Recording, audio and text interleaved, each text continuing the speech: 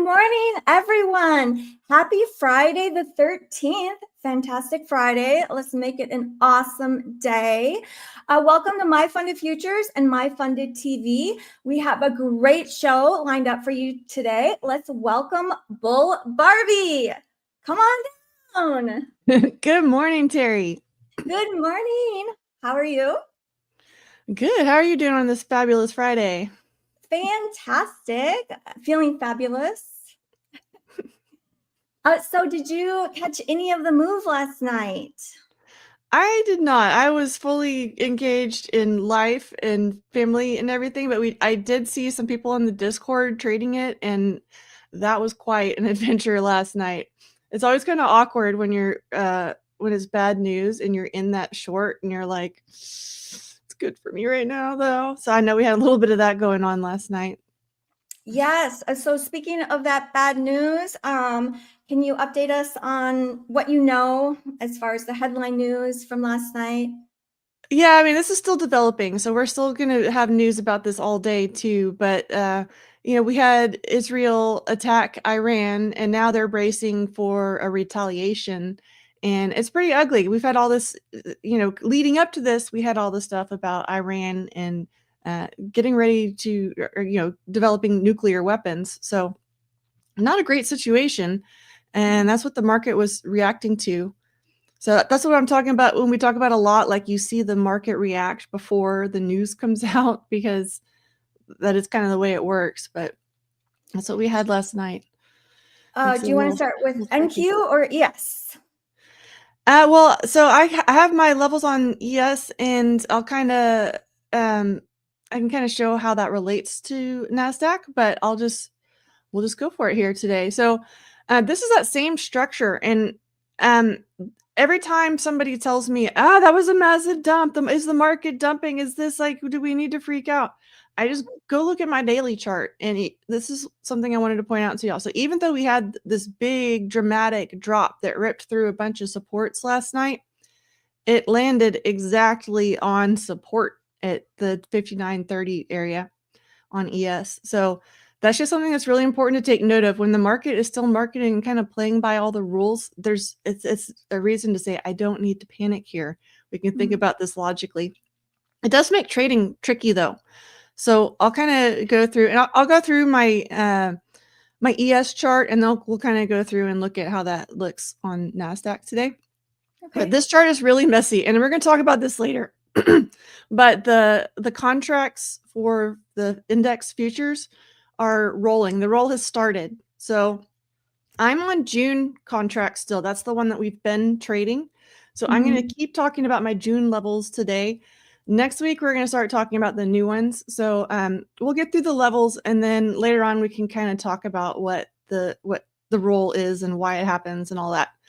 But so here we are right now, still on the June levels. If your charts have switched over, just type in your June. Make sure you're still on June. That's part of why I always keep it. You can see up here, it says June, because that's the contract that I'm looking at instead of the continuous. Okay, so we did achieve the 60-50 level on ES yesterday before the news came in and we had the massive drop. News didn't care about our levels. It just fell until the price was a really good deal and was finally, had some buy orders down there. That happened all the way down here. I was really, I've been watching this 30 and 40 level, but we need to make note of this. We had the 59.25 level down there, and we almost came down that far. So that would be kind of one of our bearish targets still. And each one of these kind of levels that it hung up on, that's a good place to kind of watch. So what I was looking at, so we've obviously had this big bearish move down, and the NASDAQ chart will have the same structure. So you just can kind of pull the levels off the same thing. But what we have up here is an incomplete auction. So it makes a lot of sense. I mean, this is going to be a price vacuum at some point. I don't know if it's going to be today, because if the climate is still, we're all really, really scared and fearful, it may not be able to do this. But what makes a lot of sense is it makes some attempt to pull up in here, and the full target would be up here around the 60-30, and then move back down or into some chop or something like that. This, you can see how it doesn't, in market profile, we call these single prints. If I go over to the TPO chart, you can see where we literally only traded over those price areas once, and that's why it's a single print. But I mean, you can see those real easily when we have these candles like this too. So that's kind of what I'm looking for up here. We could end up doing a short squeeze. That's technically possible. It's just not super likely. If you get up here and start triggering the shorts, then that could happen. But I would expect that more if we didn't still have like the looming news. So with looming news, we're kind of looking at either the chop or continued down, because this was our bullish structure. We've broken it and now we're holding below it. So this is, if we're going to be looking more for shorts, this 60-30 level, if we start getting up into here, is going to be a really good area to kind of short. And then we have the swing high that we put in right here around 6,000. That's going to be a really, really important level today. And moving lower, we have the 59.70 level. I know that we ripped through that, but that's kind of prime for retesting. And then we had swing high party zone down here in the 59.55 to 59.60 area. So that'll be another level of support to watch. If we start walking down, I'm just going to be watching each one of these major levels of support. We have kind of this wick down here around the 59.40 level, so I'm going to watch that. And then we have the 59.25 to 30 area. It could be that we just keep kind of walking down. We've got Sentry down here. That would be pretty ugly, but so is War. So we've got that kind of looming. If we... I was just going to say, it's so interesting that it looks like it went and tested yesterday's low. Is that right? Like that pivot that we made? Yeah, so it did.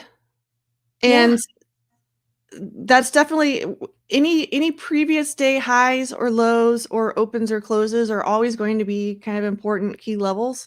And so that's why we always watch them. And it did come up there. It's a little bit cleaner on NASDAQ, actually, how it came up and kind of, actually, I don't think it quite tagged it, but it was a lot more just kind of right to that level. ES has kind of come back above it a little bit, but we've been seeing some strong moves on ES lately. But yeah, so NASDAQ is making just that exact same move. And those are really kind of the same levels that we have to watch. On NASDAQ, it would be kind of coming up to fill in these single prints and this incomplete auction up here. That would put us up around 21,870. And then, that's a major decision point if we're going to short squeeze or end up chopping or end up rejecting back down.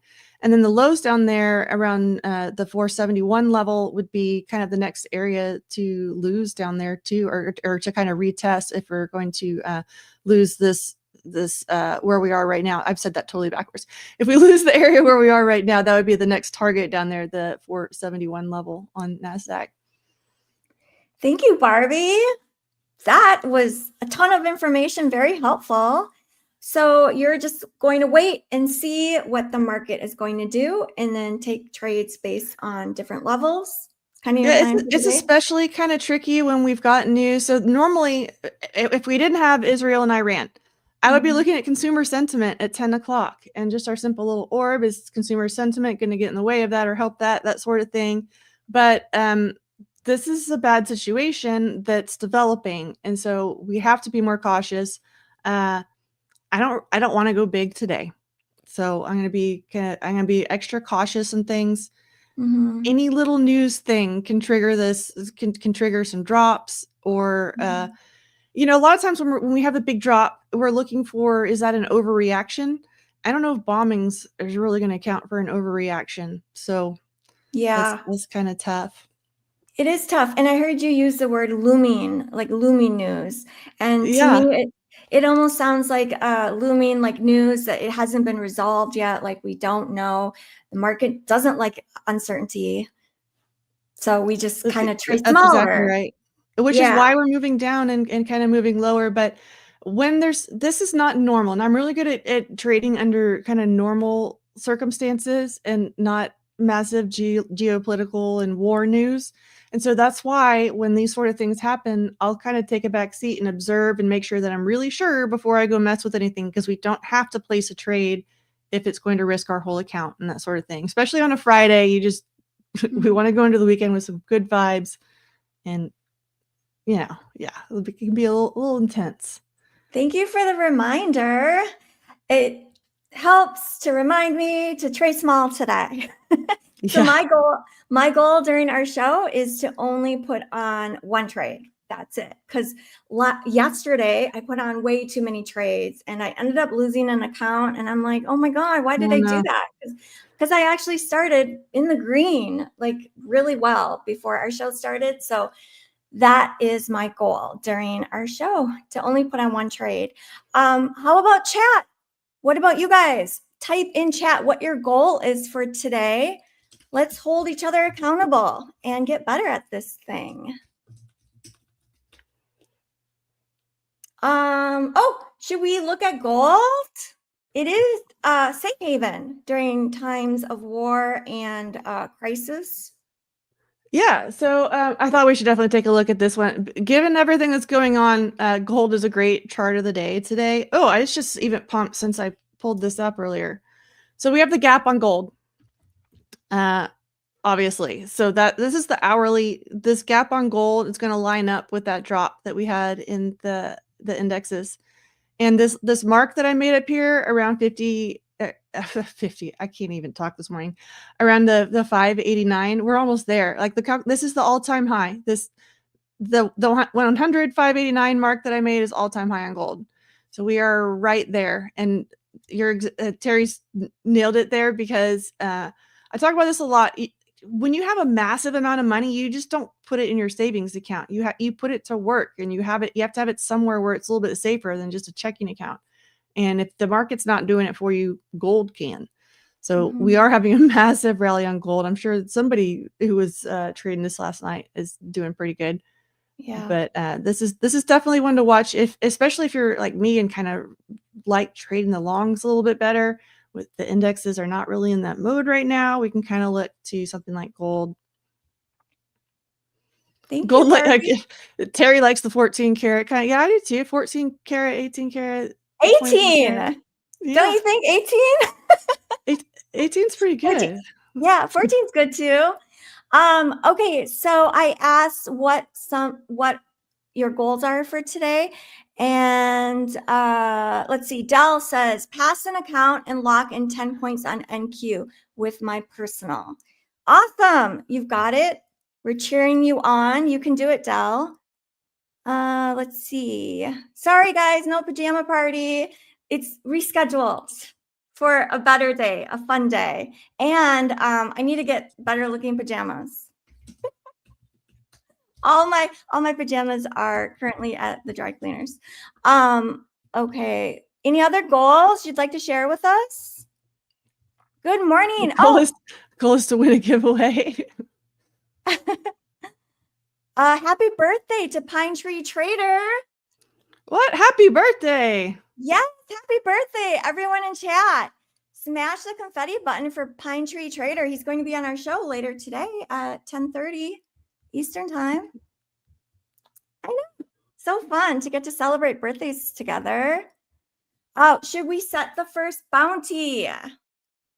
What do you think, Barbie? I have not even been looking at our numbers. Where are we? It looks like we have 383 people watching live. And let me hit refresh. Market is pushing down more. We're down about 300 points in the NASDAQ. It's ugly. It's getting ugly. Wait, so is it Andy's birthday too? Whose birthday? Andy. He's here. Andy. Happy birthday, Andy. Hopefully it really is, and I didn't make that up. Okay, so our likes are kind of pathetic right now, actually. Yeah, our likes are only at 97-ish. Let's focus on the likes for the first bounty.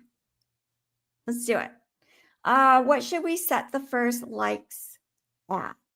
Chat, what are your thoughts?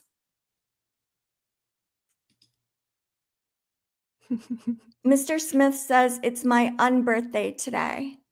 Andy says it's not his birthday. It's his unbirthday too. All right, Pine Tree's the real birthday today. All you others are fakers. I see 7,000 likes from Oscar. All right, that's it. That's the bounty. That's a bounty? Let me know who to blame it on. Would it be a super long show then? We would like hang out. Yeah. One day though, for sure. I see 500 likes. 500. I like it. You guys have been really great in chat and in our community with sharing and liking the stream. Thank you so much. Everyone share the show on all of your socials and let all your friends know. I'm seeing some 400s, 500s, 300. Should we be nice today and say 400? We usually do 500, but maybe we should be nice. Okay, let's be nice. It is Friday. It's Fantastic Friday. Let's go with 400. Let's do it. All right, the first bounty is set at 400 likes. Everyone smash the like button, share the stream. Reminder, this week's promo is 25% off Starter Plus accounts and also 25% off the expert accounts. Use code YouTube to help support the channel. Thanks, guys. Yeah, the market is still hovering around negative about 300 points in the NASDAQ. So the market on open order should be coming in soon. We'll see if we get a nice move. It could be drama. So would you expect the market on open to be a little bit more dramatic with a big drop down like this that we had? I would think so. Like if I have to place a bet, and it would be. It's based on people getting their portfolios balanced and ready. Yes, and hedged. But just hedged, I guess. But you never know. It's like sometimes you think one thing and the complete opposite happens. Like remember the carry yen trade when overnight I think we did hit negative 5% in the NASDAQ in one night. And I remember everyone who was trading overnight were like, what are the circuit breakers? Like what percentage should we not be trading with our prop firms? And when New York opened, everyone got squeezed. It was 100% reversal. So you just don't know. Yeah. You never know. That was a very impressive squeeze. I got squeezed. Yes. So it's a good reminder to trade small. Definitely. I will be trading micros, not trading one trade. My goal during our show is to only do one trade. So what are you going to, you've been kind of wanting to ditch your 5-minute orb. Are you going to work on a discretionary trade then? Yes. Yeah. I'm going to work on discretionary. Okay. I'll show you guys kind of what I'm looking at. Here we go. So this is the VWAP. And I've been kind of watching this. So this is the RSI. I do like a 3-bar reversal. So I'm looking at, because it is bearish news, that doesn't mean we don't just spend the whole day squeezing up. Like that's always possible. But I think my plan for our show, the one trade I'm going to take with some micros. Okay, I won't switch a chart because I might have to change that. So whenever we get into the overbought area, I'm going to look for a 3-bar reversal, and then I'm just going to hop in and risk 1 for 1. It's kind of my thinking. I do that $200, $500 bracket has been working really well for me, but like that's in the NASDAQ. If I want to stick with that bracket, then I really should be risking at least 1 to 2. So maybe I do that, and then I just make sure I trail. This 200, so this bracket is basically I'm risking $200 for a $500 profit. And what that means is I'm able to lose 2 out of 3 trades. As long as 1 out of the 3 trades is a winner, I still walk away with $100, which I like, because trading is hard.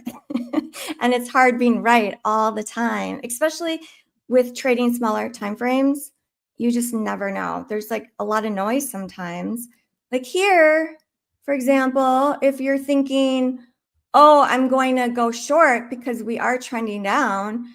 If you're trading one mini here, you could have taken a loss and then you could have tried again and taken another loss, right? Even though this whole leg is down. So that's kind of the tricky part, I think, with like strategizing, with like figuring out how much space to give your stop loss, how much room to before you take profit. It is tricky. I will say, in the end of the day, my winning days, they need to be at least the same amount, or if not more than my losing days, is a goal I have for sure. Because what I noticed as a beginner and intermediate trader is I would have all these green days, right? Like, let's say $200, $400 days. And people are always like, why are you being greedy? Why aren't you taking your $200 or $400 days? And okay, I would, but and then my losing days, I would lose like daily loss limit, $1,200. And it would just wipe away like at least 4 days of winning. So that sucked. Yes. So that is why I am trying to work on making sure my red losing days is smaller than my winning days. Have you guys noticed that? Type yes in chat if you have. Barbie, we can switch to your chart so that I can read chat. Chat wants chat wants more giveaways and less giveaways by the looks of it. Both? More You know how it giveaways is. and less giveaways? We're doing it right and wrong. Yeah. But we are at 500 likes, so awesome job. We already are. Y'all were a little bit faster than us, so be patient. Woohoo! We'll work on it. Chat. Everyone listening, awesome job. So we haven't done a poll. Giveaway, like what? I also, before we get the giveaway going, because we'll get to that. But what do y'all think the market's going to do? We've got a lot of drama this morning with Iran. You can tell what generation I'm from Israel and Iran. Do you think the market is going to move lower on this news? We made a little bit of a retrace up. Do you think they were going to keep pumping and get back into where we were, or are we going to end up really choppy and flat today? You're saying up. See a couple ups. Got some wanting that we're going to drop to lows. I've been still watching the daily because we're kind of like, it was exactly like, it's just, there we go. Like even we're like just right back on top of where all these little wicks were. So we could end up with some new support in here. This is kind of coming up just below 6,000 in the 90s, basically. Where kind of all these little wicks are. So that is a new little support zone that we could form. I mean, 6,000 has been a huge number anyway. I mean, we were like, when are we going to get 6,000 again? And we got it. That was this week. So. It's not been that long. No. We got about 1 minute left before I'm expecting a big opening candle because we're running on emotions. So emotions make for big things. It's just that first candle can end up being pretty unpredictable. So we'll see. We might get a big opening range. Yes, I'm expecting major volatility too at the open. A good day to not just click the button right away. Yeah. So, I did a thing on my phone. So hopefully we have an opening bell that comes on automatically. Thank goodness for technology. We'll see if it works. Yeah, so we did hit the bounty. Good job, guys. We have no idea when the giveaway will drop. So what happens is once we hit a bounty, it's basically like unlocking a treasure. And then whenever Santa, MyFundedFutures wants to come and show up, that is when it will happen. It might happen in the next minute. It might happen in the next 20 minutes. We don't know. So everyone pay attention. There we go. Market is open. Ding, ding, ding, ding, ding, ding, ding. Ding. And Okay. here it goes. It's going. There it is. There it goes. Okay, we'll have to work on that. That was kind of a weak opening bell on my phone. Woo! It's shooting up. Somebody wants to short here. NQ Sniper. I don't want to do anything right here. Wow. Okay, so that is brave. We took out that pivot, that most recent pivot. If you do trade today, Barbie, will you trade on NQ or ES? That kind of depends. I mean, when I take my discretionary like level to level trades, I usually like to take those on ES, but sometimes I'll take some nice. I have a NASDAQ bracket when we have these really big candles. I don't use it at open, but it's set to just immediately take profit and then start trailing it up. It's a really aggressive bracket and it only works on aggressive candles. And that one's more fun on NASDAQ, but it would have been really fun on this candle. How many points does it trail by? It just starts trailing. It's really, really close. I don't actually remember. Like I set it up a while ago. It's a really close trail, and it's one of the parabolic ones. So the faster it moves up, the faster it trails. Yeah, cool. I do. Oh, it is Friday the 13th. Chat just pointed that out. I didn't even make that. No wonder it feels so weird today. It is. Look at this. So we're already up. We made some gains back. It is negative 75% from yesterday's close. It's pushing. Wow. It is pushing. This is a very aggressive candle. It is. And so there is a gap fill play here. I just don't like it when it's on news, but and because we'd already made up some of it. Like, yeah, we probably basically filled up that gap fill play, but when I'm going for 50%,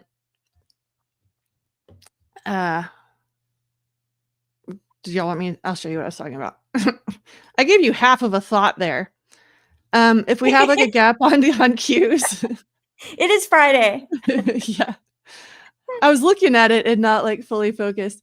When we have a gap on something like the Qs, this is another time when I pull my Fibonacci out. This is kind of a dim Fibonacci for this. Sorry, y'all. But you can see the golden pocket there. That's the main area that I'm focused on.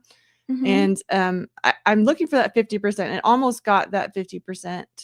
The full retrace is also possible. I didn't actually do that right. The actual gap would be down here. I mean, we closed up there, so I'm used to pulling it on that.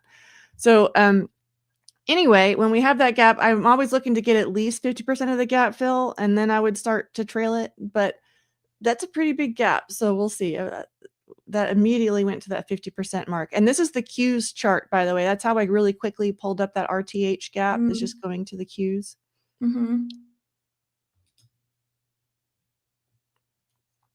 So on a day like today, would you take the 15-minute orb? Yeah, I mean, well, we'll make sure that it's not going to be like a $500 stop. Yeah. But and then you can always just reduce contract size if the candle's too big.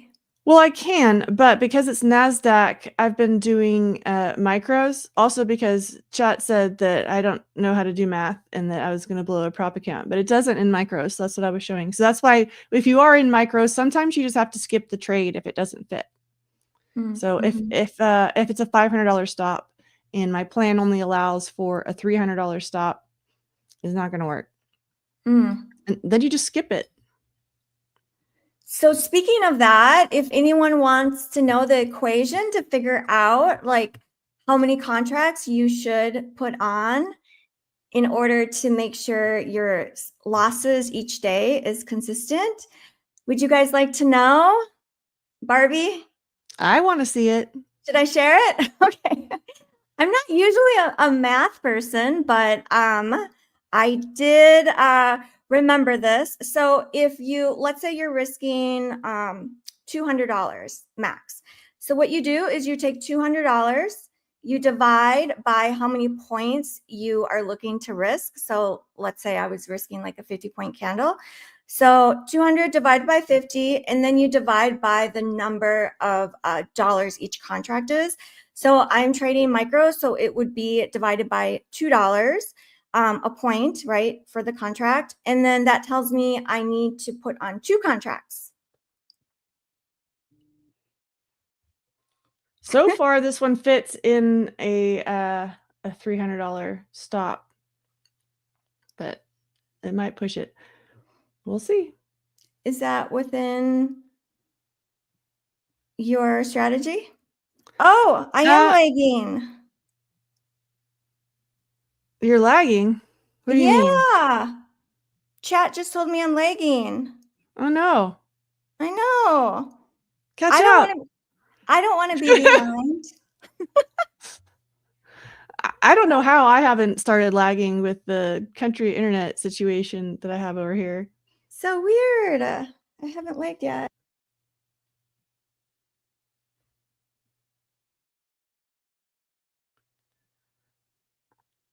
Oh no. Bye, Terry. She'll come back. Don't worry about it. Yeah. So, what was, I just saw a question about, oh, y'all were asking somebody else.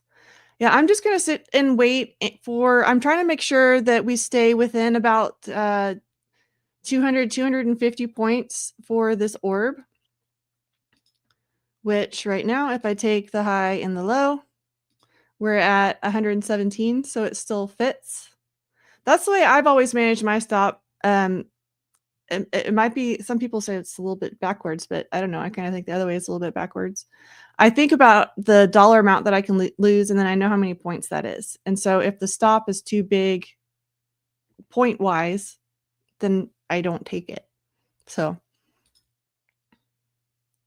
yeah, we need a GoFundMe for Starlink for Terry, huh?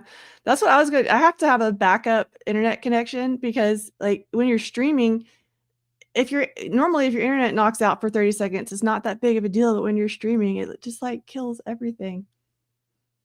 So I have to have redundant internet in order to do this. It's kind of crazy. This is kind of hanging around. I'm also watching VIX. I can move to this chart for a second. Oh, I think we have Terry coming back. There she is. I'm back. Hopefully you're caught up now. I think so. I hope so. Let me know if I fall back behind. I will sprint and try and catch back up. What did I miss? I'm watching just me rambling about market stuff, because you know. But I was just switching over to look at VIX because I was looking at this in the top of my chart too, and we have this. I mean, there's VIX last night. You can see that gap up. Here's where we were yesterday: 17, 18, even down to 16 at some point recently. And now we're up 19 to 22, which is kind of that range that we were in, and we dropped down below. But I'm watching it because when it just reopened, it has now gapped down and is moving lower. So everyone remember VIX is the volatility index. So it's nicknamed the fear and greed index. So that's why it moves up when we have something like war where the market moves down. So this is ideally a reverse correlation. So if VIX moves down, the markets move up. And that is what we're looking at. So I got ES here moving up, NASDAQ here moving up, and then this is the Dow and the Russell for those of y'all who are into those guys too. And then the VIX is moving down. So right now, except for the Dow's lagging, everything is kind of moving up right now. Ooh, we're getting a big push. This is a big push. It looks like it wants to fill the gap, maybe. We are negative about 0.66% from yesterday's close. That is quite impressive. I did see the market down about negative 400 at one point last night. Oh yeah, I ended up just turning it off. It's like, I just want to see what happened. I don't want to engage in this. I don't want to be stressing over it. I'm just going to watch it tomorrow. But yes, this is a good day to kind of sit on your hands. I will say the volatility. It is a trickier day. It is trickier. I do love volatility. You know you're right quickly. Usually, some of my biggest winning days are days where we just have really big candles. Yeah, so it can be trickier, but it can also be more volatile. And that's again why we size down, because you can still get that big move, but then not get destroyed on the other side of it. Because we always focus on what we can get if it goes right, and not what we could end up with if it goes wrong. Yes, we have to think about the wrong side too. So speaking of that, maybe if we get a 3-bar reversal, I will jump in short. All Let's right. see what happens. I really am kind of wondering if we're going to end up just a little bit choppy. It makes a ton of sense for the market to kind of go up and grab that 60-30. That's kind of where I'm more interested, honestly, because, well, I mean, the orb would be hopefully happening down here and not up there, and going to move up to that. But that is Yeah. another thing. So if we end up long in an orb, and even if I'm on NASDAQ, if ES starts nailing the 60-30 level, that's a good time to either trail real protectively, or just go ahead and close it a little bit early. Okay. Yeah, someone else is talking about 60-30. 60-30. So I look at the market from a few different little ways that I've learned to, and some of it's just support and resistance, some of it's market profile, and some of it's volume profile. And that 60-30 level, it just comes up everywhere. So it's a major level. Everyone's watching it. Very important. Thanks, Barbie. Update us on your competition, on the trading competition. Yeah, so that's going to start on Sunday during the Globex Open, and you can still register. Someone was telling me it's full, but then I went and looked and it's not. Let me see which one I have here. Yeah, so this one, wait, I didn't switch. There we go. This one that says the 5-day challenge, that one's not it. This one is full. This one had 1,500 participants. This one's full. But if you actually go log in, and I'm not going to do that right now, and scroll down, then you'll see the other one. And the other one is not a 5-day. It's a 3-day, and it'll say Bull Barbie Showdown. So that'll start on Sunday Open, and we'll do that for 3 days.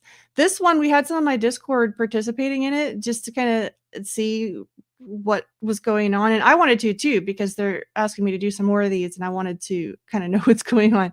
And we've got 2 people that are in the top 20 this morning. So I'm super, super, super proud of them. They've been hitting it pretty hard, and they're getting up there.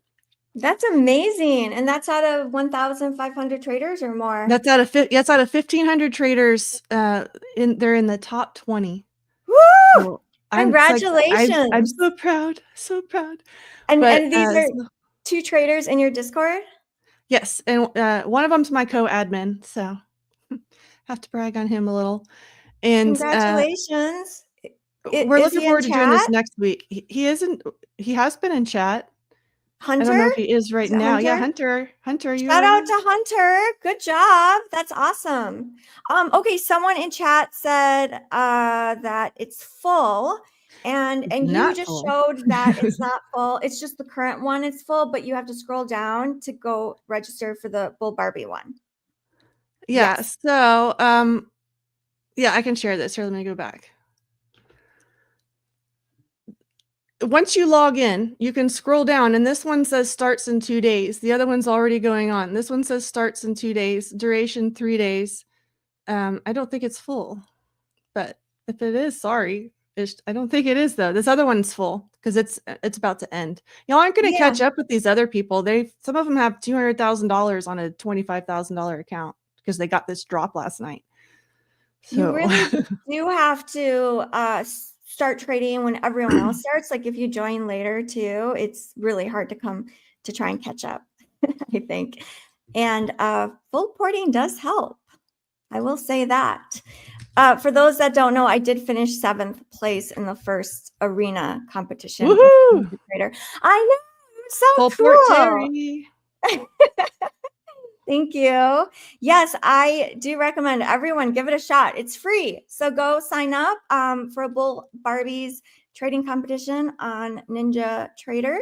And yeah, and they're y'all are still telling me that it says there's 1,500. Mine does not have 1,500 in it. That's the current one. Log in, scroll down. If you have a Ninja login already, you can use that, or you can make a new one. if you don't have a Ninja login. But if you use NinjaTrader or Tradeovate, that login should actually already work. Thank you. That is helpful.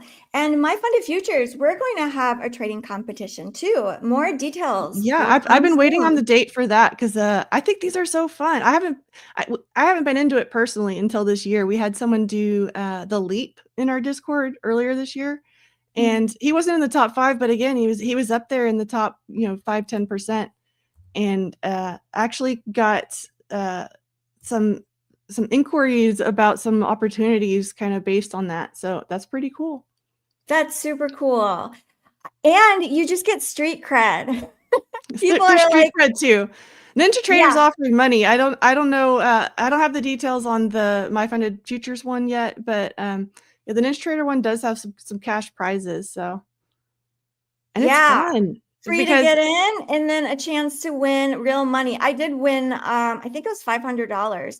And what they did was they transferred it into my brokerage account. And they asked me, they're like, do you want it just like wired, or do you want it into your brokerage account? And I was like, just send it into the brokerage account. So it's a real deal. It's not pretend. It was really fun. And it was a month that I didn't have any payout. So I'm like, can I count this as like payout, right? Like I did make money. All my friends are like, yes, count it. Well, if you use NinjaTrader, you can copy those trades to an eval or a funded account if you want to too. So you can kind of have some fun with it. But I do want to point out one of the fun things about this, because I was messing with that a little bit and I had to scale it, because in a prop account, you're limited by your drawdown amount. So in the arena, this is like having a $25,000 account where you have access to the full 25,000. So you can put on some big positions and really kind of see what that's like, which is fun. So that is fun. Speaking of fun, just a reminder for everyone that once we hit a bounty, the code can drop anytime. We never know when. So make sure you're ready. Have your account logged in. You're into the MyFundedFutures page, logged in, and then get ready for a reset code drop. So make sure you pull up the account that you'd like to reset and get ready. We never know when it might drop. It might be 1 minute. It might be 20 minutes. We just have to hang out and watch the show and see what happens. It's like a really fun surprise. I love surprises. Barbie, do you like surprises? I love surprises. I love surprises. I love presents. Yeah. Who needs to send me a present? I take presents. Just kidding. You don't send me anything. Kidding, but not kidding. Okay. No trade for me yet. I'm just waiting. It's starting to look like there will be. We trade when there's a good setup. That's when we trade. Yes, we have to be patient, and this is what I'm practicing. It is fun to like have the think that like, yeah, you could have a position on all the time, but I don't actually know of any successful, profitable traders who do that. Yeah, right? That I think that brings up such a good point, because I'm constantly feeling like I should be in a trade, and no, that's not true. Which reminds me, when I was a beginner trader, I thought that trading meant you're in a trade. Actually, trading means the majority of time we're waiting. We're like waiting, and you have to do other things to help you make the time go by, and you still feel good, you still feel productive, or just distracted. So like last night, I was watching, I don't know, Real Housewives of Miami. There's a new season, you guys. It's totally entertaining. It's like brainless TV. And I had it on, and I had my chart pulled up. It was just like running in the background. And we got that big drop, the beginning of it. And I just hopped in because I'm like, this is very unusual. So that was a perfect example of like just sitting on our hands, do something else that will distract you. And that's still trading, which is actually a really cool job that I can watch Real Housewives. Also, I'm always telling everybody, like when I'm not on the stream, like sometimes I'm not streaming because I just feel like sitting here and watching a movie while I trade instead. So that happens. I put a TV in right above my monitors, so. I love that. Chat, tell us how you sit on your hands and stay distracted. Let's see some of your ideas.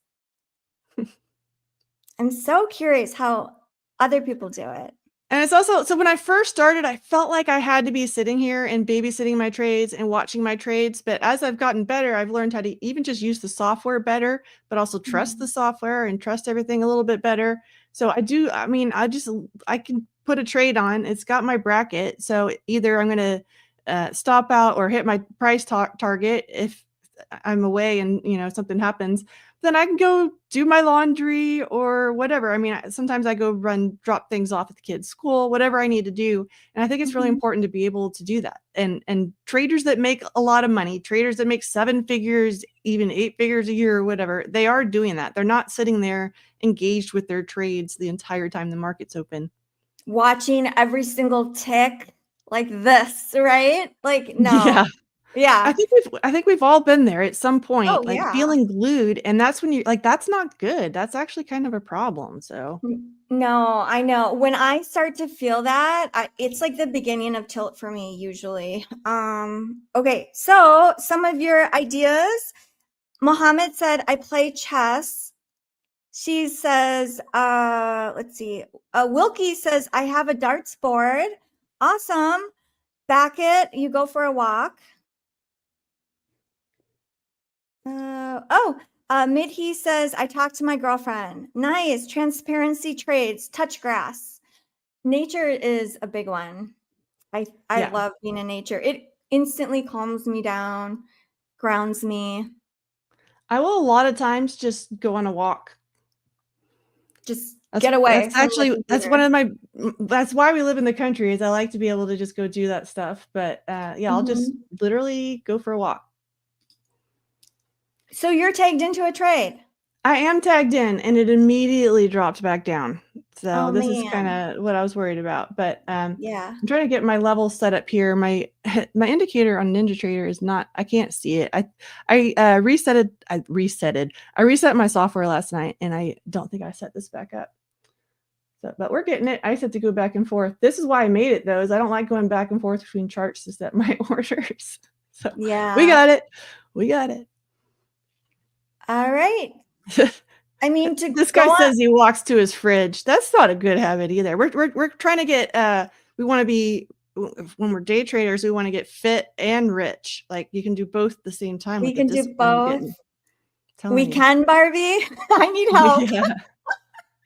I did buy the highs, Sean. This is how the opening range breakout works. Yes, we are buying the high of the 15-minute candle. It is a little interesting trade, but we're going for a breakout. Yes. On a volatile day, a breakout trade should work better than in a choppy consolidation. Yeah, we're giving it a chance to fit within the risk. I was telling y'all, if it was going to be, because I'm trading it in micros in a prop account, I wanted to make sure that it fit within the risk, and it did. So news about to bring you down, Barbie. Oh no! Bob says the news is going to bring me down. Hang on. Oh no! It's okay. I got my Elmo to cuddle me. Oh, cute. Soothe me if the market's going to bring me down. Everything will be okay. Yeah, we do have 10 a.m. news.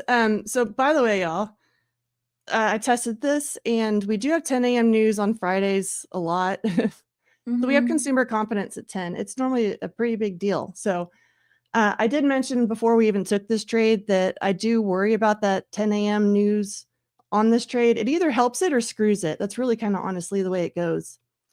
So of course, the news candle is going to come out soon. But that's why it's designed as a systematic trade that I can back test. And I mean, I can test the crap out of this because it's so basic and simple. I've tested it and tested it and tested it.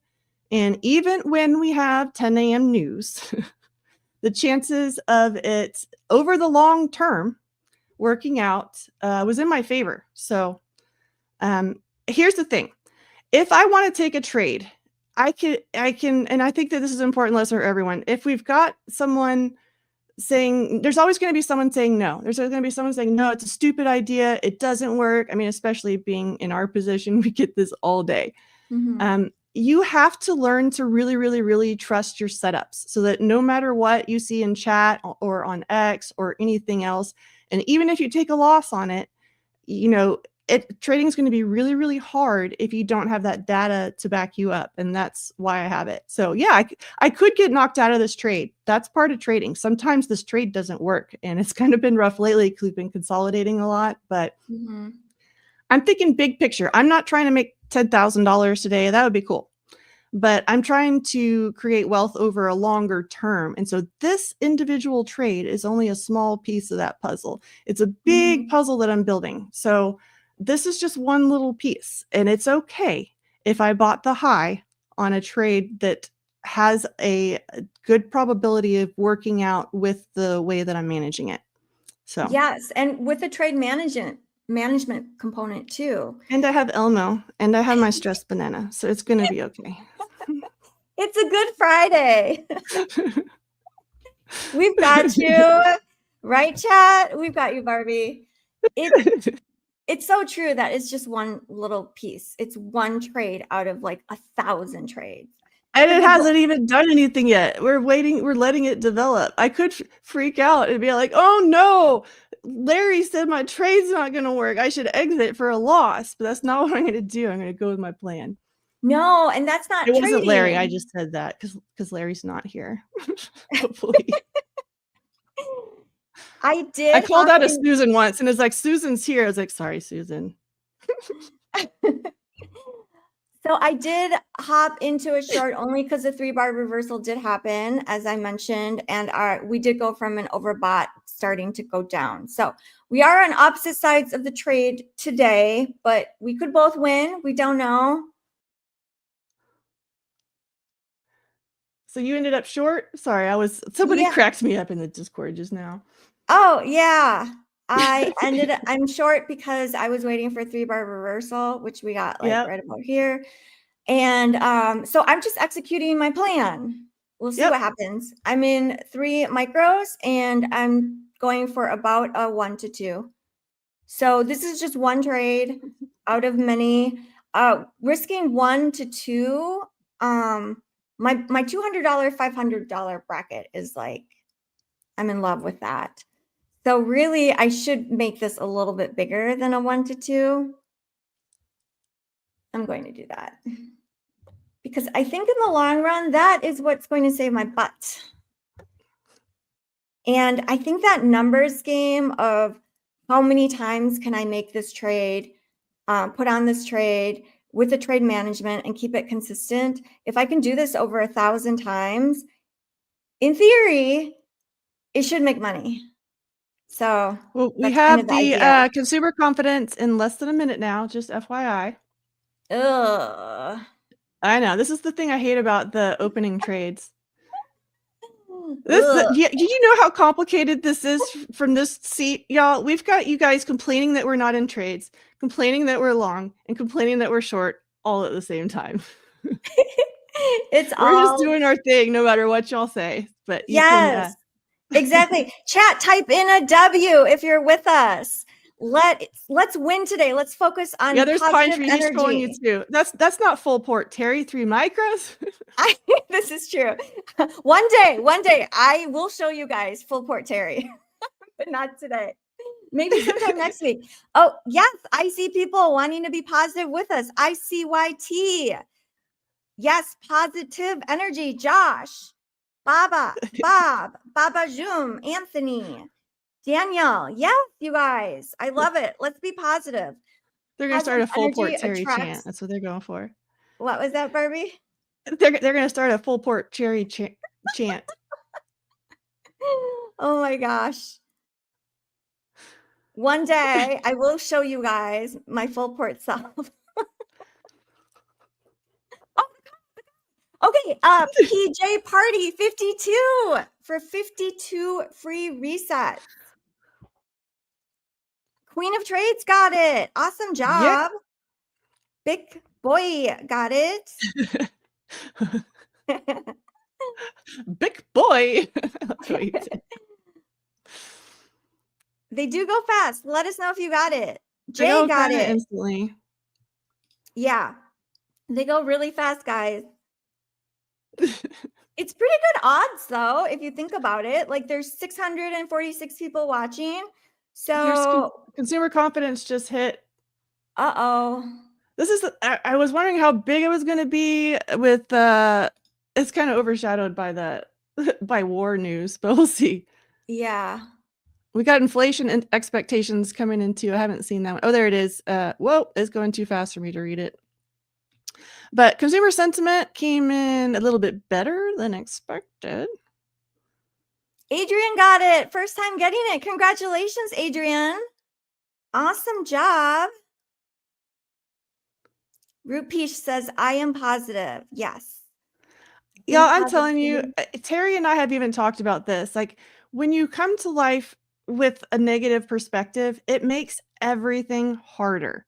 So when you come to life with a positive attitude, you're expecting positive and you find the positive instead of finding the negative. So this is what I'm always talking about. Like, keep the positive energy and everything will eventually fall into place. Gotta just squash that negativity. It's so true. Because like our brains will just start to notice all the positive things, and then it starts to attract more positive things without us even being aware. I love that. Positive energy all around. A lot of the best things in my life have come when I'm not focused on the actual individual thing, and I'm just focused, focused on doing my thing, getting my business done, and staying positive about it, and not getting down on myself, and not getting down on the world, and not getting down on other people. And it's hard, especially with like all the drama going on in the world right now. It is hard, but it makes trading easier, and it makes life easier when you can keep the positive attitude. That's so true, because like in the end of the day, we still have to do all the things that we have to do. We still have to, many of us have families to help take care of, jobs. We have chores at the home, all the things. And if we're being positive, it makes things easier. It makes it Because this is a tricky fun. open right now. This open, when we've had a big drop from, war news like this, it's harder to trade. It is harder to trade. And that's what we're coming here to explain to you kind of what we're doing and the way that we're looking at it. And it is, you have to try to stay positive. And some of the ways you stay positive is staying out of the way when things are harder, like this right here too. So we've both kind of put on these trades. Hopefully they can both work out too. But yeah, I hope so. It's all about making sure that your money management is good and that you're not looking for the bad and the negative all the time. Yes. I like to see the glass half full. Not only that, but we have a glass. Yeah, that too. Right? Like at least we have a glass. I ended up having a massive day on Monday and I wasn't expecting it. You kind of never know when the big days are going to come. The way I look at it is I expect to have just an average blah day every day. But sometimes all of those little pieces align just right, and then you have that massive day. So as long as you can keep yourself having okay days and massive days and not ruined days, we're all good. Yes. So just a reminder, if you need a fresh start, the weekly promo is 25% off the Starter Plus accounts and also 25% off the Expert accounts. And use code YouTube for that. The promo does end at the end of day on Sunday. I love fresh starts. I think that one's still 50% off for new users too, right? The 50% off new users. Yep, that ends on Sunday too. Let me just confirm that. I do believe that ends on Sunday. Eric was asking why I would put the orb on a weird day like this. And one of the reasons is it's a systematic trade that I've tested over all of these different things. And so I could just not do it. But I will tell you, I went through this whole, this is probably over a couple months where I had just taken a really bad loss, and it was a stupid loss. It wasn't even my trade. It's like I was listening to someone else instead of my own brain, and I took a really nasty loss. And it was really hard for me to push the button. I could talk myself out of every single trade. It's like, okay, well, there's this setup, but okay, well, here's this setup, but here's this setup, but, and if I do that, I will never trade. So, like I was saying, at the same time, we've got people complaining that we're trading not enough. We've got people complaining that we're trading too much.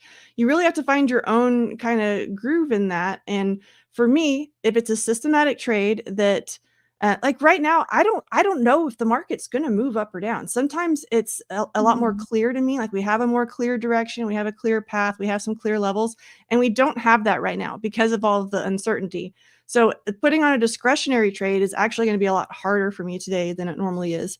But a systematic trade, I can still put on. So yeah, I could have just taken the whole day off, but because I've been through that thing where I was second guessing myself out of every single opportunity, and I would come to the computer, I would make this whole plan with all my levels, and I would get ready to execute it, and then I wouldn't, and I would feel like absolute shit at the end of the day. It's because I spent an hour on that plan in front of the computer getting ready, and then the showtime came and I couldn't hit the button because I mean, VIX was going the right way, but dollar wasn't going the right way. You know, like I can always find something to talk myself out of a trade.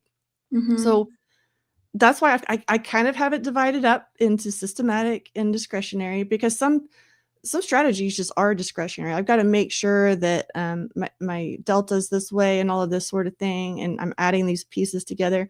But the orb is just based on statistics. So that's why I'm still putting it on. Yeah, I would love to put on a good discretionary trade with you right now. I'm just not seeing them. So we're doing this one. I think it's great that you're showing us how to do a systematic system trading, because I think for beginners especially, it's a great way to learn how to trade. And such a big part of how to trade is being consistent with one strategy, which I know a lot of people struggle with. Yeah. A lot. Yes. I think we focus too much on the day-to-day consistency too. I used to, because I had my daily trading log, and the reason that I haven't been pushing that out to people as much is it's focused kind of on your daily profit a little bit. And I don't think of it like that. I'm long term. Am I moving my options account? It's a bigger account. Am I moving it by about 5% a week? About 5% a week. That doesn't mean if it ends up at 2% this week that I'm gonna like go cry under the pillow and everything. I'm going to say, okay, well, I need to do a little better on that. And, you know, it's all going to work out. It's all going to come out in the wash at the end of the day. If you stick to your plan and your plan is good, it'll all come out and it'll all work out. Just stick to the plan and trust that it will all work out. Kind of like life. Yeah, a lot like life. I keep saying that learning to trade is like the biggest metaphor for learning how to actually adult and be good at life. So, yeah. Mr. Smith said, Terry, if you have to full port, join the Ninja Trader Arena. I full ported every dip, so I can testify you can go to zero on 25K. Thank you, Mr. Smith. Yeah, I haven't looked, but there are some people that take the accounts to zero. That does happen. So when you're trading in the arena, it's aggressive trading. So it is aggressive. Yes. And that's cool. It is the place. If you want to go degen port, that's the place to do it, not your prop accounts. Yes. Thank you, you guys, for the reminder. I won't full port today. Promise. Hunter says, Bull Barbie, max leverage. Max leverage. That's what I've been coaching him on all week too. It's kind of become a joke because I was like, just put it all on. Just put them all on. Just all of them at once. Like, max leverage. So yeah, it's our max leverage. Yes, Bull Barbie has an awesome Discord. If you guys haven't joined, it is fun. I love the humor there. Yeah, I love it. Yeah, here's all this is actually a lot of my Discord in here saying full port stuff. They're fun. So being positive, part of that is just finding humor, sharing humor, making each other laugh every day. Life is so much better if we can just laugh every day. Yeah, I was Mr. Smith's commenting on that too. So I've had like appointments out the wazoo this week, and so I was only able to focus like during certain windows, and I would come back and just my account sitting still would like move up some spots because some people were going behind me. It is kind of interesting. So without doing anything, Yeah, you without just like doing keep anything, I moving up, moved up a moving little bit. forward. Yeah. Well, our trades are just not doing much right now. The market is They down are, about 200 points, the NASDAQ, but you know 210 what? points. So I have talked about we'll kind of I don't know if this is going to work out. It's kind of looking ugly right now, but I've been complaining about my own charts lately. And let me take this off for a sec. This is my levels right now. And I'm just like, oh my god. But the reason that I've kind of let this happen is the contracts are about to roll. So if you're brand new and don't know what I'm talking about, at some point you're going to log on to your broker and you're going to be like, oh my god, what is this gap? Is everybody else seeing this? There's a massive gap on the index. What is going on? But we all do that a couple times, or once or a couple times. We'll see. But what it is the contracts are rolling, and coming from options has made a lot of sense to me, but I can see why if you haven't come from options, you're like, what are these crazies talking about right now? Hmm. Hang on. I'm actually going to do something on that chart. Okay. Anyway, back over here. So this is, I'm going to use the S&P for an example. So these are the ES E-mini contracts. And so right now we're on the June, and you'll see that you have these little letters next to it. This is the code. So the M code is for June, but everyone just says June. If you say M, everyone's going to not know what you're talking about because we forget these codes. But we got M, U, Z, and H, and then they repeat. So your actual ES contract is ESM25. And if you have a continuous contract, it's going to always put the front one as the one that you see. So right now, June is the front one. But so the last trade that can be taken on this June contract is June 20th. So that's next week, next Friday. That'll be the last time anyone trades on this contract. And then everyone's going to move to the September contract. And that's already, so the roll starts a week before. And TradingView used to roll their charts that day as well, but they're not today, so it doesn't matter. Sorry, were you going to add something? Oh, I was just going to say, like, how every contract, there's always an end date because these are derivatives. And like, what does that mean? Yeah. Right. So it makes more sense if you're, so this is a cash settled product, but it makes more sense if you're thinking of something physical. So if we think about corn, for example, corn has futures. If you're going to, if you're in a futures contract for corn, you're technically in an agreement to pay that amount at the settlement date. So that would, if it's June 20th, that would be next Friday. We're just speculating, so we don't really care about that. But the September contract has its own value compared to the June one. Let's see if I have it on here. I think it should. They trade at different prices. This has the roll dates. They do. One of these screens should have it. This is it. So this has the spread. So this is the spread over different dates between the June to September contract. So this is from the CME Group's website up here. If you trade ES or NASDAQ and haven't been on the CME Group's website, they have so much information. You can learn so much about the products that we're trading. But so this is the pace of the roll page. So the pace of the roll is where we're watching the status of it, basically. So people are exiting. If you're holding, some people hold. Okay. So if you're holding, you're going to start exiting the June contract or roll, which your broker will do for you, which is just automatically exiting and then re-entering the September contract. But there's a gap in the price. So as of today, there's 44.78 points difference between them. Let's see if I can go. Let's see. I'm going to set up a chart real quick too. But the other thing I wanted to show you down here is the pace of the roll. So what we're talking about, the pace of the roll, you have volume and you have open interest. So open interest is how many people are actually holding those contracts, have them in their accounts right now. And then The volume is how much that are actually being traded. And so the pace of the roll is like how fast that's happening and how much progress we've made on it. So right now we're not very complete. So right now it's okay, where are we? The current roll is 12% complete. And we're actually usually a little bit more, probably has a little bit to do with the drama that we had last night. But sometime next week, we're going to get over 50%. It'll probably happen early in the week, like Monday, Tuesday. And that's when most people are going to be trading the new September contracts. So your software might roll you over. It might tell you, like NinjaTrader tells me, oh, it's time to roll over. It's going to tell me next week. It's going to force me to roll over. And so as that happens, as more and more people are holding and opening the September contracts, we'll see this little dot in this line shoot way up. Okay, cool. Thank you for showing us this. And sometimes like you'll have, so typically in a normal market, normal meaning there's no major crisis, everything seems fine.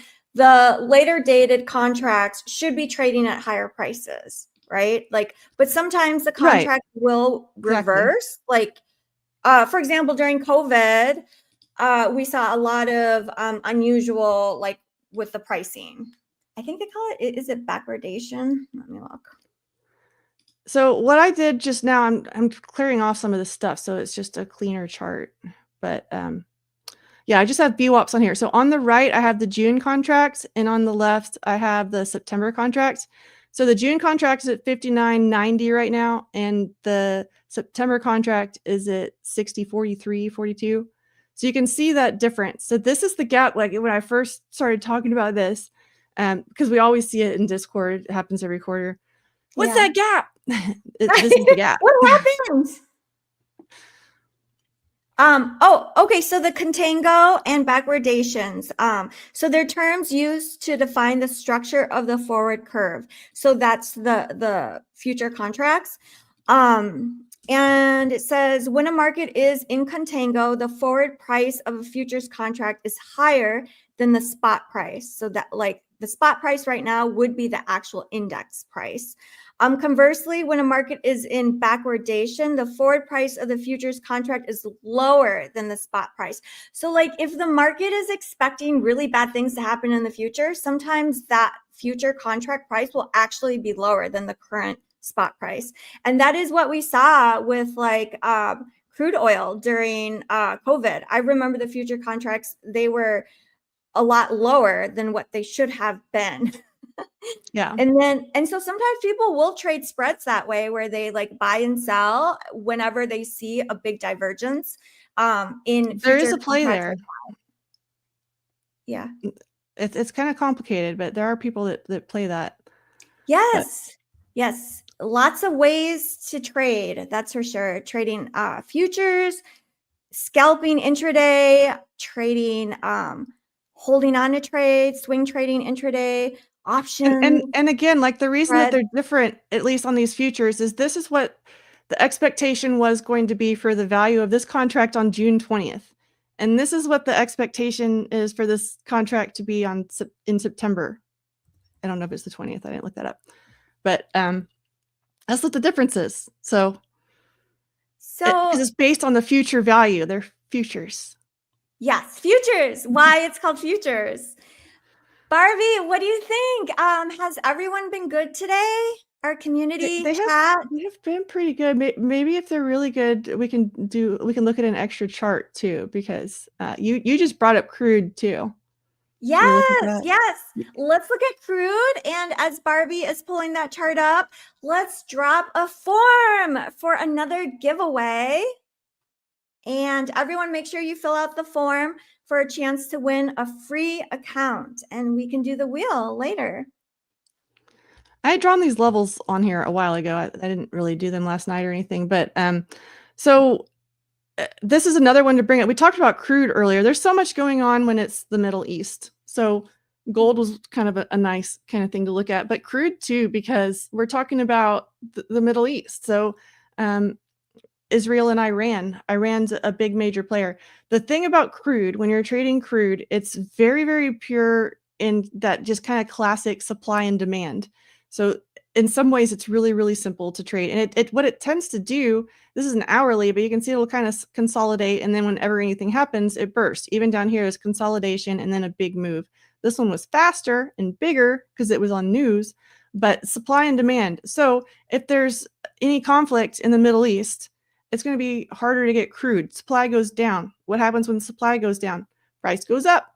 So that's what's happening on crude right now too. It has that same kind of inefficiency down here that the ES has. So it might be that these things kind of balance themselves out once the indexes can move higher, and they'll kind of fill in those single prints. Crude might down here too, but so crude, I mean, just look at this chart. This is, let's just talk about how big this move is. I was annoyed at crude for being under $60 very recently, and now it's at 77.62. It hit overnight. So, and it's at 72.95. So major move on crude. I haven't been playing crude as much because I thought this was boring down here, and maybe it was getting exciting. 8% last night is what they're saying. Yeah, I didn't measure it, but yeah, it's at 7.25 right now. Yeah, I just got stopped out. Oh, where is that's it? okay though. Just another trade. Are you taking profit? Are you taking profit, or did you get it yet? Yeah, not yet. I Getting just close? gonna let it run. Oh, Let me nice. see Yeah, we what got those lows down there still. Well, on this chart, kind of down here, we're almost there. my profit target is set at 21,577. We have a ways to go because it's with micros. We have to just let the trade work. Hands off. I did not tag in on the short one either there. I was talking over here, but that's okay. You were sharing your knowledge on crude oil with us. Thank you. Yep. Appreciate it. So everyone, make sure you fill out the form for a chance to win a free account. We will do the wheel, the MyFundedFutures wheel later today, and we will announce the winners from it. So stay tuned. You guys are awesome. I see we've got a poll asking if we should host a competition here. Like, I think y'all are loving that idea. Yes, I voted yes too. People are voting. Everyone go vote on the poll. Should we host a trading competition? for the traders, right, Barbie?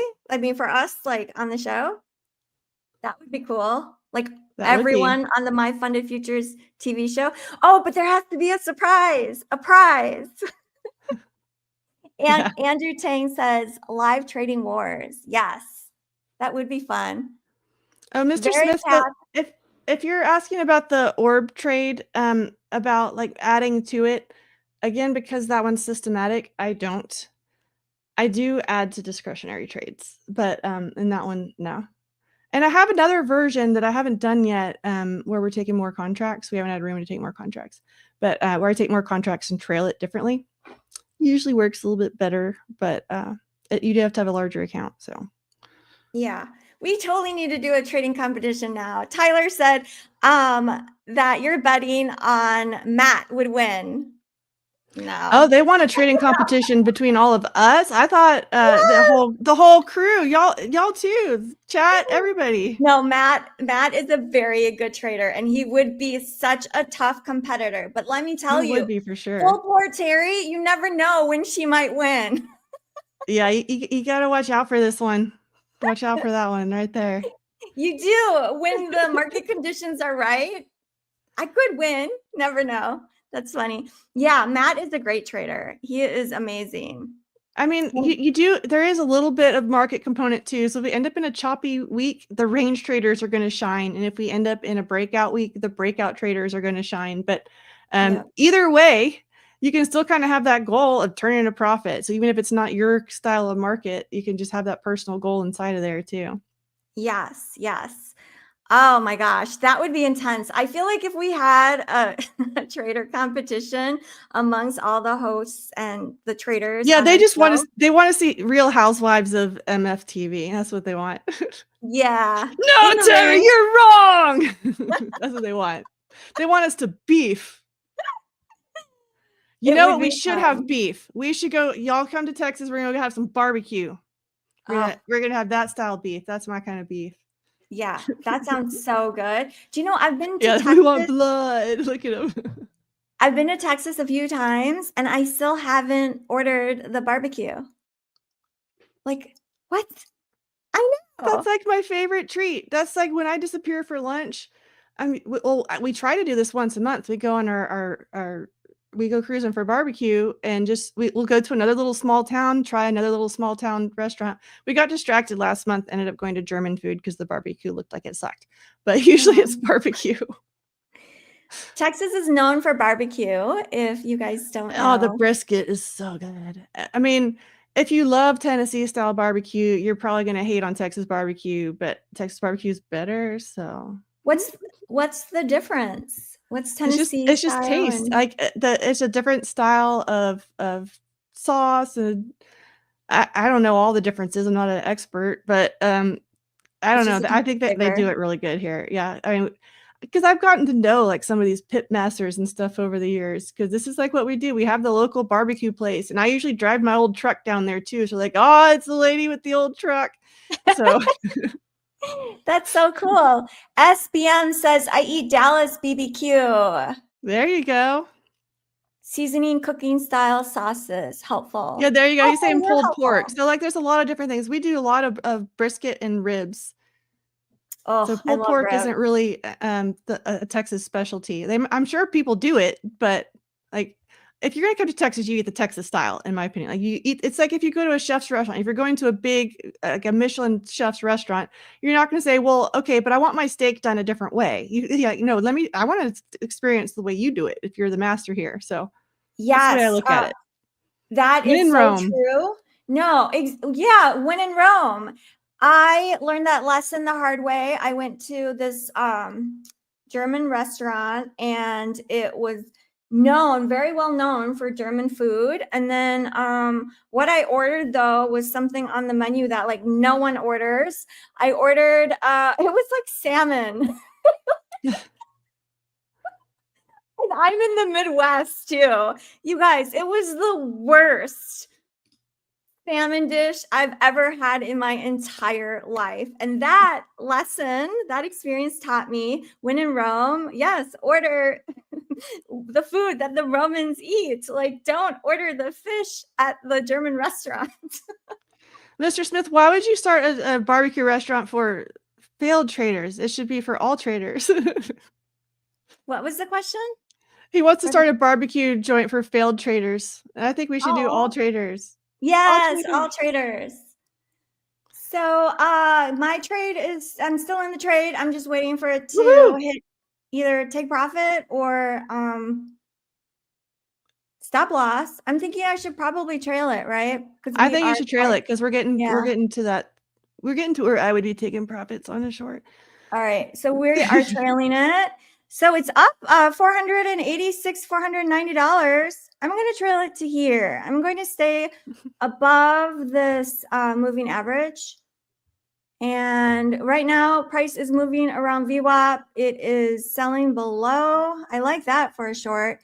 We are trading below this 5-minute. This is the 5-minute orb. If I had taken the 5-minute orb, I would have lost again. Oh my gosh. It did print yesterday, I think. But I was not in that specific trade. You don't want it to defeat you mentally either. No. Oh my gosh. I was Because in that. sometimes it's good to revisit later and maybe you can see something you didn't see before. It's like, oh, that's what I need to do. Yeah, that's a good point. Like, what did you call it? Like, oh, we are selling some more. There it Okay, goes. We're there it almost to goes. the lows. The lows 577 there. 577. Yep. That's And the most recent little pre-market swing. my take profit is at 577. It's going. All right. Maybe Indeed. We got VIX picking up a running. little bit over 20. So yeah, the market is feeling that. It's looking good for a short. We are starting to get in this oversold territory.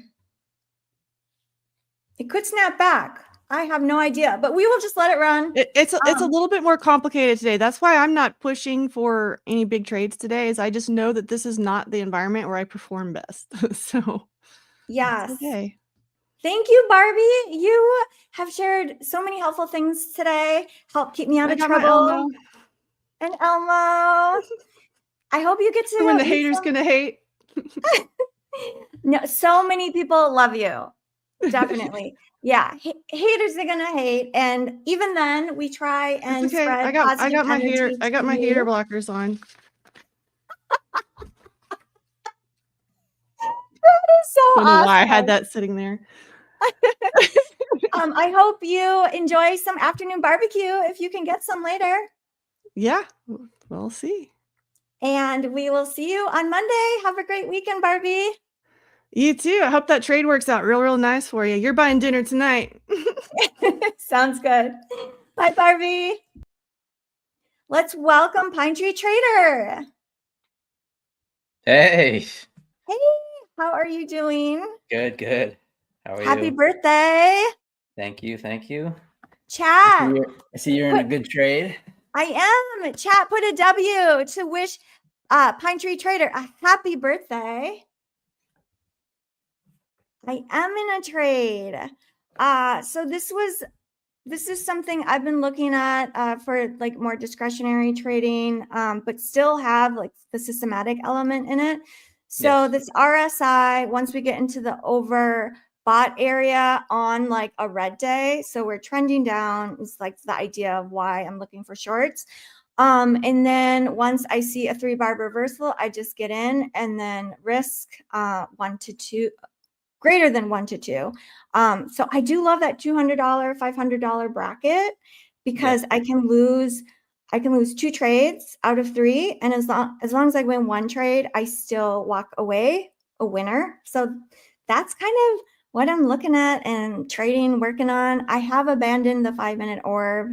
Ugh.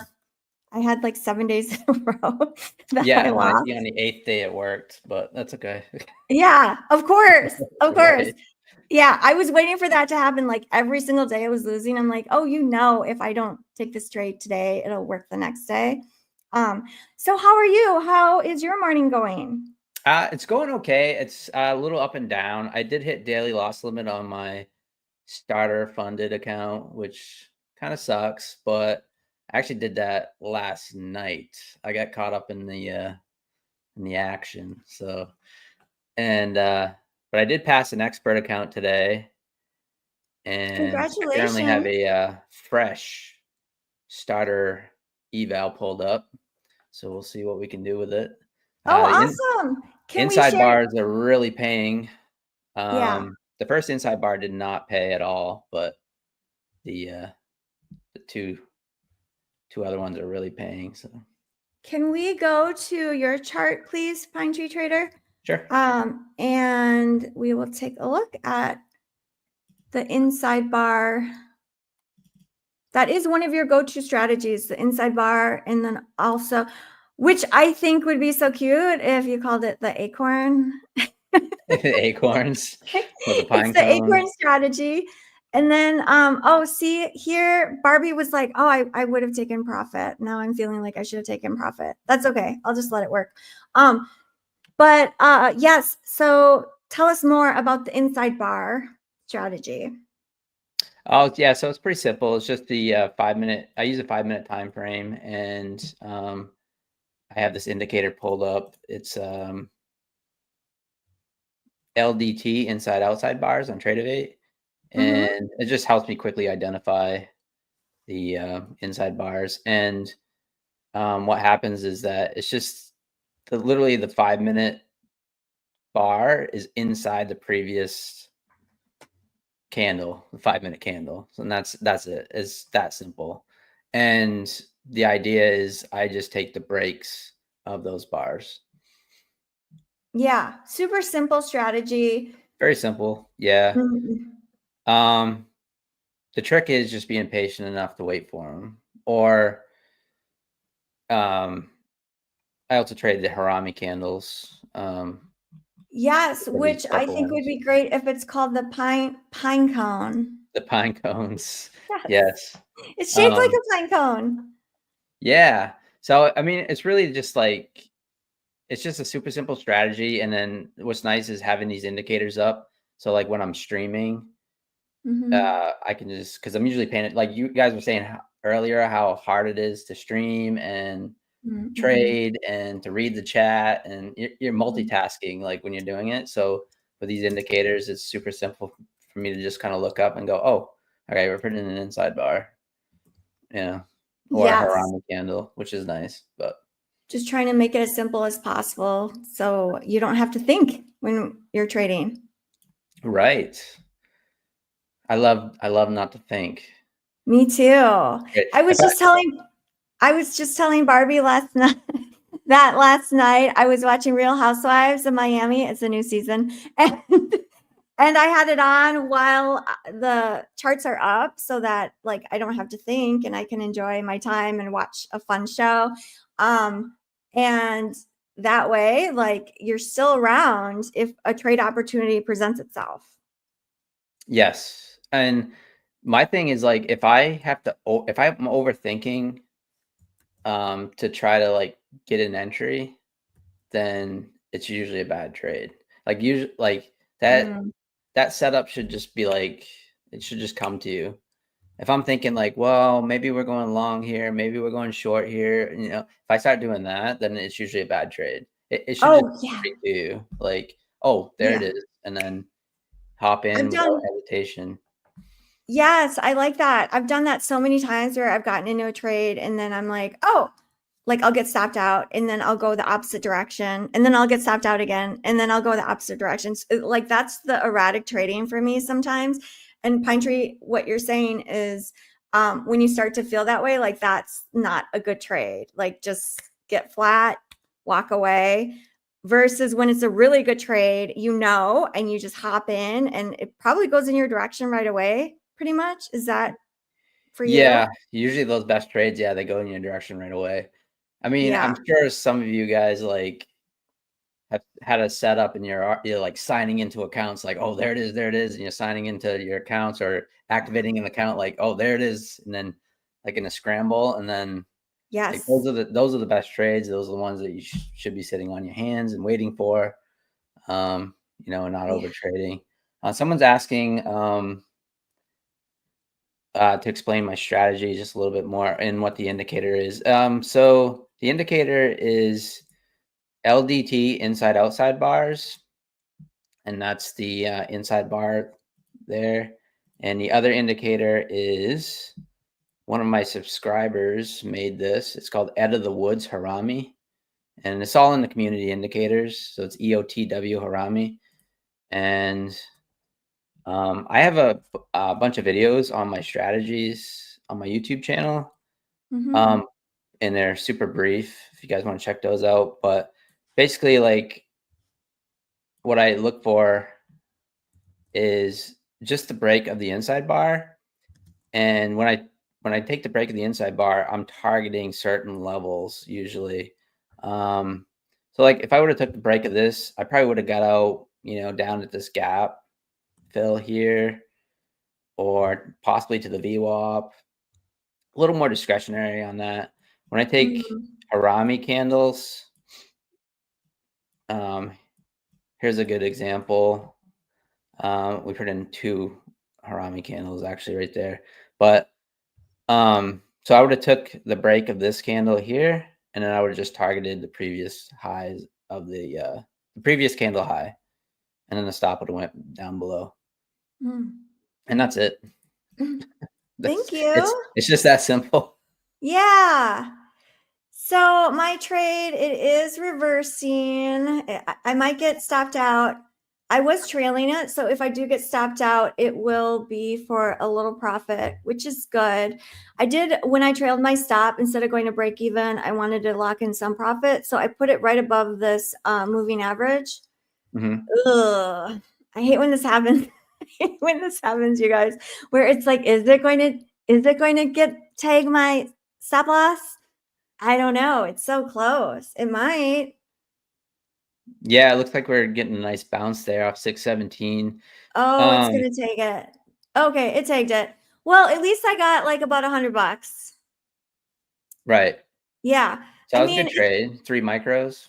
yeah, 3 micros. Yeah, it's a really good It was trade. $100. I mean, how do I feel right now? I feel like kind of sad because it was it was up in like over $500. But for me, like unless I let the trade work, unless I allow the trade the time and the room to actually take profit, that those numbers, it might not work in the long run. Like if I'm always quick to take profits, then my winners end up being a lot smaller, or a lot smaller than my losers, is kind of the thinking why I tend to just let trades run. I am working on trailing my stop, so that's good. I did trail it. So that's also good instead of letting it become a loser, which I know I've experienced. Have you ever experienced that before, Pine Tree? Oh yeah, for sure. Yeah. Do you now when you're trading micros, do you find yourself over trading? Yes, I have struggled with over trading in general. Yeah.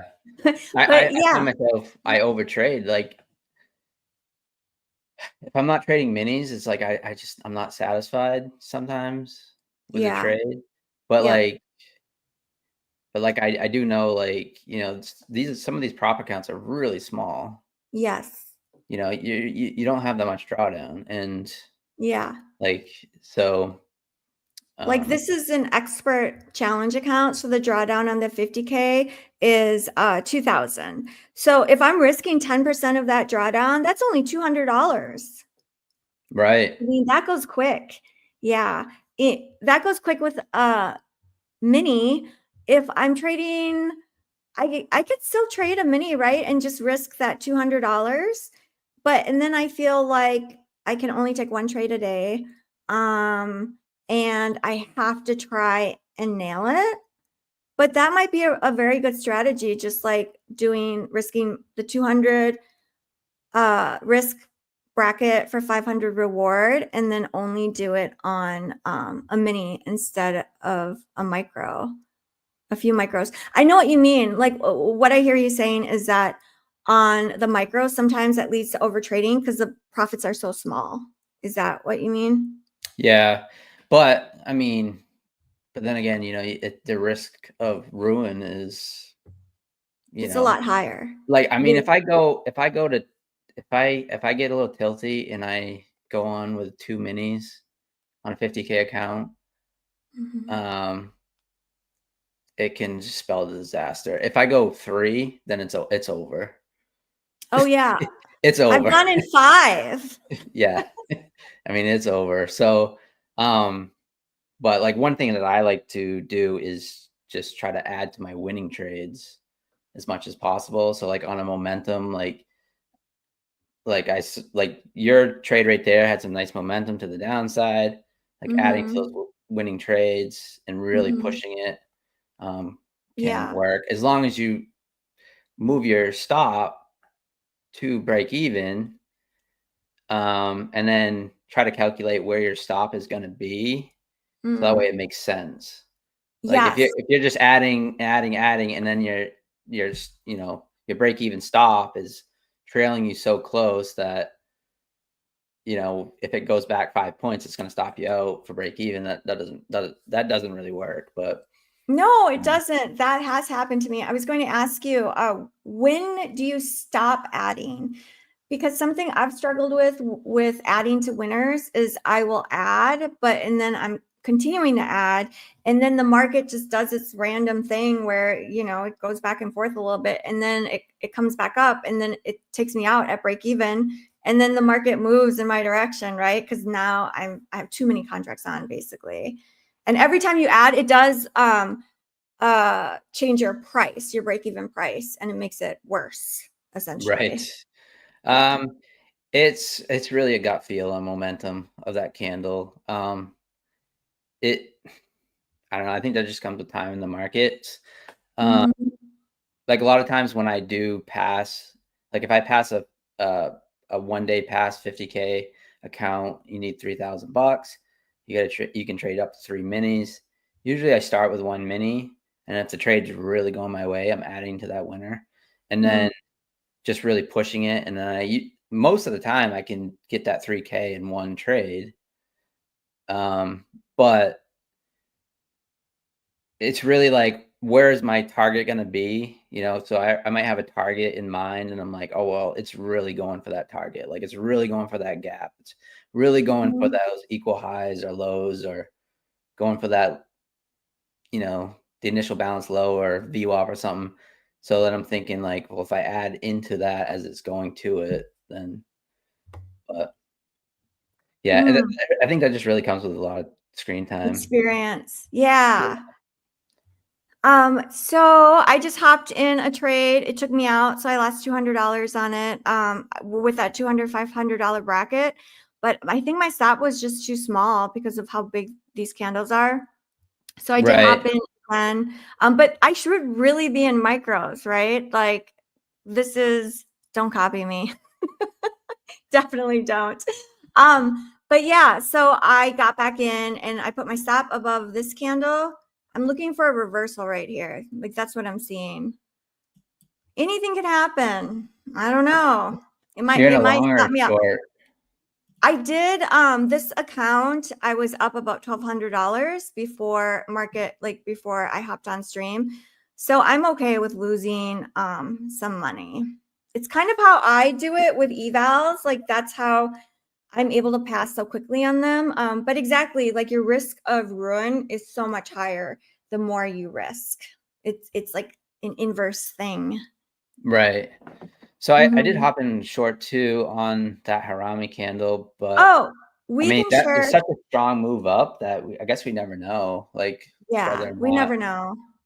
My stop is above the Harami candle. We'll see what happens. I think I'm going to target like somewhere down in here, back to the VWAP, but that was a pretty good rejection there on the 5-minute.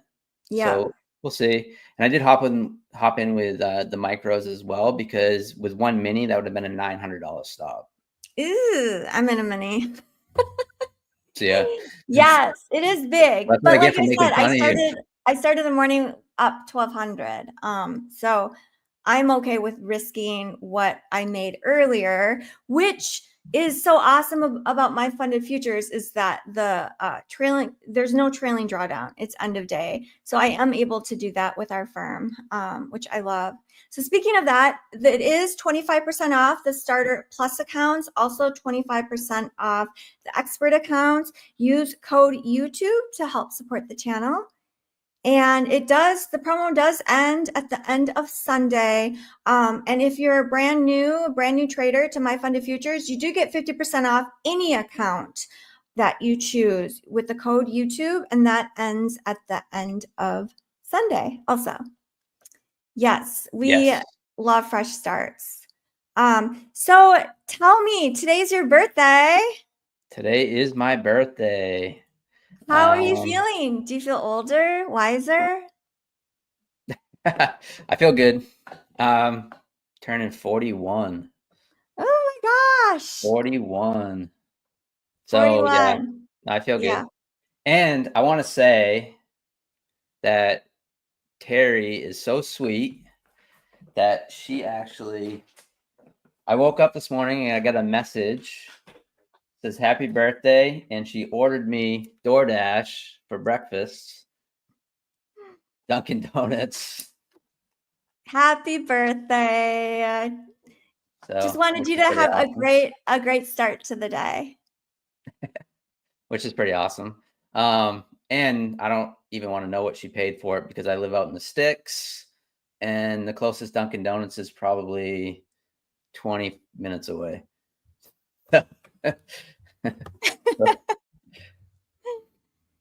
So yeah, the trade is working, the one that I'm in, so that's good. We're up about $250. It is so important to have a good trading order working. Yes. Oh. Order working. So okay, are you adding? I'm just putting in my take profit. So my normal take profit would be right below this candle's low. Some would target the body of this candle here. But I'm gonna actually target the candles low. I don't know. We'll see when it gets down there. The VWAP's right there, which makes you a little nervous. So it might try to bounce before it hits my TP, but we'll see what happens. Yeah. Or the other thing that makes me nervous is the little wick test here at 675 could have a little bounce, but our stop's way up there at 748, so we're in good shape. So I'm sorry, are you targeting VWAP as your take profit a little bit? Well, yeah, I guess I am targeting VWAP, but I'm not really. I'm actually targeting the low of the 1035 candle, so it's actually the low is 59, so I actually can move it up a little. And I'm just looking for it to kind of sweep that candle. Cool. Down there. I don't want to be a dick for a tick, so I might end up just taking it off. We'll see. Yes, I've heard of that expression before. It basically just means don't like risk it all just for 0.25. Yeah, right. Yeah. Bill says, woohoo! Duncan, very nice. People love Duncan. What's your favorite breakfast food, Pine Tree Trader? Bacon and cheese omelet. Bacon and cheese omelet. Yeah, Yes. pretty simple. What kind of cheese? American cheese. American cheese. I love American cheese on a good grilled cheese sandwich. Yeah, we were just talking about Texas barbecue earlier with Barbie. You haven't been to Texas, right? No, I have not. Texas is like the new it place. Everyone wants to go to Texas. Yeah. Even I'd love to go to Austin's music festival sometime. Yeah, that's a big one. A really big festival. So I am going to move my stop to break even because I am practicing on trailing. I have to practice. I might get tagged out. So you're keeping that dollar amount bracket every time? So that is one of my trades, keeping it every time. And then I also have other trades that I don't do that. So no matter like if you're using micros or minis, you're still keeping that dollar amount, or are you looking at the points that it would create? Like, I think it would be better to keep it the same. Like even if I'm trading micros, to keep it at 200 and 500. I haven't figured that out yet. Like the difference when I'm trading NQ versus MNQ. Oh, I just got tagged out. Oh, you guys, frustrating. So so that trade I pretty much broke even on. But it was going in my favor quite a bit. And then the trade before that, it was going in my favor, like, I don't know, $500-600. And then I trailed the stop and I did take about $100 worth of profit. So far on stream today, I've made $100 in this challenge account. It's okay, but it is kind of frustrating when you see the profits and then it goes away. yeah, it is, but it could be, I mean, I'm taking heat now, so your discretion there could worked out. We'll see. We kind of took back 50% of that bullish candle, which, makes me a little nervous, but you got to stick with your strat, win or loss. Yeah. But you're right. Talking about sticking with your strat, Edgar Amos is reminding me that let's see, what did you say? You said you won't take too many trades today. Take this as a reminder. Yes, thank you so much. You guys are awesome. So my goal for during the morning, the opening bell stream, was to only take one trade, which we did. And then, so now this is the second or third trade, actually, because when you first came on, I put on that quick trade and immediately lost. So I'm actually down about $100 total. So this is my third one. So that is good. I am going to have your chart up. I'm going to close out mine because I am done. Thank you guys. You guys are so awesome, helping me to become a better trader. Well, it looks like we might get stopped out on this trade. So the market's looking super bullish at the moment. Stop filled. So someone was asking about my guitar. It's just an Ibanez, kind of a cheaper one, and I play cowboy chords. I mean, I'm not that good. We got stopped out on that trade. Okay, Yeah. that's okay. It's just another trade. We Order are cancelled. practicing not getting emotional because that is a skill. Or if we do get emotional, we need to be able to recognize it and to be able to step away. Right. Like all these Turn off the voice of the trade evade. So my stream voted on keeping the voice up. So yes. So Pine Tree Trader streams every evening, Sunday through Thursday evening. Always on for sure by market open, Globex. But sometimes like you come on earlier, right? Like at 5 or 5:30 Eastern time. yeah, sometimes, and I'll pop on throughout the day. Sometimes, whatever I'm feeling, Yeah. So I always tell people to smash that notification bell. Sometimes I'm on early in the morning. Yesterday I was on early in the morning. I just happened to be awake and got on and hopped on stream, and yeah, it's a lot of fun.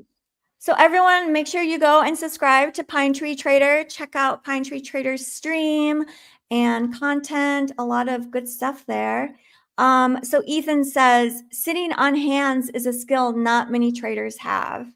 Yeah, that's like the more advanced skills, I'd say. The Yeah, skills for sure. that we're trying to get to and work towards. So when you think about trading skills, what are some of the top trading skills that you would tell a newbie and intermediate trader, like, hey, work on these skills? I think less is more when it comes to trading. Like it just goes hand in hand with what you were just saying about sitting on your hands. Everyone has different strategies and things like that. Some people trade super small time frames and they're scalping all day. To me, that's exhausting. I'm still considered a scalper to many, trading off the 5-minute chart, but you actually don't see many streamers trading a 5-minute chart. Most of them are trading the 1-minute chart. And oh, wow. Like I can't even look at a 1-minute chart really. I mean, it's too much for me. Yeah. But I think like less is more. And the thing about what's kind of is for me, what changed my trading for the better was practicing discipline off the screens. So when you're not even trading, so whether you're trying to live a more healthy lifestyle, so eating good food, working out, meditation, things like that, is just practicing discipline outside the screens. And why is I that think so that translates. important? What's that? Sorry. Oh, sorry. Why is that so important, would you say, to practice discipline outside of trading? Well, I think it just translates in, to discipline on the screens. Now I still go tilty. I was getting a little tilty last night. Terry knows, my trading buddy. She was like, "Oh, I think tomorrow's gonna be a good trading day too." I says, "Yeah, probably," because I did blow 2 funded accounts last night in the mayhem. So it still gets me every once in a while too. But I try my best I meditate every single day before I start trading for 20 to 30 minutes. And I also try to work out every single day, going for a walk or lifting weights or something to get away from the screens. Okay. Because trading is, 98% psychological. I mean, to me. Yeah. Yeah. You place a trade and it might not go your way, or it goes your way. And it's like, what do you do with it after that trade's over? Are you going to hop right back in another trade with no discipline? Or are you going to, if you're in a losing trade, are you going to double your size the next trade to try to make up for those losses? I mean, it's just, that's where the psychological mindset comes into play. And it's hard. It's huge. It's so hard. It's so hard. That is like 90% of the game. Just learning a strategy, learning market fundamentals, or like learning context.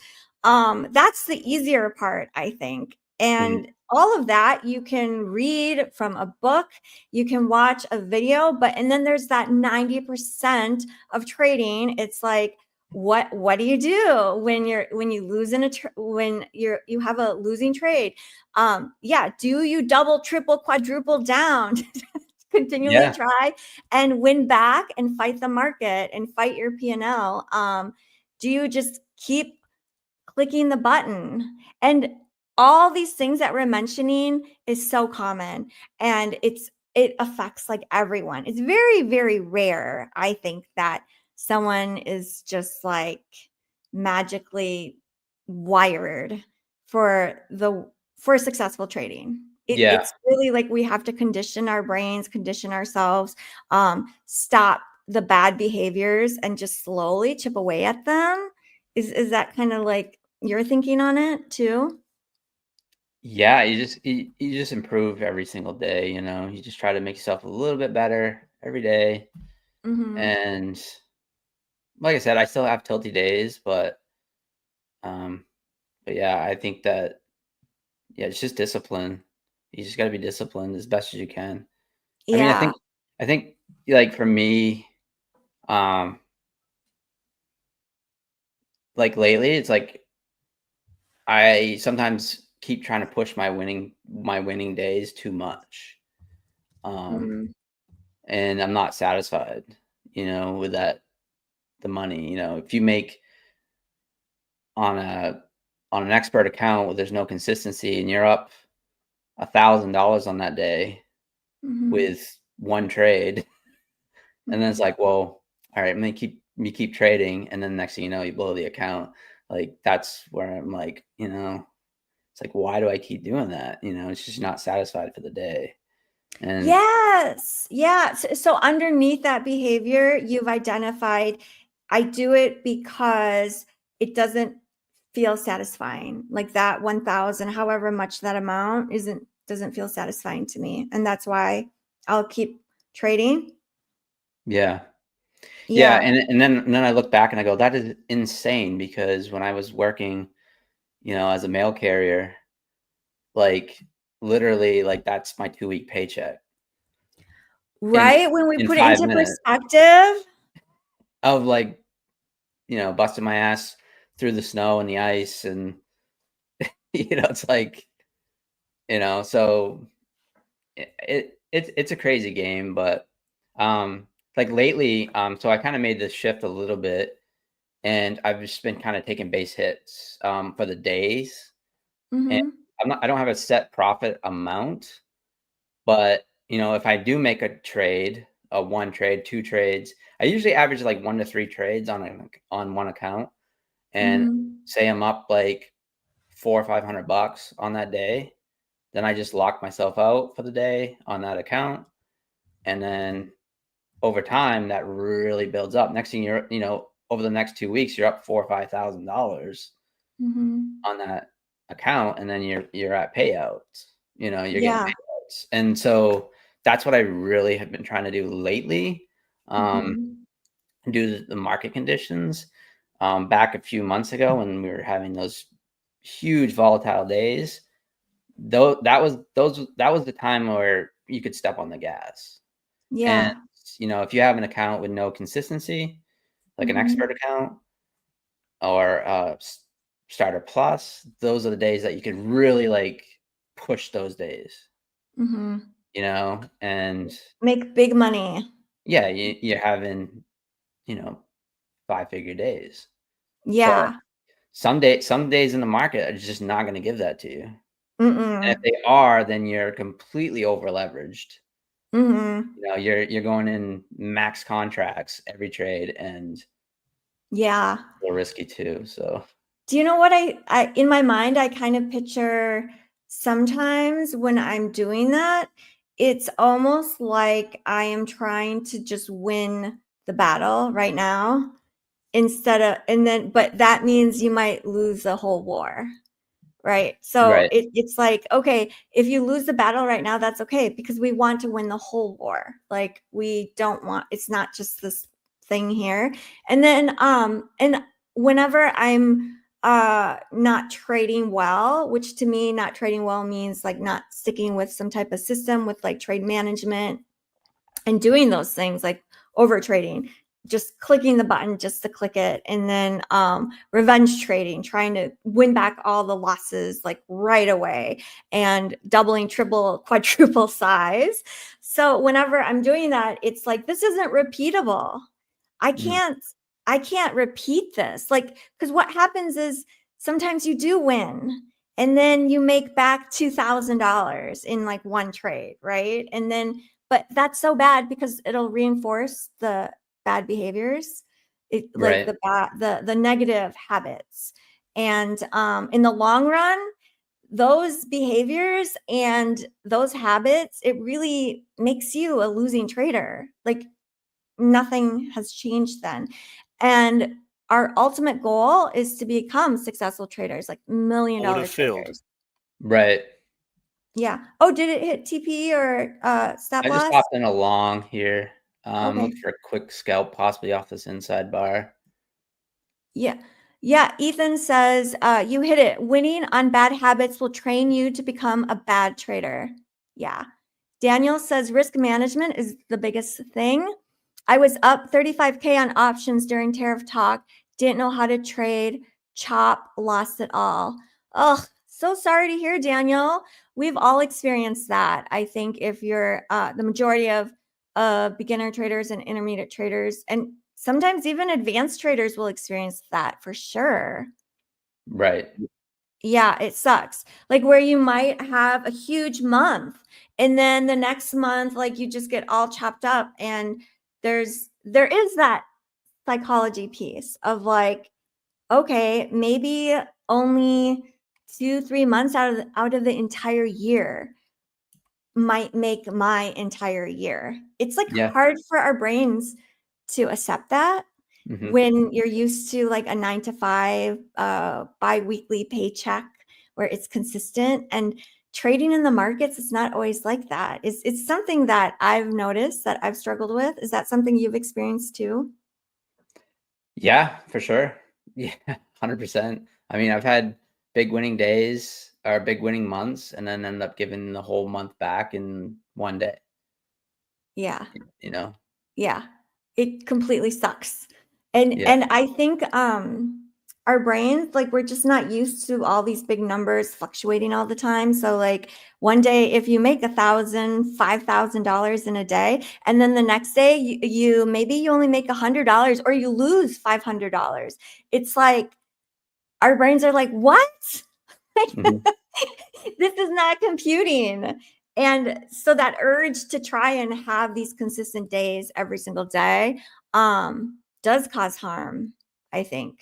And it is something that like every trader in the beginning and even like advanced traders are constantly kind of battling and working on changing. Right.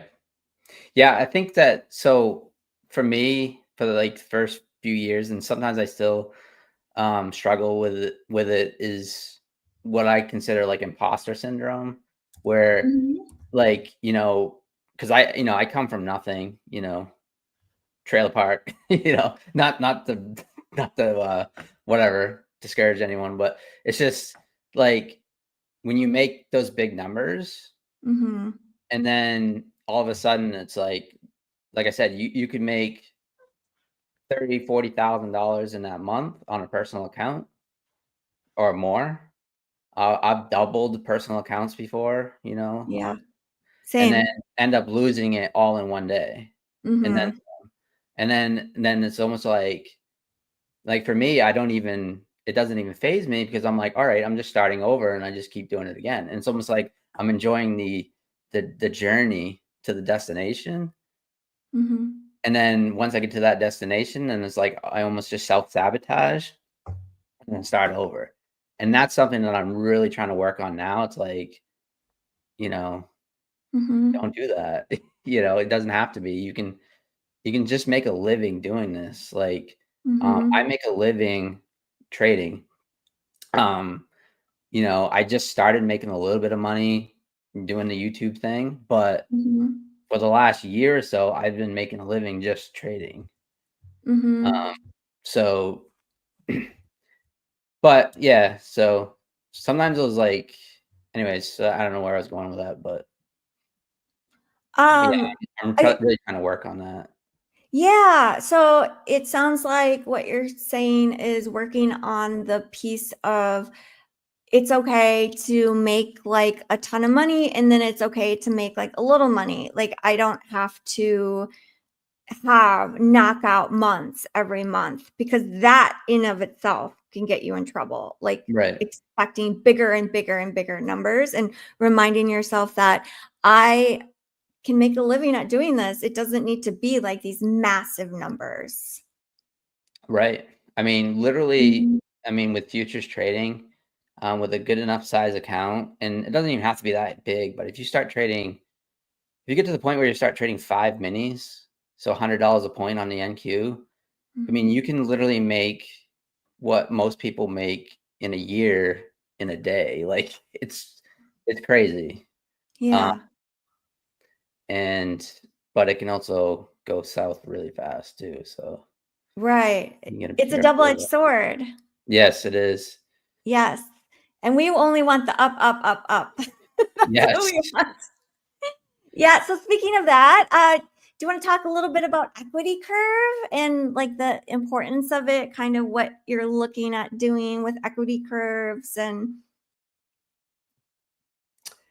Yeah, so basically just like base hit days. That's kind Mhm. of what I've been doing lately, more for myself mentally, um, on funded accounts especially. Um, and like I said, I've kind of been averaging around $200 to $500 a day. Mhm. Occasionally I'll have like a $1,100 to $1,200 day on a funded account. Mhm. And you can just really see that, like, over time, like, say, 30 trading days or whatever, that equity curve just really going up. And next thing you know, you're getting multiple payouts on the same account, Yeah. over and over and over, and then possibly working to a live account too. Oh So, my gosh, chat, pay attention. This is what we want for sure. The equity curve where it's sloping up. It's okay if it dips down, but in general, we want it to go up, and then to be able to take out payouts, continual payouts. mm, That is the goal. I think for a lot of people, the equity curve looks like this, and then it's like this. right. Myself included. I had one equity curve that was just beautiful for like months. And Yes, then you took a did. big down. I did. Yeah, that was so cool. And that was such an accomplishment to have an equity curve that looks like that. Because that means you're making money over time and you're being consistent. Because there is the prop game, right? Like where people just buy accounts and bust through them and just continually like churning and burning. But where we ultimately all want to be is we want to be consistent traders pulling out money from the markets like often, and Mhm. to be able to do it reliably and consistently. And once we can do that, once we can consistently have that upward equity curve, oh my God, sky's the limit, because then it's just about scaling at that point. And then I think that's when like the big money can really come to you. What do you guys think, chat? What do you think about the equity curve? We want upward sloping. Type W in chat if you are with me. We will be spinning the wheel soon, guys, to give away an account. The form is closed, so stay tuned. We are going to announce the winners soon. Are you down, Pine Tree, to help announce the winners? Ooh, I see lots of W's. People want the equity curve up, Pine Tree, like what you're talking about. Yes. Yeah, I'm pretty proud of. I have one account that I'm working on my third payout on the same account, and that's quite the accomplishment for me. I've Mm-hmm. had it for over a month, and so yeah, so like I'm pretty happy about that. And it's, you know, I've had live accounts with prop firms and things like that, and there's just something about it where I end up blowing up those live accounts. I can't get over that hump yet, but I will get there. I will get there. Yes, definitely. I want to be on those top leaderboards, you know. That's the Me competitive too. nature in me. Me too. Let's do it. All right, the All right. wheel. Look at here. We have the wheel for all the winners. This is your chance to win a 50K starter plus account. The form is closed now. So let's spin the wheel and see who won an account. There will be 10 total winners. Cross your fingers. Let's see who wins. Pine Tree Trader, did you enter the form? I did not. Ah, I should have. It's my birthday. yeah. Mahit, congratulations, Mohit.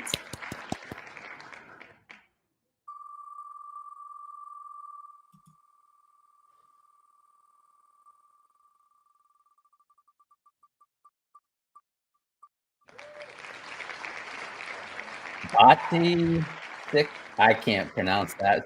Congratulations. We just hit take profit too. Oh, awesome. Congratulations to you, Pine Tree Trader. So yeah, that was a nice little trade. That's awesome.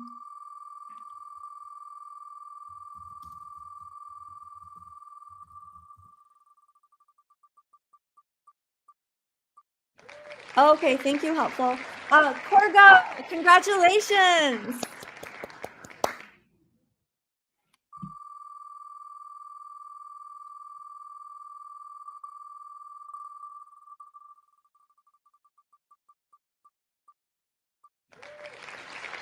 Gustavo. Woohoo! Congrats. Congratulations. 50K starter plus account.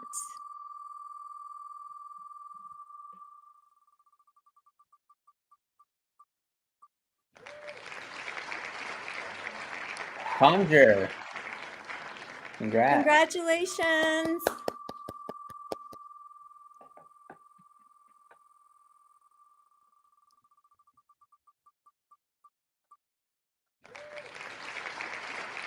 Gaiaco 007. Congratulations. And just a reminder, all the winners, make sure you open a ticket with support.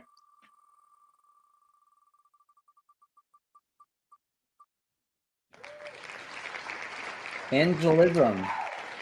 Woohoo!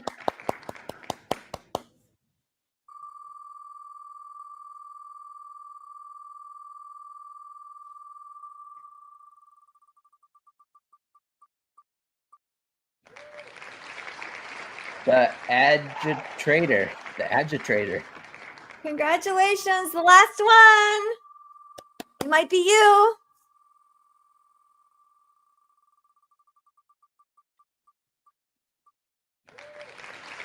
Helpful. Congrats. Helpful, congratulations. Helpful has been helpful today. Congratulations, everyone who won. Don't be sad if you didn't win. We will have more giveaways throughout the day. So stay tuned, hang out with us, keep us company.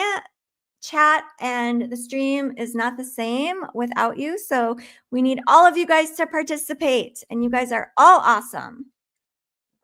So we just had a nice winning trade. I took it with a mini because it was, you know, a normal size stop out. But yeah, my chart's up. So I just took the break of this inside bar here, and I targeted the top of this harami candle here. We almost got stopped out. We got a little lucky there. You can see it came down and actually we had our stop just, I think, at 735. And it came down to 735.50 and actually put in equal lows, which is something to note. We actually probably might take these out. So if anyone's looking for a quick scalp short, put in equal lows. But yeah, we got a little lucky on that stop out. And yeah, it took 57 to 73. Terry, you can do the math for the point. No. But yeah, it was. So yeah, so that's my basic strategy. I mean, About 15 points or so, I'd say. Thank scalp. you. Yeah. That was cool. I'm glad we got to see that trade, a winning trade on your birthday. Yeah, and you see, like the first one didn't work. So we tried to take that break of that harami when we first got on the stream with the micros. It did not work. But then we took the next setup. We sat on our hands until the next setup. We took it, and we're back to plus $9.68. So maybe extra guac on the Chipotle. I don't know. Yummy. But Are you thinking Chipotle for lunch? I don't know. I'm still full from the Dunkin', but I'll probably get a smoothie today. I'll probably treat myself to a smoothie at my favorite smoothie spot. A healthy green smoothie. That sounds delicious. That's the only way I get kale in my diet. Look what I have. Pure carrot juice. Ingredients, just carrot juice. That's it. There's not even water added. This is like hardcore. Yeah, I mean the trick to eating kale is to put it in a smoothie and then add peanut butter. Yum. To make That's it the trick. feel more satiating. Yeah. Besides that, I don't like kale. I don't like eating raw kale. Yeah, it's I know it's definitely good for me, so I'll have kale smoothies. discipline. I like it. Right. Coach Fred is in the house. Coach Fred says, great trade. Hey, Coach Fred. Hey, JC Trades. I see a lot of familiar faces. Yeah, let's do some shout outs. Thanks, guys, for tuning in. Abhishek, Anybody have you any are questions? awesome. Magnus, you're also awesome. Thanks, guys. Special shout out to our mods. You guys work very hard. Yeah, questions for Pine Tree Trader. Type it in chat. Conjure says banana or pineapple cover up the kale tastes real good. Hey, Dell. What's going on, Dell? Hey, Dell. Woohoo! Mohit Sunny says, woohoo. Why is your name Pine Tree? Why is my name Pine Tree? I live in the state of Maine, and they call it the Pine Tree State. So that's it. Let's see. Share your best question for Pine Tree Trader. What would you like to know? Pine Tree Trader has gotten a ton of payouts. So if you have any questions related to payouts, how to get them, how to pass evals, how to just be a good trader in general, type in your question in chat. What part of Maine? I'll just say, because there's a bunch of weirdos out there, I'll just say Kennebec County. Someone asked if your hat is custom made. No, this is an Amazon special. This is the old, the original Maine state flag. So, which is kind of neat. So it just kind of happened out on the, what's my address? How many trades I take a day? Wow, the market's really ripping higher now. We're just wow. This is a great momentum trade. Would you jump in this? I mean, kind of late now, but no. I'm gonna sit on my hands. But usually on a good day, 1 to 5 trades. On a bad day, I'm over 20 trades. That's usually a tilty day. Coach Fred asks, can you pronounce lobster? Oh, lobster? I think Coach Fred wanted to hear you say that. Oh, yeah. Park the car in the dooryard. Yeah. What's my go-to best prop firm? MyFundedFutures, of course. No, I actually do love MyFundedFutures because and you guys know, you guys come on my stream, I trade them all, but MyFundedFutures, I love them. I'm always trading them. Fastest payouts. It's lightning fast. Fastest out of any firm. Bunch of weirdos. Biggest payout. IML asks biggest payout. My biggest single payout was 18K. Woo! That is big. That deserves a woohoo. Yeah, that was my largest single payout, and that was it was I was copy trading multiple accounts, and it's a I'll just say it's a prop firm that's no longer. But we don't talk about that one anymore. Which brings up one of the many reasons why I love MyFundedFutures. That's right. It's such a reliable firm. Yes. So yeah, when I think about building my trading career, I feel so confident and I feel super good about building it at MyFundedFutures because they pay people. You don't have to worry about not getting paid or like waiting weeks or, to see if your thing is saying pending or under review. And I think you guys know what I'm talking about. Yeah. And there are a ton of future plans to continue developing live traders, backing live traders with even more money. And that gets me super excited. Yeah, I'm super excited to beat that payout, my personal payout record with an expert account, because no consistency, and I'm gonna try to grind it higher, get that equity curve, and just push it. So we'll see. Yeah, exactly. That's kind of what I'm thinking too. I want at least one expert account so that I can, when I get transferred to live eventually again, I want to transfer in a lot of money, as much, at least 25,000. For people who are listening who don't know, I was transferred to live not that long ago. I wasn't ready to be transferred to live. We know this looking back on hindsight. But I was transferred to live because it was based on my performance, right? And I traded in a starter account for over 81 days. And I had like several $1,000s in it when I was transferred over. But because it's a starter account, when you're transferred to live, it's the amount that's transferred is your max drawdown amount. So it was 2,500 was transferred into live. And you guys know me, I like to trade big. And so 2,500 is very difficult for me to trade with my current skill set. So I do need to expand my skills. And then my thinking is I'm going to build up a ton of money in an expert sim funded account. And then I want that to get transferred to live is what I'm thinking. You're nodding yes. I'm on the same path. Yeah, that's exactly what I want to do. I want to have a larger live account. Mr. Smith asked, what is the benefit of 150K over 50K funded, or is it all mental? So it's the drawdown. And here's a little tip: if you treat a 50K, if you treat a 150K like you would a 50K, then you're going to be way ahead of the game. If you start full porting with the max contracts on 150K, you're going to blow that account just as fast. So if you can treat that 150K like you would a 50K, with sizing and risk management, then you'll keep that 50K much longer.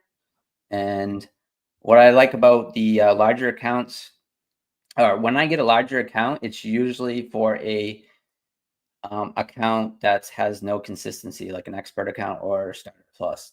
That's when I like the larger accounts, because once you're funded, you can push those winning days much further compared to an account that has a consistency rule. So just a reminder, it is 25% off starter plus accounts, 25% off the expert accounts. And off resets, by the way, up to 3 per person. So use code YouTube to help support the channel. Pine Tree Trader, you are so amazing. Thanks for having me on this week, guys. And thank you, Ash. I kept the seat warm. Ash Trades. Ash Trades, shout out to Ash. Ash is on vacation this week. We are holding down the fort while you're gone. Thank you. Happy birthday. Everyone, type in W for a win for Pine Tree Trader. Thank you. Thanks, guys. Follow me on YouTube and X, Pine Tree Trader. I stream live, and we have some fun. So Appreciate you guys. Pine Tree Trader on X and also YouTube. Yes, everyone's typing in W. Confetti for you. Have a great day, and we'll talk to you soon. Thanks for coming on. Thanks, guys. Let's welcome Tom. Come on Hey, down. everybody. Hello. Welcome, everybody. I'm back. Hello, Terry. Good to see you again. Good to see you. All Happy right. Friday. Happy Friday. And I would like to say quickly, happy birthday to Pine Tree Trader. I must add that I also turned 41 3 weeks ago. And, yeah. And you know what? Nobody showed up at my doorstep with donuts, but I'm still waiting. Who knows? Maybe. Don't worry. Just trolling. I'm just trolling. It's a little bit far out for you, but don't worry. Hope dies at last. Is there Dunkin' Donut in Hungary? No, I don't think so. Shoot. Anyway, don't worry. It's fine. It's fine. Next year, maybe. Who knows? Okay, should we set? We haven't set a bounty in quite some time. Do you want to set a bounty? Yeah, let's see how we're doing. We're a little bit down. We must push it to 1,000 guys. We must do this. I don't know. Right. What do you think? I think we can do that. Let's push it to 1,000 likes, and let's also increase the views. I think we need some help with the views. Everyone share the stream with all of your friends on all of your socials. Let's get those numbers up. Exactly. So 1,000 for likes, and then what do you think we should set the views at? I like the 1,000 as well, the views, but now we're a little bit. Well, we're about 500. I don't know what you think. I think 800, maybe 1,000. I think it would be easy for everybody. Yeah. I don't know. Yeah, I think let's go. It is Friday. Yeah. I know earlier Barbie was like, let's be really nice. Yeah, let's make it easy. Let's make it easier. Okay, just a reminder, you guys, once we hit that bounty, it doesn't mean a code is going to be dropped immediately. It means we've unlocked the prize, and then we don't know when the treasure is going to be dropped. So just a friendly reminder. I know some people get kind of antsy, right? Like it's because it's so exciting because we always want things now. We're traders. We stuff, especially in trading. Oh, yeah.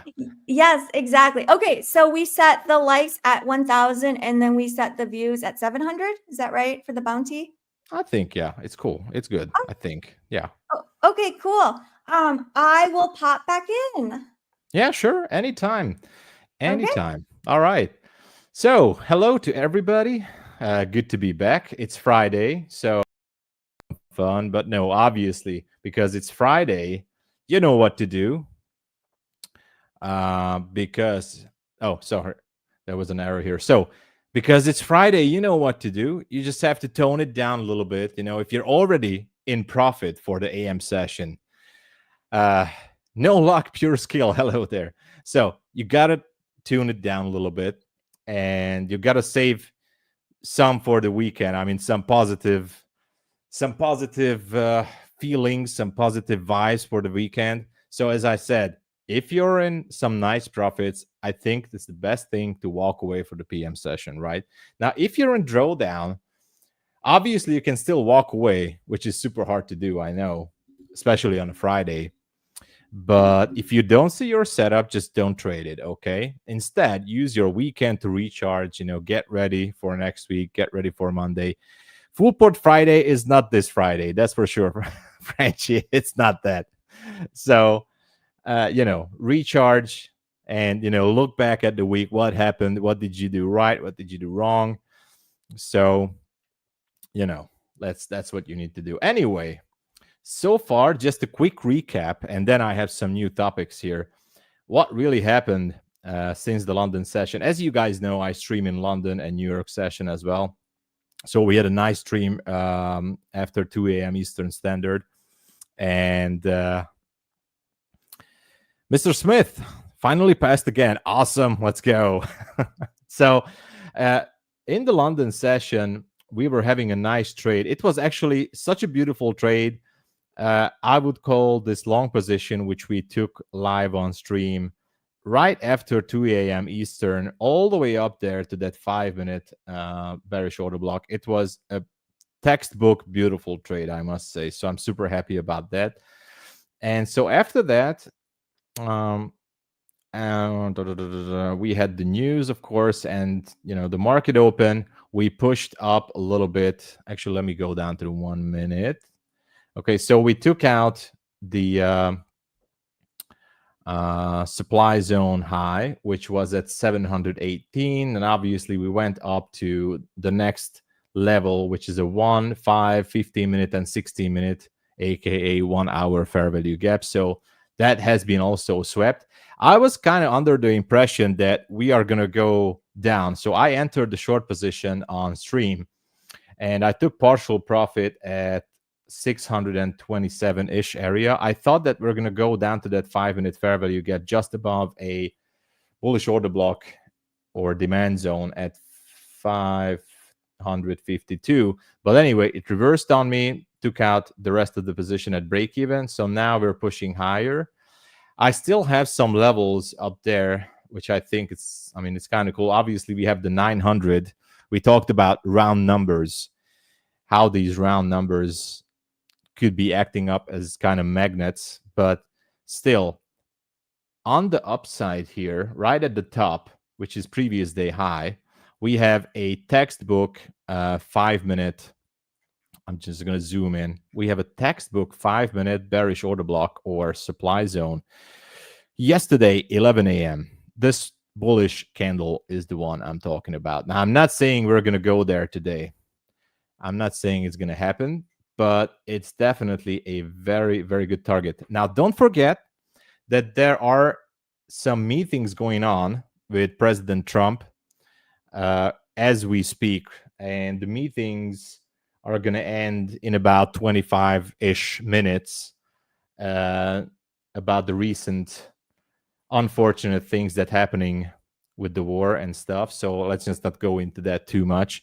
Now, Dilzik, we're going to go into that later when full port. So this meeting could be interesting if President Trump is going to give some comments or speech after the meeting. I think that could be shaking the market. If something real positive comes out, that can also push the market. But you know what? We just talked about this. Unfortunately, and I don't know what's up with the markets. The markets are even pushing when there is some negative thing is hitting the markets. I mean, this is just, sometimes I look back and I say like, oh my gosh, even when just some terrible things are happening, the market just keeps going up like super bullish. Now, I don't know what to think and what's going to happen after that meeting is going to end. As I said, it should be finishing in about 20 something minutes. And I'm kind of curious if we're going to have any kind of comments or information regarding, something war related, or if the US is going to engage into anything. I don't know. I don't want to. So I'm not really going to tune it to. I'm not going to comment on that. We'll just have to wait for that. So if you guys are sitting in a position, just be careful. Adjust your stops according to that. How far are we from that zone? We are 140 points on a Friday, especially if it starts to rally. And we saw that quite a few times on Fridays, especially in the PM sessions. So NQ can do it, it can do it. So Gustavo, hello, good to see you. So analyze the breakout. What? Going to the 1 minute time frame at 10:50. Just a second, 10:50. Analyze the breakout. I'm just going to put marker here, and I'm going to get back to it in a second. Okay. So just be careful. If something super awesome positive comes out, then we could see NQ spike up 100 points in like 2 minutes. It's not a big deal. Okay. So just be careful with that. On the other hand, let me check that 10:50. Like some of you guys are saying that, oh, this is the macro. And so it could be. I mean, 10:50, nice little reversal, traded above the first fair value gap. Now, this is the first fair value gap in ICT terms. And then we had a pullback, and now we're pushing higher. obviously everything is pointing out that we should be or could be edging up there above the 900s. Obviously, there could be some profit taking, early profit taking at the 900 level. So you guys got the code? I hope you do. I don't understand that, DH.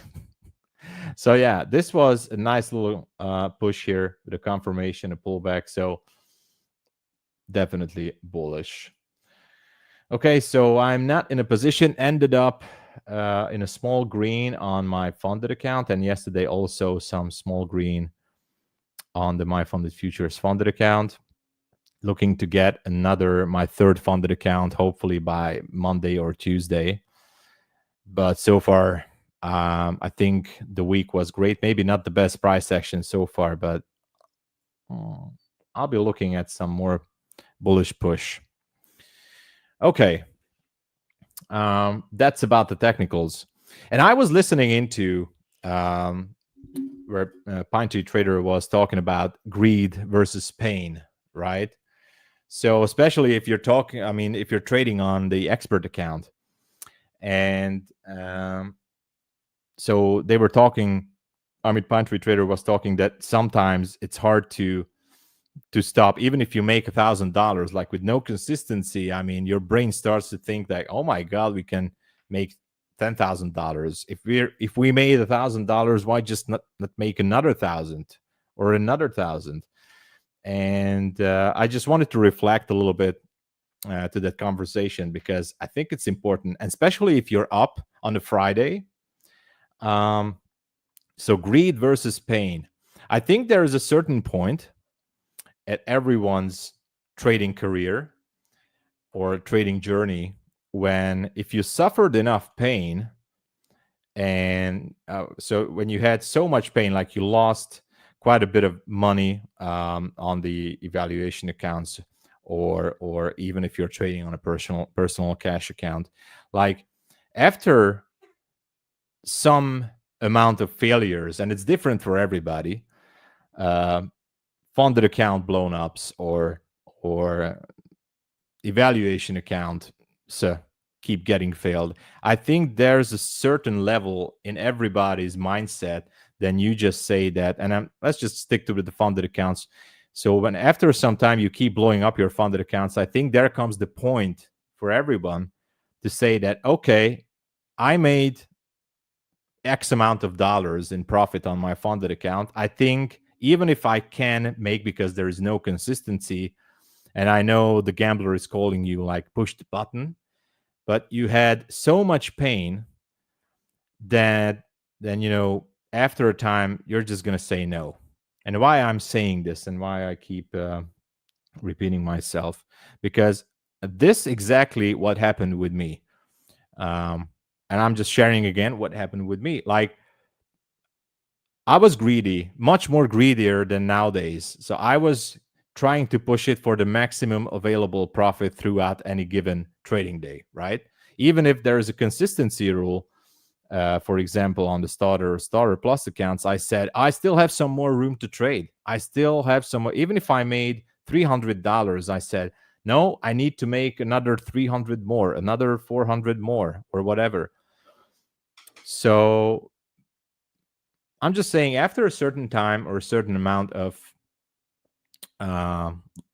account blown ups, funded accounts, you're just going to develop some kind of a reflex, if I may say that, which is going to stop you to push that button. So basically, I'm just saying that don't worry. If you suffered enough, sooner or later that feeling is going to kick in, and the pain, you know, like that reflex, how to avoid that pain, to feel miserable, that's just going to be so strong that the greed is not going to be an issue. So when I'm saying keep going, blowing those funded accounts, I'm just trolling. Don't blow up those accounts. I'm just saying, don't worry. It will come automatically. Okay. Need a greed exorcist. I agree, Zoltan. I agree. I agree. So, yeah. Let me just check if you guys have some questions. I was listening in and you were having some great topics. Okay. No questions there. Okay. Let's move on. Yeah, I'm a troll. I'm a troll, Shipus. Yeah, I am.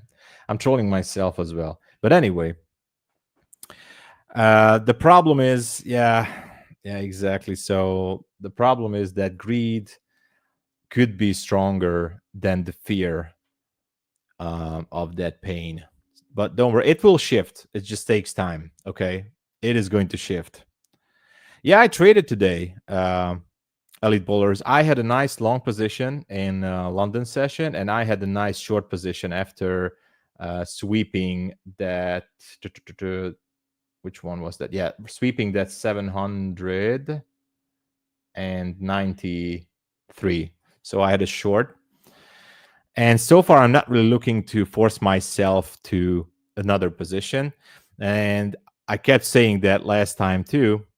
Like, I'm not the kind of, I try not to be that kind of trader who is, I'm not trying to force anything. If I just don't see my setup, I'm just not going to do anything. And one of the primary goals is obviously to do less trades. And as was Pine Tree Trader was talking about this as well, less is more. So it was a very good advice for new traders as well. And not just for new traders, for more experienced traders. I guess they already know it. If you're more experienced, that less is actually more. So today, 2 trades, and I'm okay. I'm fine. I'm doing okay. And I don't want to, maybe if you really want to push it, I told you last time as well, jump into an evaluation account and maybe do it there, but don't don't push your funded accounts if it's not necessary, especially on a Friday. All right. Naomi, hello. Good to see you. I see some familiar names from the stream. Good to see you guys. Okay, so let me get this here. I have some topics again. So, and I had some questions. So how to build an edge in day trading, even without a perfect system? That question came up. So if you don't have an edge yet, because you're just searching for some kind of a trade, if you still don't know that you have a strategy or not, and by the way, this is something that I'm really interested in. So if you guys can help me out, I would like to ask you guys if do you have already a system, like an edge that you're trusting and you're using or not? For those of you who are having an edge that you use and trust, please push the number 1. And those of you who are not, please push number 2. I just want to see the ratios here, if you can do that, because I'm just quite curious. If you have an edge and you have a system that you like and use, please push number 1. If you don't have a system yet, please push number 2. I'm just curious, like how, just randomly how you guys as viewers are going. Okay, it's nice to see all the number 1s. Okay, no problem with the number 2 as well. Dominic, okay, I see there. Strads. Okay, so most of you have a system. Most of you have a system that works, right? So you have an edge. At least I hope you think you have an edge. You trust your system. I mean, not just hope. You must know that you have an edge over the market. Okay. Now, why I'm asking this, and look at this, we're pushing higher and the meeting is still on. So why I'm asking this is because even if you don't have your edge, or if you don't have the perfect system, because everybody wants to have the holy grail, right? Let me just drink some water. Even if you don't have the perfect system, you can still start building up your edge by controlling risk. When I say controlling risk, that is basically an edge. That is an edge against the market. Trade management, which is basically the same as controlling risk, like maybe taking partials or moving your stop or adjusting your take profit levels, that is also an edge. emotional discipline, it's very important. Emotional discipline, like know when not to push the button. For example, I see my level at 934, but since I just want to wait, for example, for this meeting to end, and I'm waiting for some news to come out, and we are obviously in the low probability trading time period because of lunch hour, I'm just not going to push the button and force myself into a trade that is not there yet. Even if I go down to the 1 minute chart, which I like to use, for example, I could have forced myself into a trade here, into a long position, or, well, not much else. Okay, anyway, I'm just not going to, because two reasons. I made some profit today. I want to wait until the news come out, and it's Friday. So I have my reasons why not to push the button. And I just want to circle back to that emotional discipline. Now, this is an emotional discipline. I don't want to speak in metaphors, but maybe the market now is just waiting for you to push the button. Like, as I said, the gambler is, sitting on your shoulder and saying, push it. Push the button. Come on. I need you to push it. That's how NQ talks to you. Like, push the button. Come on. I'm here. I just want you to push it. So, when you hear that voice, you know that something is off. Maybe anyway. But you have your reasons why not to push the button. I just told you. And speaking of emotional discipline, that is an edge. So what I just told you, that is technically an edge. Now the market, NASDAQ, through my screen, through this monitor in front of me, keeps talking to me. I'm hearing voices all the time, We're going to cut this out, right? We're going to cut this out from. So I'm hearing voices. And it's telling me, push the button. We're going to get to 900. 100% sure. We're going to go there. I keep hearing these voices, and I'm not gonna. Why? Because I am disciplined. That's why. So thank you, market, but no thank you. I'm just not going to push the button. That's why. But you guys can do it. If your edge is telling you otherwise, it's up to you, of course. So that's also an edge. And obviously, I wrote it down to myself, like, you don't need to predict to win. Like obviously, if you're not looking for certain levels like I am, and if you're just looking for a certain risk to reward ratio, like a 1-to-1 or 1-to-2 risk to reward ratio, that's fine too.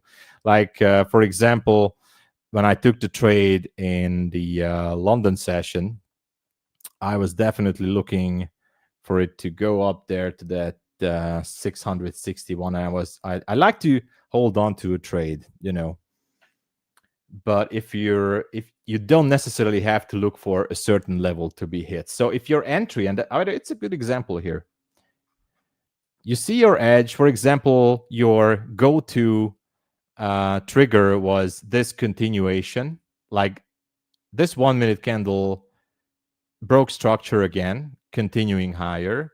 And if you told yourself, or maybe your edge is dictating that, okay, I'm going to enter here to a long position.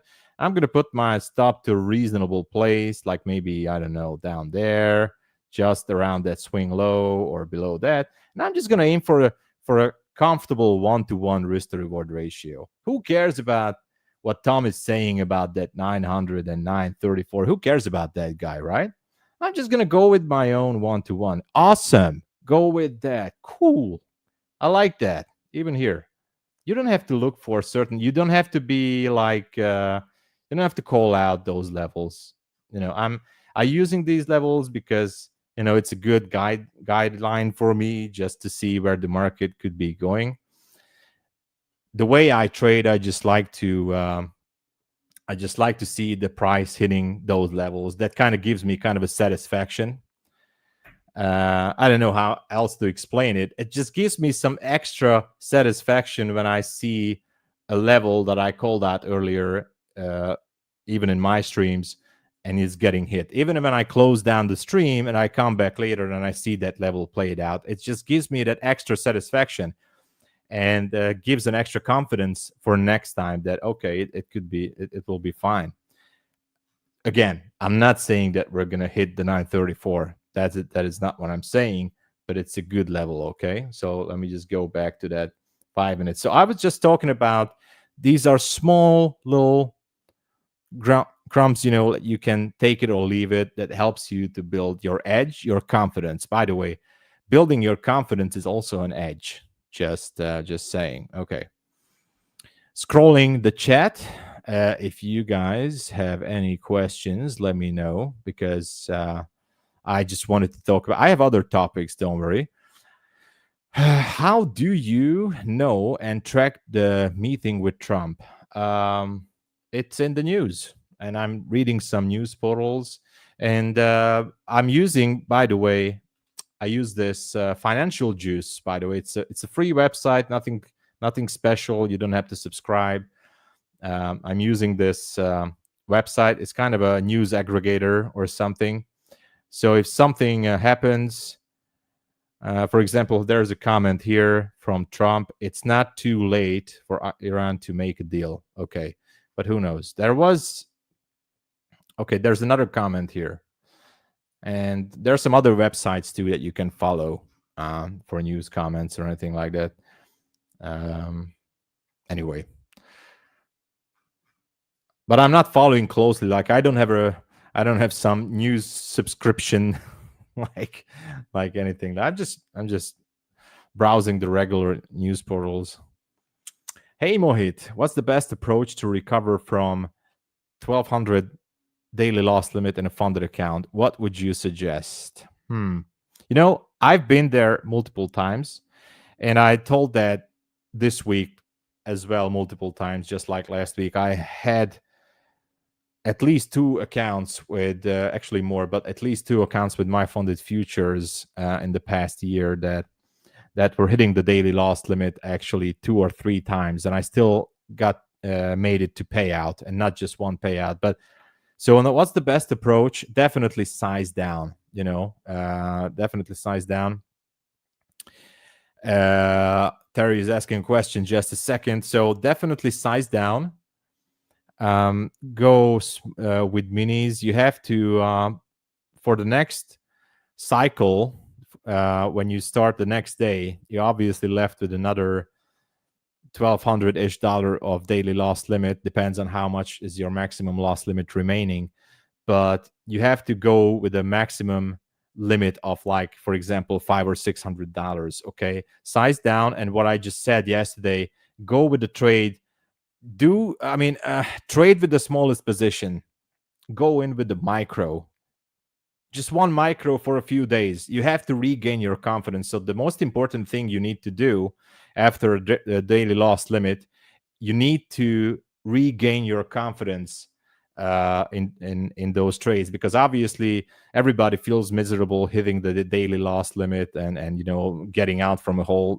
This is just a bad feeling. So if you start small, focus on the setup, get those winners, and don't focus on the profit. Just focus on the analysis, small size, and forget about making that back in the next day. Okay, just forget about it. That's because that's just not what it's for. I guess it's the starter account. The starter account is not for you to do everything in one day. Step by step, you know, baby steps, basically. So Terry is asking, how do you deal with winning streaks? Yeah, winning streaks, that happens.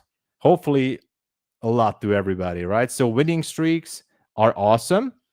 Don't celebrate too much on your winning streaks, okay? Because I was like, I even earlier when I started trading like years ago, I had some, I would say, lucky winning streaks, and I was like, I had a few very nice winners in a row, and I thought that I'm just invincible, you know, like I am the best. Who cares? I just know what to do. You know, I was winning for 2 days straight and with some good profits.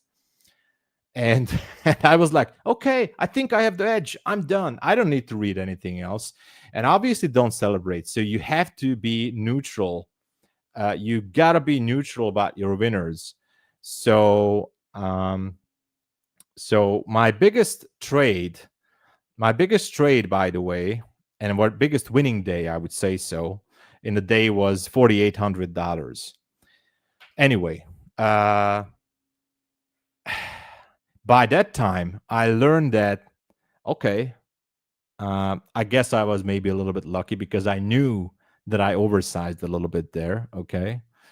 I was oversizing there. But what I want to say is that being on a winning streak, even if you did everything right. So there's two things that you can be on a winning streak. You can be lucky, or maybe you did everything right and your edge is playing out so good that you actually are in a great winning streak, because that's why we have an edge over the market, right?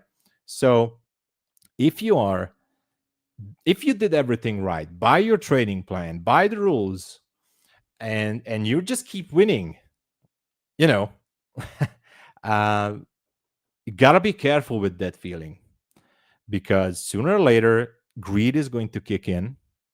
You want to risk more. Yeah, you want to risk more because you think you're invincible. The market sooner or later is gonna hand over your rear end to you. Okay, it's gonna happen. It's always around the corner, and it all depends on how you can take that. And if you celebrate your winners too much, it's gonna hit much more harder, even if you did everything right. So just remember, you gotta take it as like nothing special happens. So for example, I'm just giving you a small example from my personal life, okay, because it's trading related. I was having this let's just talk about another day, because that was my biggest day. Let's just say that I had because it happened that I had a nice day in $1,500 in profit, something like that. And the next day I had another day like that, $1,500 in profit. So wow, like $3,000 in 2 days. And my girlfriend was asking me like, how was your day? How is trading? Because I didn't really say anything. And she was just asking me on that day, like, by the way, how much did you make on those accounts? Because I said I had some really good day. That's all I said. But really, how much you made? And obviously, I knew when I give the answer, we're gonna have to go shopping, but that's a different scenario. So I told her like, well, I made $3,000 in 2 days. Now, the average salary in my country for a 12-hour shifts, or someone who's working 12-hour shifts, is $1,000 in my country. So I made $3,000 in 2 days. And I told her like, yeah, I made $3,000. Yeah. And I kept drinking my coffee, like, 3,000, And she stares at me like, what? You made $3,000? You just keep drinking your coffee? Why? What? I mean, and you're saying it just like that? You just make $3,000 and you're just saying it like just you were down at the grocery store? And I said, yeah. So what?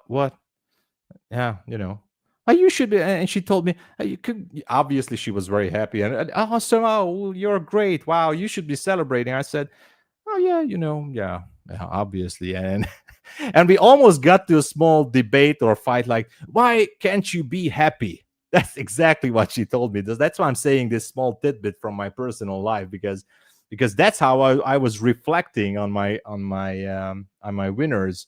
I tried to tone it down in myself, like, let's not get into that celebration too much, because obviously there's good weeks and bad. And she was like, why are you not happy? You should be happy. And I was like, I am happy. I was giving the poker face, like we were watching television. Yeah, I'm happy. Yeah, like you don't. Oh well, you don't seem happy. You just made $3,000 in 2 days, and you doesn't seem happy. I was like, oh, don't worry, I'm happy. And that was it. So I'm sorry I stretched it out, I know, but I just wanted to give you the thing, like what happens in real life, how maybe you should behave or how you should approach those winning streaks. So, so obviously, yeah, be grateful, by the way. That's a good thing. So, the market is always going to humble everybody sooner or later. Even the top of the top traders are going to have those moments. So let's just, say that. She would be very happier than you at that. Oh yeah, she was definitely happier. Like, you made $3,000, and I already knew it. Oh, okay, we have to go to the shopping mall on the weekend, I guess. But maybe that was the thing that helped me to tone it down on my winning streak. But anyway, I think that was a very good question, because it's important to deal with your winning streak as well, not just the losing streak. Okay, so you gotta be neutral. I think that's why I heard that from someone, that's why poker players might be having a better edge to start out with trading. I think so. Terry is back. Hello. We can't hear you, or can we? Thank you for the wonderful advice. Okay, awesome. I'm always happy to share. Yeah, I was wondering because I think losing streaks can definitely affect us, and also winning streaks. Oh yeah, definitely. Winning streaks are, maybe it's even more dangerous, because, as I said, it makes you feel invincible. Like, finally, you think the aha moment finally came up to you, and okay, now I can see the market like Neo sees the Matrix. Now I know every move. So, and that's not really the thing. That can really, anyway, you know what I'm saying. Oh, I 100% know what you're talking about, because Yeah. I've actually pictured that before, when like every single trade goes my way, the market does exactly what I'm expecting it to do. You feel invincible, and you also feel like you're in the Matrix, and you can Exactly. like see everything. Exactly. But that's just like everything's just lining up. And but that's when it's most dangerous, because that in the past, that's when I'm most likely to size up too big too quickly, leverage it all, and then you end up losing all of the wins. Yeah, Exactly. Like, if you're really on the top of the top, usually, statistically speaking, and I'm saying it from my own experience, that's when, for example, that's when you start to blow up accounts, because you really think that you know everything, and it's much easier and faster to blow up an account after a winning streak, I think. But, oh yes, and Yeah. it's easy to go on tilts. oh yeah, and that's what I wanted to say, to go on tilt. Yeah, exactly. Yeah, because then you're like, oh my God, I lost all of those gains. And then Mhm. you can dig yourself even a bigger hole. Yes, Exactly. real talk Exactly. on MyFunded TV here. Exactly. We're just sharing information, guys. Just sharing positive information, experience, key takeaways that you must learn from. That's it. What are you thinking about the market right now? Well, to be honest, I am a little bit married to the idea that this market should be pushing higher above the 900s. Obviously, it's super slow. Basically, it's unplugged. I'm not expecting any move until like around 1 p.m. So I think it's just going to go sideways, and I'd like to see this market to push it above the 900s, to be honest. That's what I would like to see. I don't have anything else on the downside that I really like as a possible target. That's it. So, Okay. and as I said, I'm not sure about how's this meeting going on right now with President Trump, but I'm expecting some comments maybe, or maybe that was it, because it should have ended by now. But, just have to be cautious. That's it. Okay, thank you. Yeah, Absolutely. oh, there it is. 50 free resets. Use code FUNFRYAY50. Let's go. Woohoo! FUNFRYAY50.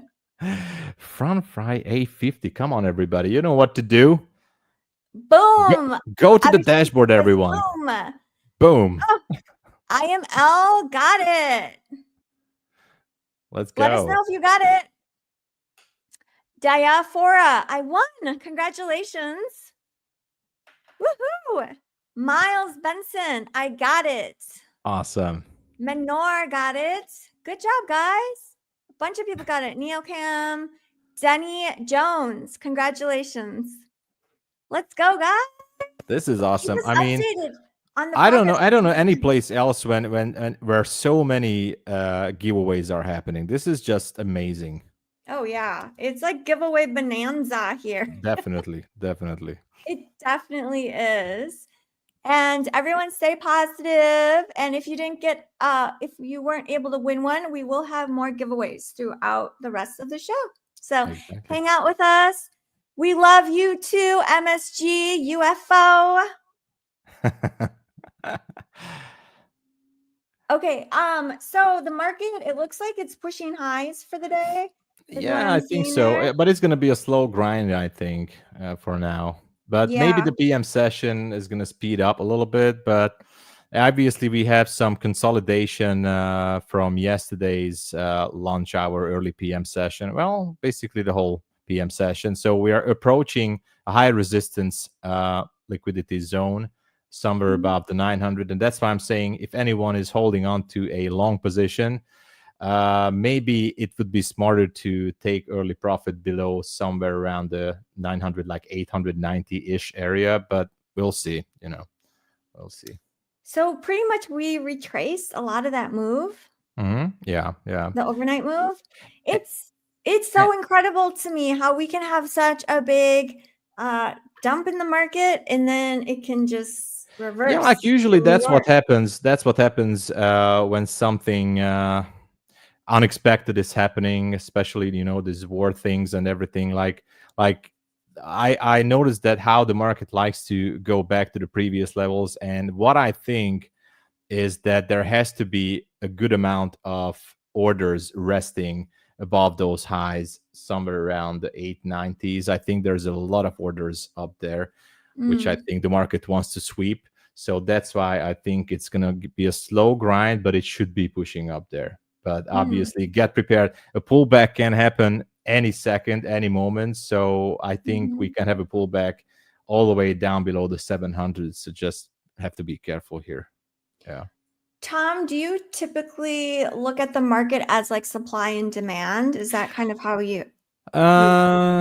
Well, yes and no, because when I started in the early days, I started to learn supply and demand, and then I was learning support and resistance, and then I hopped deeply into the ICT stuff and all the smart money concept and everything. So I really learned a lot from those videos from ICT and a lot of like really a good educational stuff there. But then I went back to supply and demand because I had someone who was mentoring me about 3 years ago, and he was trading supply and demand, and I saw that he was really killing the market with these zones. So when I hopped into ICT, I started to realize that the order blocks are somewhat similar to what I was learning about the supply and demand zone. So then it came all together. Like all I needed basically in the market is I need a target. That's number one. I need a target to anticipate where the market can really go. And I need an entry model. So I would say yes and no, because as for target, I use the supply and demand zones. The ICT would be laughing a lot about what I say, and no problem. I respect the man, but I use these zones as targets.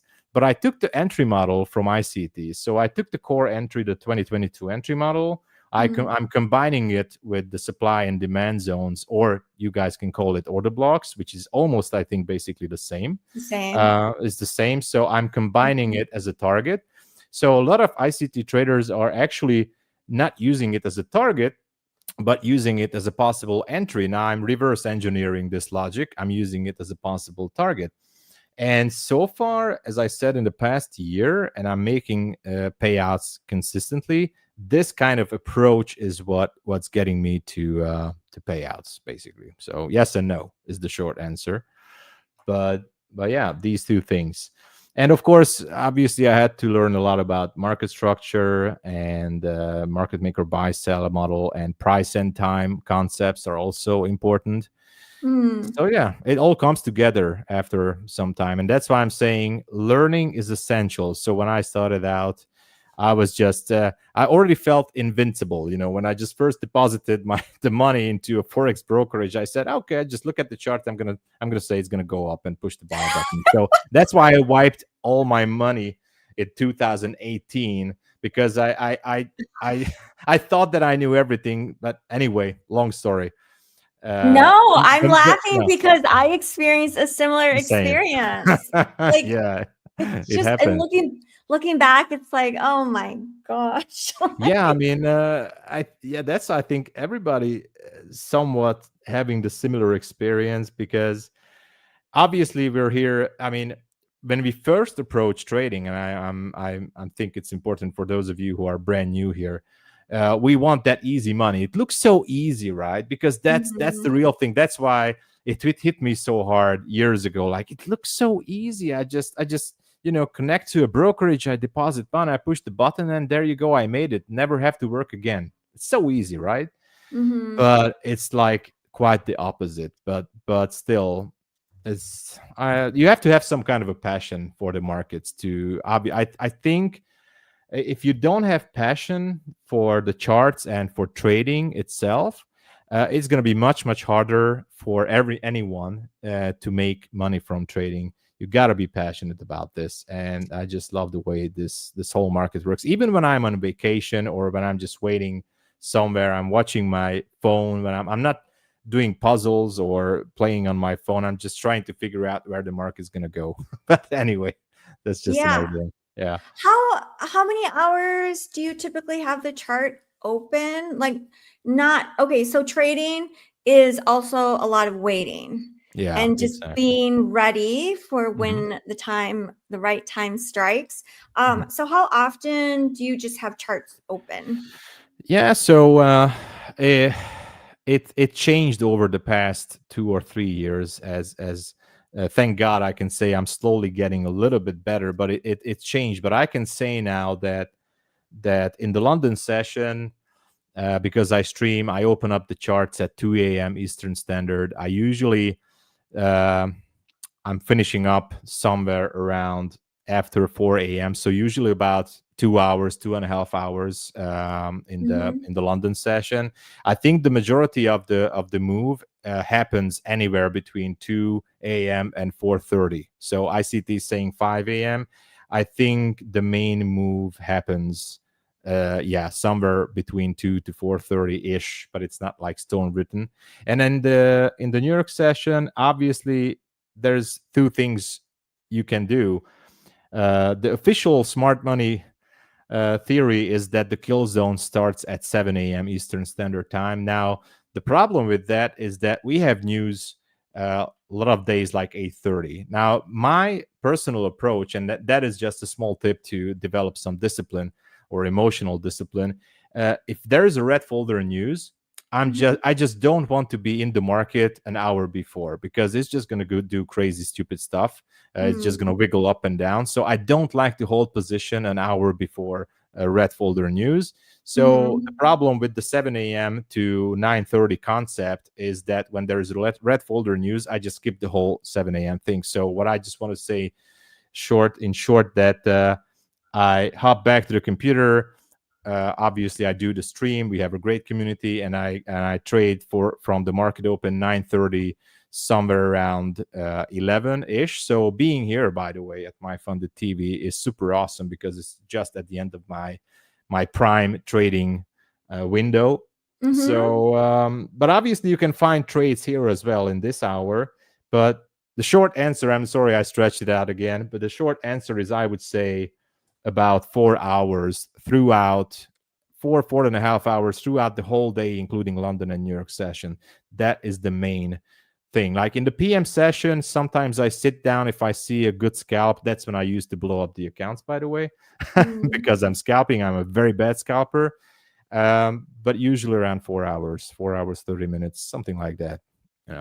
Thank you. That is a very limited, which is exactly what you're saying. Less is more. Yeah. And I wait for the setup. And I wanted to ask you the same question, like how many hours you spend in front of the charts and how many trades you take throughout. Maybe you talked about this, but I still don't know. I'm just curious. Oh my gosh. So I am trying to do way less because Mhm. I will typically take, I don't know, maybe probably 20 trades in a day, like in a full. So when I say a day, I'm thinking pre-market. I love trading pre-market, especially with our show. Like I like to like trade and get most of my trading done before the show. I have learned, which I shared on the opening bell stream, that trading while I'm trying to host and do all the things that we do, it's like definitely leads to over trading. Yeah, it does. Bad idea. So today I shared on the opening show that my goal was to only take one trade during our opening show together, which is an hour and a half, which I did. Thanks, you guys, everyone who was cheering me on for that. I only took one trade. And then during the stream with Pine Tree Trader, I took two trades or three trades? The first trade didn't work. I took a second trade. So far, I've only had 3 trades since we began streaming at 9. Well, that's perfectly Eastern good. time. That's perfectly good. As for Yeah. day trading, that is perfect. That is more than enough, I think. But Yes. obviously, yeah, sometimes I go against my own rule. Like I start to see setups that maybe not even there. I try to scalp and do some crazy stuff. So sometimes I definitely go over these 2 or 3 trades and maybe I go for like 5 or 6 trades. Most of them which are scalp trades. But if I go with my regular setup, then definitely I narrow it down to like 1 trade per session. I would say maybe 2 if there's a good opportunity. That's so good, Tom. So yes, Lucas says, Terry, what? 20? I'm assuming you're saying it like that. 20? I was actually wanted to say the same. That's don't wanted to get into your story there, but I was like 20. Did I hear it right? 20? Yes. So I feel like I help represent the people, right? Because I know a lot of people listening right now, you probably are taking like 100 trades sometimes in a day. And I'm saying that because I've done that, like throughout trading Globex, trading Asia Me too, by session. the way. I did that too. I'm sorry, I did that too. So. Right, exactly. So I just want you guys to know, if you're experiencing that you're not alone, that lots of people experience that. And then if you are experiencing that, the goal is we're just trying to do less. Yes. Exactly. Pine Tree Trader said 20 is rookie numbers. Okay. Yes.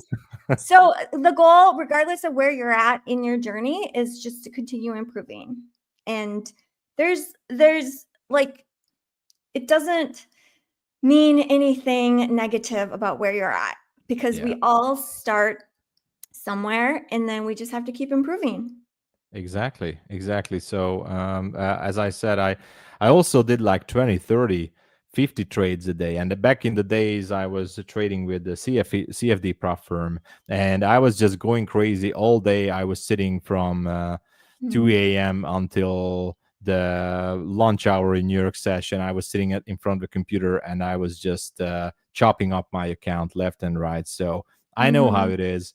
And definitely that's not the way to go, I think. But anyway, if someone, obviously there are always exceptions, and if you guys are making money and printing money with that, keep on doing it. That's awesome. But I think the majority is not like that. So Ryan says, catch me 100 points all the time. So that can be helpful, going for bigger targets, and then you're basically like kind of doing some intraday swing trading, and that can take pressure off as long as you're sized correctly. Is that what you would suggest based on your experience? We are not giving financial advice. This is all completely just based on our own personal experience. Exactly. So yeah, less is always more, and I needed quite some time and losses and pain and suffering to experience that. Okay, this is actually true. And as I said last year, everything started to change, and this was part of the game-changing habit. That okay, I just took 1 or 2 trades per session. and it started to Mhm. work out. And as I said, I went down to trade the micros. Sizing down with your positions is definitely a huge milestone, especially if you want to get those first payouts. And even today, like or any other day, like I made $300, $400 on my accounts, and I'm perfectly fine with it because it's all gonna add up. So we're not in a rush. This is a marathon, guys. But of Mhm. course, I understand those of you as well who want to risk more, and that's why you have to go with the expert account. Yeah, the sky is the limit there. It's up to you. That's why it's also like a beauty in trading, like the whole approach. I mean, everybody's approach is different. Some of you guys like to take more risk. I'm quite the opposite. I like to take the least amount of risk as possible. So that's why I keep saying, if you're brand new, maybe start to aim for the first step is to keep that account for 30 days. Trust me, it's going to be hard. If you're brand hard. new, it's hard. Yes. It's hard. Yes. So you keep focusing on, let's buy the starter account or let's buy the expert account and let's just make $10,000 next week. Yeah, it's not, forget about that. Okay, forget about it. First of all. Second of all, trust me, keeping that account for 30 days, it's going to be super. If you're brand new, it's going to be super hard. It's super hard. So Yes. I like that challenge. Thank you, Tom. yeah, absolutely. So for our lovely viewers and listeners, we have a form that's going to drop in chat. Make sure you fill it out for a chance to win a free account. There you go. We love free accounts. So make sure you fill out that form. There it is. Let's go, everybody. Woo-hoo! Woo! Let's knock everything over. So the giveaway is for a free 50K starter plus account. We will do the wheel later today. I know a bunch of you guys love the wheel. Oh yeah. So just a reminder, it is 25% off the starter plus accounts. This week it ends on Sunday evening. So 25% off the starter plus accounts, also 25% off the expert accounts and off of resets. Everyone gets to use code YouTube to get that discount, and everyone gets to use it 3 times. So go snap a fresh start if you need one. And then also, if you're brand new to MyFundedFutures as a new trader, it is 50% off any account. And if you don't need one, you still must buy one because it's the best deal. So buy it anyways. Okay. Yeah, it is the best deal. No activation fees across the board on any of our accounts, which I love. And end of day drawdown. So that promo also ends Sunday evening. Oh yeah, yeah. Still a little bit of time, so get it, everybody. You need to get it. That's it. What I did see Pine Tree Trader asked, when did you start trading? Me? Mm-hmm. Oh my. Well, when I started to take it real seriously, it was early 2022. So I started to learn in late 21 again from the basics. And early 22, I started to go out with CFD prop firms. As I said, I was working for almost 8 to 10 months to get finally funded. And when I finally got the funded account after 8 or 10 months, I blew it up in 3 days. Okay, so then in 23, I switched to futures, and that was a big game changer. Also, I was diving deeper and deeper into smart money concepts. So really, it's you must learn it. It's just not gonna go like it is a discretionary thing, like, okay, let's sit down and I think it's gonna go there. It's not like that. You need to give that extra time and energy. It's just the way it is. There's no shortcuts. I'm just saying there's no shortcuts in trading. The hardest way to earn easy money, but it pays off real good, and this is the way to really print your own paychecks. Anyway. And be your own boss. Be your own boss. Exactly. Work from anywhere as long as you have internet and power. Exactly. We are, as I said, in the best times, you can make money from everywhere. And I just want to say, oh my God, time flies. So I know everybody wants Matt here on the stream because Matt, as I said, is a super pro. I just want to say I had an awesome week here on MyFunded TV. This is just such a great community. I would love to share more positive stuff, experience. I would love to answer more questions for you guys. So that being said, I just want to say I wish you all the best weekend. Recharge. Don't push your accounts if you're in profit, please. If you're in drawdown, no problem. No problem. Sit on your hands. That's going to give you more confidence. Relearn some stuff, maybe look back. No problem. Just charge yourself on the weekend, and mostly God bless everybody. I just wanted to say as closing here. I don't know if Matt is here, but I just wanted to say this. Oh, thank you. We had a great week with you too. I know, chat, everyone loves you, Tom. And God bless you too. Everyone go follow Tom on Tom's YouTube channel and also social medias. It's at Tom Sabos Biz. And it is in the descriptions for our show. Yeah. Yeah. Thank you. Yeah. Have Thank a you great so much. weekend. And You we'll too, see and you. everybody. Thank you. We'll see you on Monday. See you guys Monday. Let's welcome Matt. Matt, come on down. Hey, what's up? What's up? How are you guys doing? Oh, do I need to share my screen, don't I? Hold on one second. Rockets in chat for Rockets Matt. in chat, guys. Thank you. Everyone drop some rockets. Hold on. Which screen? I need to get my screen on here. Which one is it? There we go. All right. Welcome, guys. Screen is up. I wish I could wear the 10,000 sticky note again, but this was a long, hard day for me. I actually started off today 6,000 in the hole, and I've been working my way slowly back and managed to turn some red into green today. So hopefully we can continue this trend. Nice. It doesn't look too bad. There's one account in the red at about $800, but overall you're still very green. Last night was crazy. I don't know how you handled last night, but I was actually just kind of sitting on the sitting out in the market, just waiting, and the market actually just completely collapsed to one of my key pivots. I decided to long here, and I got chopped a whole lot, and I just walked away. I was like, I'm going to go to bed. I was a little bit over $6,000 in the hole when I went to bed. So when I got here this morning, luckily things turned out a little bit better. Hopefully you did okay. Amazing. Yeah, I did okay. It was mixed. I did lose a funded account. Oh gosh, it was so sad. I mean, it was sad, but yeah. I didn't cry. Don't worry, chat. I did not cry. It's okay. But I lost a funded account, and then I did pass.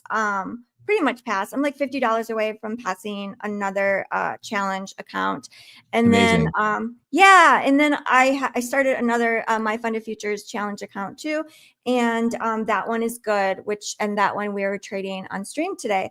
I did so good. You'd be so proud of me. I only took 3 trades. Since I am proud. Less is more. Less is more. Yeah. Okay. 3 trades since we started stream this morning, which is 9 Eastern time.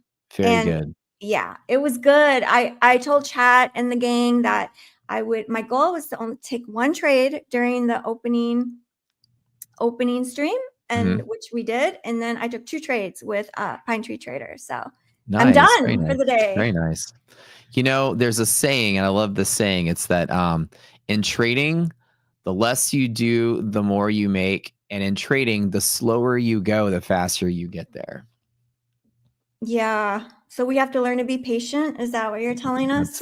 That's it. And not always doing something. Waiting is most of trading, Oh, man. It's so true. Every single trader has been telling us this, right, chat? Every single trader has been saying we need to learn to wait. And waiting is such a big part of the game. Very much so. Yeah. Here's a great example. You guys might get to see me wait for a trade today. I've got a setup that is really strong from here to here and really strong from here to there. And in the middle, there's really not a lot of strength there. And so in this range, I'm waiting for the break to take the long or waiting for the dip to take the buy. Same thing. Okay. Waiting. Waiting. when you were waiting last night, were you watching a show, or what do you do while you wait when you're not streaming? I was playing Elden Ring. So playing video games? Yeah. I have a gaming station like on the left side of my computer here, and it's like a 4K gaming station. I put my headphones on. So I got me over here with my awesome headphones, and I'm just like listening to music, jamming out, you know.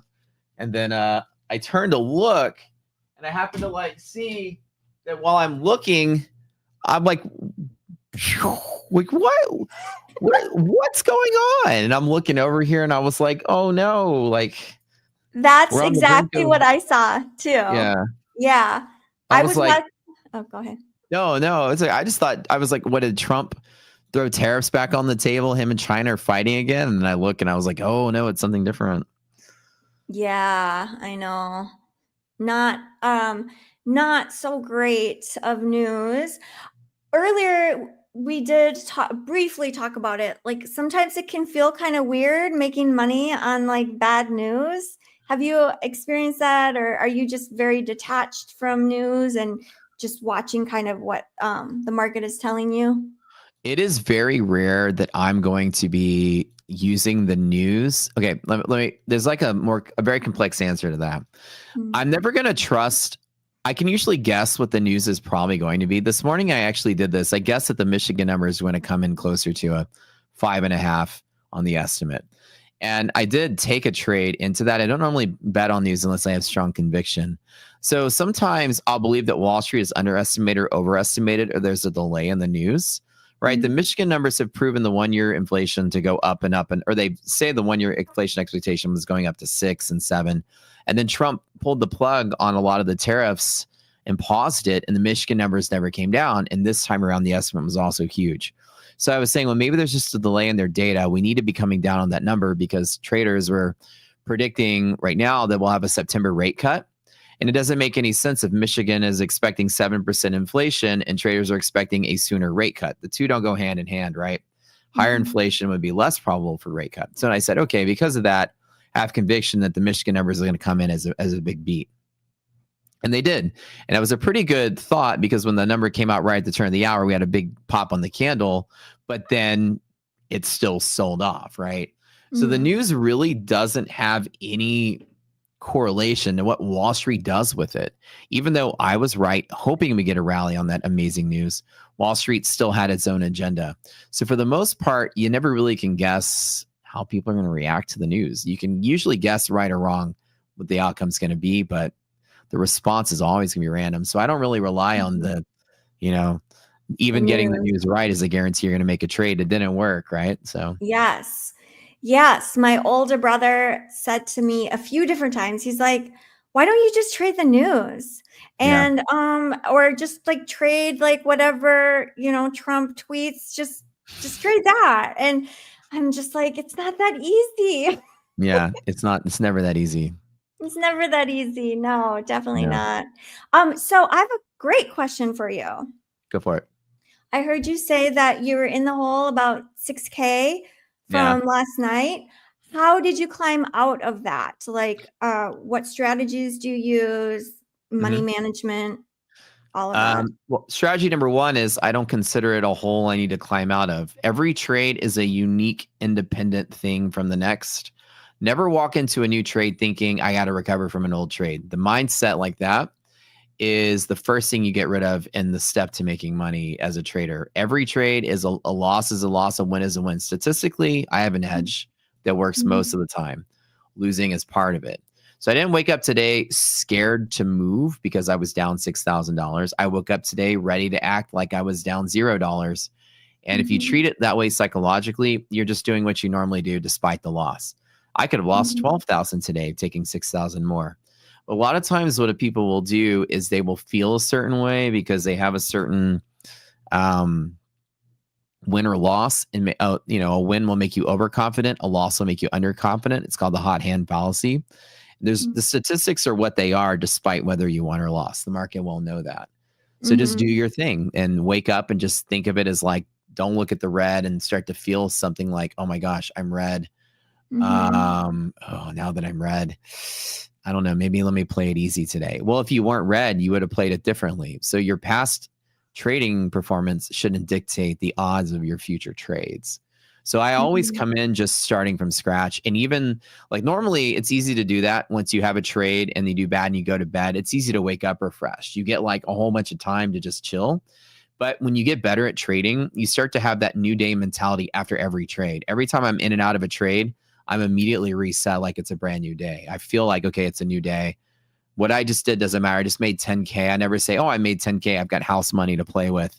Let me take additional risk. Well, why would you adjust your risk and your tolerance for risk based on your previous trade that doesn't even apply? So both sides of that coin is very important. Don't take extra risk with house money. Don't not trade as hard because you took a loss. Do your thing every time. And that's really what I do. Yeah, or to not double down, triple down to try and climb out of that hole, like you're saying. Yeah. Right. So A loss is a loss. You nailed it. Yeah. Like here, I can say, you know what? Let me just make one more trade so I can turn that $800 green. That's toxic mentality, because why would I care to force something that's not there? Instead, I'm saying, well, let me make another trade because I'm hitting my key pivot. Okay. And that's the reason to make the trade. Who cares what the account's doing? So whether I become green or red today has nothing to do with me forcing the hand. It has to do with the market just giving me what I want. So right now, this is a testament to that question, because I'm going to wait and I'm going to get what I want instead of forcing it. And hopefully, with my fingers crossed, I get what I want. So hopefully so. Hopefully we get to see it. And if not, that's okay too. It's just a numbers game, like what you're saying. Yeah. Great question. Yeah. Chat, do you guys have some great questions for Matt? I'm going to start, while you're typing stuff, I'm going to draw out some of my thoughts here. So I have a key indicator. My gap fill predictor is now below 0. The market's going to have a hard time supporting on this. So it might actually fall because of that to my key pivot from here. My key pivot, I might want to scalp it right back up inside of this range. I love taking this trade. This is my bread and butter trade from what I call the bear zone top sort of trades. I love doing these pockets here. So I'm drawing this out, what I want to do today, so you guys can see what I want to do. So planning is very important. You guys that are trying to learn how to be a trader, the time you have to wait, you should always be planning. I'm not just, thumbing through charts or whatever. I'm actually doing a risk plan right now. So the idea is that this to this is a really solid trade. It's a 1-to-1 setup. In the middle of that, there's resistance, though, at this line. This line is actually resistance now. I'll change the note I have on the screen. So it's going to be hard to break through it. So now I'm kind of like fighting two different things, because I'm not getting the stocks move as fast as I want them to, for me to want to bet hard from here. So now that I know I've got a good strong long, but a weak or strong resistance against it, I might just trade small. 1-to-1 setup. I can put $500 or $800 in this NASDAQ trade if I get it. In the middle here, I'm going to hold and do nothing. I'm going to hold in this range. Hold off. And then I'll also take this trade from here to there if I get it. So I got some really good solid trade setups inside of here. Again, this is another 1-to-1 setup.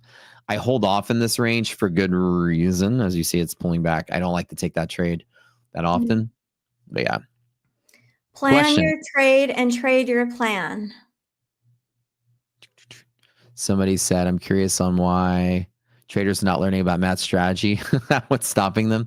Everyone has their own style and strategy, This is true. Yes. Everyone does. I like to share my strategy with people. Maybe it works for people. Maybe it doesn't. Some people thought about having a trader competition amongst everyone on MyFunded TV, like all the hosts and the traders. Ooh, that sounds fun. And lots of people in chat said Matt would win. Really? Yeah. Oh, they're just being favorites to Matt because these are my peeps.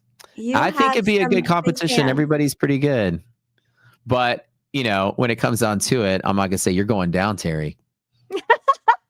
You never They're know, all going Matt. down.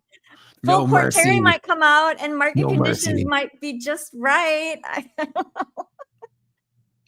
No, it would be fun though. And then also there's going to be a trading competition for MyFundedFutures for all of sounds our fun. traders. That And sounds I like a think lot of fun. yeah, I think it might be in August. I'm not sure exactly, but when I find out more information, I will Yeah. definitely come and share. I'm down for that. That sounds like a lot of fun. So Tyler said, answer his question. What do I feel about the deoxyribonucleic acids correlation to mitochondria? Well, as you know, the mitochondria is the powerhouse of the cell. And that's my answer to that. Yes, it Clearly. makes all the energy. We all went to school for X amount of years, and that's the one thing we all remember from it. You know what I'm saying? We did. The mitochondria is the powerhouse. That's yes. it. Speaking of school, do you think that if you have a formal education post high school, that makes people a better trader or worse of a trader? A better trader. Absolutely, without a doubt. College, and it's not for what you studied. College is proof that you can get up every morning and do something that you don't have to do, that you do every single day for 4 years with discipline, that you do your work that you're given, and then you perform well competing against other people to get good grades. Mm-hmm. All of that is trading, as a matter of fact. Every part of that is trading, and you can get a degree in anything, and that's trading. To get up and be disciplined is hard to do. It preps you for the real world. And the whole reason, same thing with a college degree, is not really what you study as part of your job. It's just proof to your boss that's going to hire you that you'll wake up and follow directions that somebody gives you. And that's really what college is supposed to do for the real world. Now, will your degree help you in trading? Absolutely not. But the fact that you get up and force yourself to go to college for 4 years, you work your butt off to pay for it, you take it seriously, you put in risk, you get a reward. Every part of the experience of college, no matter what it is you study, is trading. So I think that, yes, the experience will shape you as an adult. It's good for the workforce, but you don't need a degree to be a good trader. You don't need that at all. If you can discipline yourself by waking up every day and going to a job to support your family, that's a discipline to be a good trader. You don't have to have the degree to be great at trading. Exactly.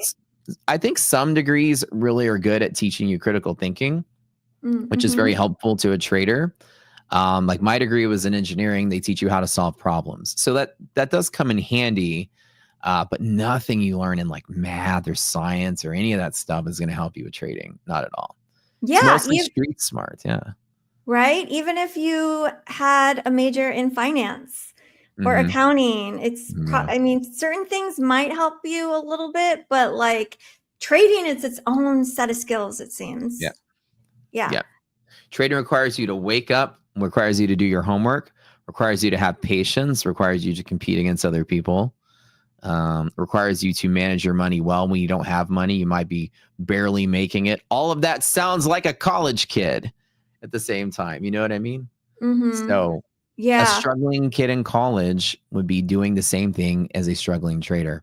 Feels like college all over again. You don't have extra money, borrowing money from your mom to drive somewhere. You know, it's like that experience of struggling is very good at shaping a trader, I think. It is.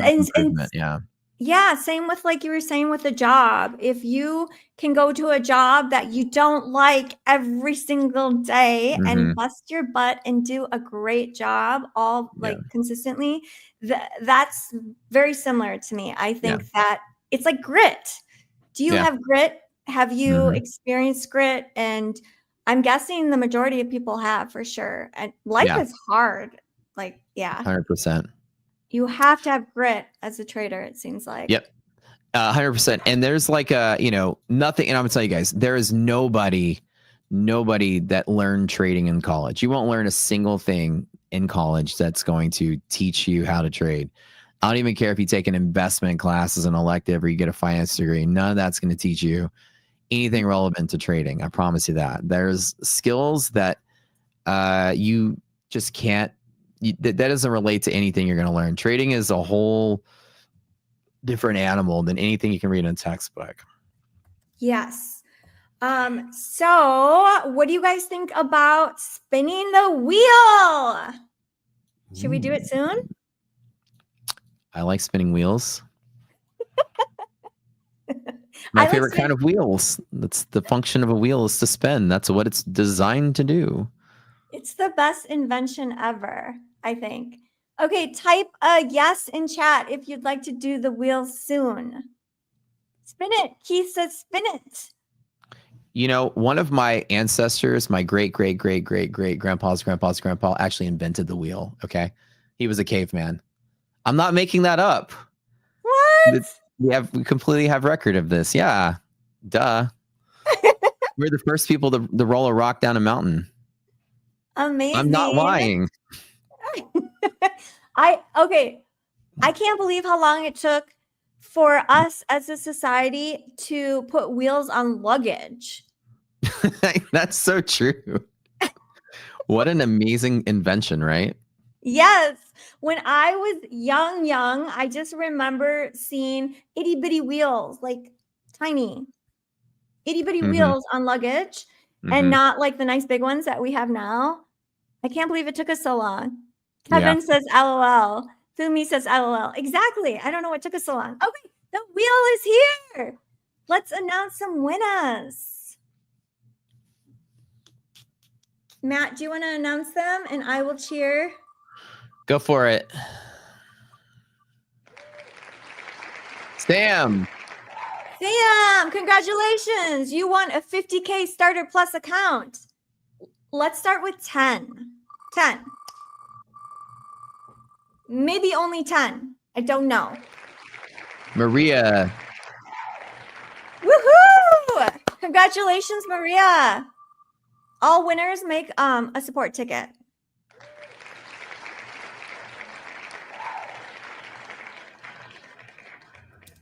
Rima D. Congratulations, Rima.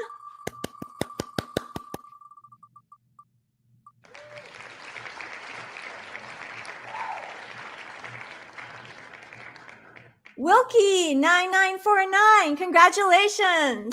Woo! 50K Starter Plus account. Congratulations.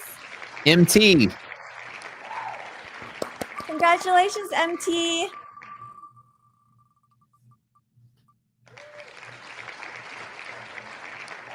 Pito, congratulations.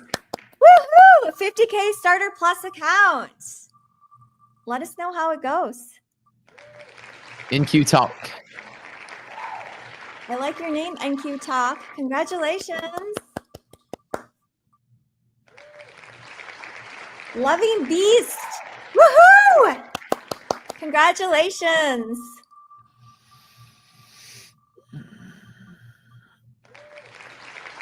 Gergo 85.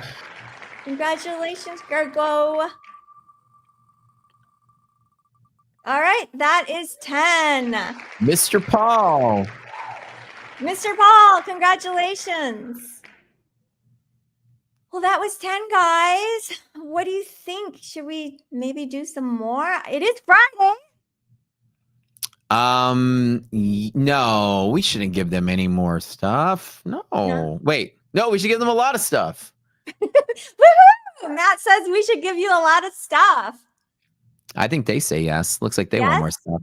Okay. Chat, do you want more stuff? Type yes if you want more stuff, more free stuff. I see a lot of yeses. Ryan says yes. Rally Point, yes. CJ, win. Mr. M, yes. I think everyone wants more free stuff. I see a lot of hearts and confetti. I love the hearts confetti, you guys. Keep pumping that out. All right, 5 more. Let's spin 5 more. 5 more winners. Fingers crossed. I hope you win. Missed Trading. Congratulations. Woohoo! 50K Starter Plus account. Winners, make sure you make a ticket. Sergio Rodriguez. Congratulations.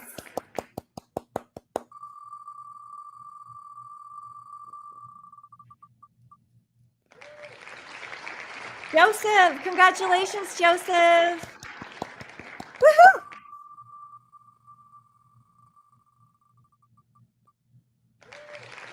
Anubis Trades. Congratulations. 50K starter plus account. Final one. Matt, do you want to announce the final winner? Let's go. One more. Kayam won. Yep. One more. Congratulations. Or was that the final winner? Oh, okay. Oh, we do have one more after that. Rye. Woohoo! Congratulations, Rye. All the winners, make sure you make a support ticket to claim your prize, your free 50K starter plus account. You guys are awesome. I love the wheel. Did you guys have fun during the wheel? Type yes if you want to see more wheel in the future. I think people like the wheel because it's not speed-based. Oh, Denny No says no. Some people like the code. I see a lot of yeses.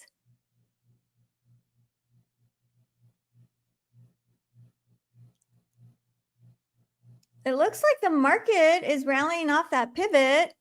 Yes, I see a lot of yeses. You guys are my wheel people. We're wheeling it together.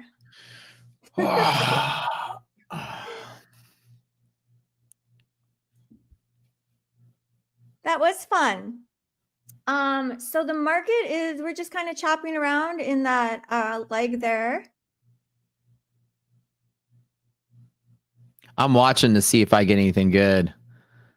Yeah. I'm still in that hold off range. Yeah. I was thinking about waiting to get my dip to buy at the bottom here, but I didn't grab it yet. I'm still in kind of this hold off range here. Anything on this breakout is a chase for a bigger run. This is the chop zone inside of here. So I want good support, 789 on NASDAQ, and I want good breakout support at 864. So I'm going to jump in on the 864 if I get it. All right. We're getting close.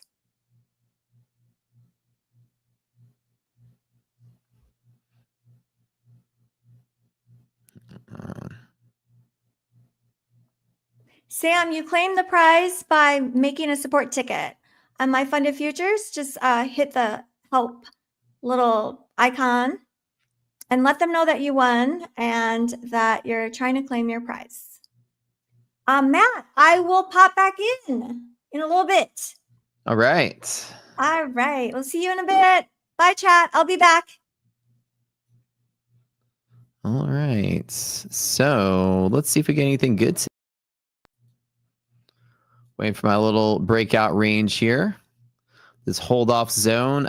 Typically what I'm looking for, and this, I'll give you guys a little peek at my little cheat sheet here.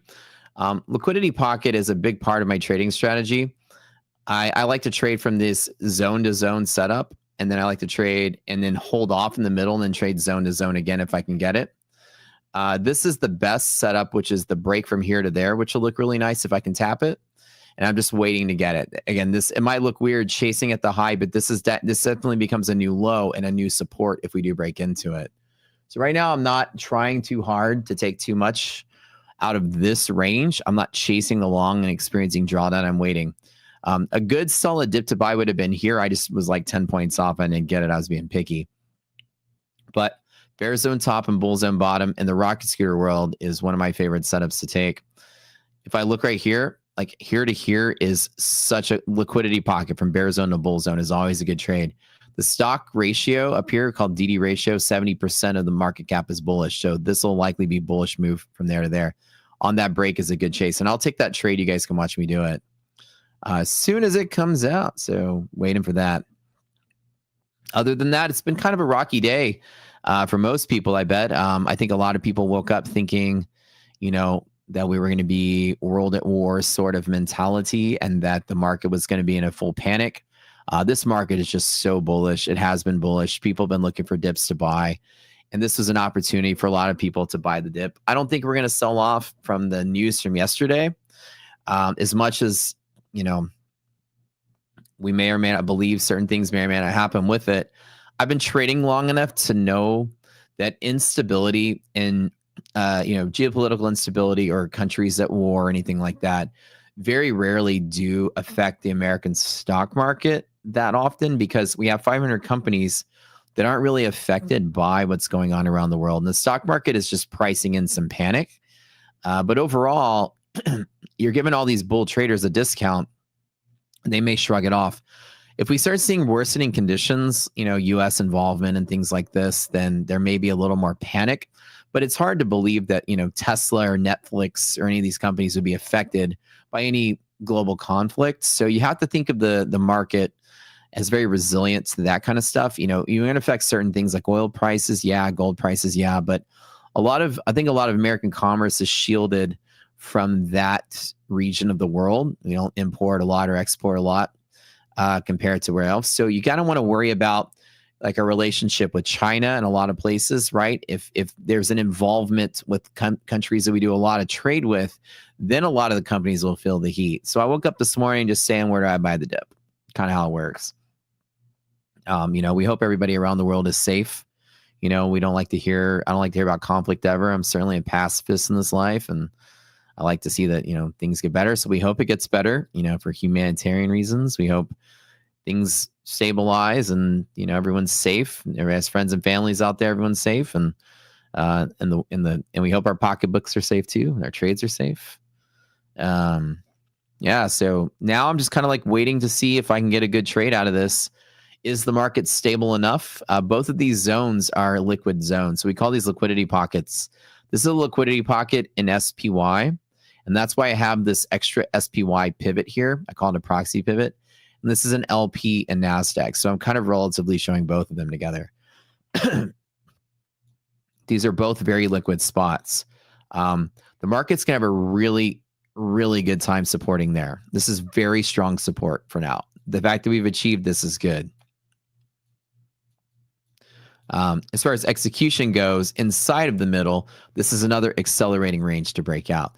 If we even approach this, I'm going to jump in on the trade to finish that off. I love taking that trade. How many points of risk do I plan in a trade?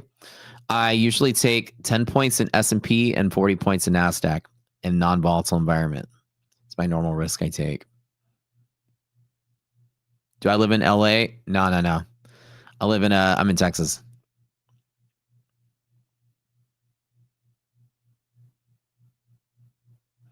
And when we just wait. How do I identify liquidity pockets? So if you go to, in the Rock Scooter platform, we'll show you that. It's calculated through options. And on the platform, it's the space between bear and bull zones, where bears and bulls are closest together to each other. This is LP. Let me show you what SPY looks like so that you can see that support in action.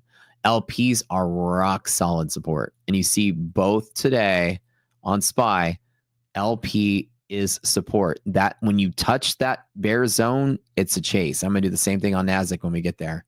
So LPs are really strong to the bull side when the stocks are bullish, which is this ratio at the top left. Anything greater than 50 cents, nice and bullish. So we got two, and again, I've just been drawing on my chart all morning with all this craziness going on. Waiting for that to take off. So we should be good. I'd like to see the top QQQ trade now. That'd be good.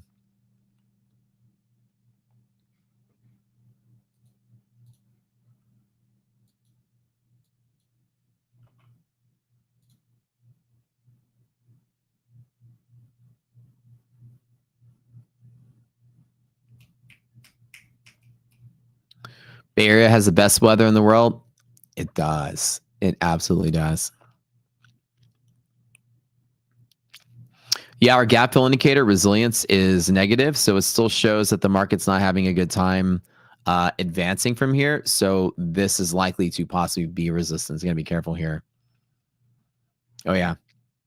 But today, man, on my stream was on fire, man. It was like every single trade that I took was doing very well. One of them I got in and stopped out on. The other one I got in and did very well on. So I was excited to see, you know, that kind of take off.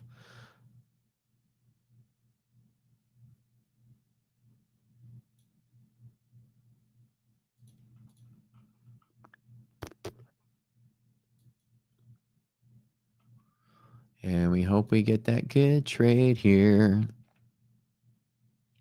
This is an A setup to long off of this bull zone, but the problem is we don't have the confluence with the stocks to kind of support it. That's why it's kind of like this hidden resistance buried inside of here. This half gap resistance, I wouldn't ignore this. This right here is saying that the stocks are more comfortable down here. That's the one scary part. So that's why I'm waiting for either A, this white line to go above 0, or B, I'm just waiting for the breakout to take it. I'm holding off right now because we have conflicting indicators. The stocks have gapped down, and not all of them are filling their gap. Some of them are, but not all of them are. A lot of the stocks kind of look like this. Let me show you like Apple on my screen here. Like Apple has, you know, sold off and has recovered some of it, but not all of it, right? And a lot of stocks are kind of doing the same thing. And the question is, are people still going to buy from here? And I'm not too convinced that they will, but we'll see. I will always take that breakout play from here. I do think by the end of the day, we do get a high of the day maybe there, but I want to wait and see and get it before I take the trade. In this no man's land, this hold off zone, I'm going to hold off. This half gap resistance is going to pull us back down to like the bottom 789 level, which is what it keeps trying to do. And so I'm avoiding jumping in right here to not get caught up in that. Yep. To wait for confirmation. So a lot of times just on this particular trade, just touching the level is confirmation enough. But normally when I do take a pivot, what I like to look for is I like to see, let me draw it for you. Let me make this bigger so y'all get more space to see this. So let's kind of delete. Y'all know what I'm going to do. So let me just delete all this.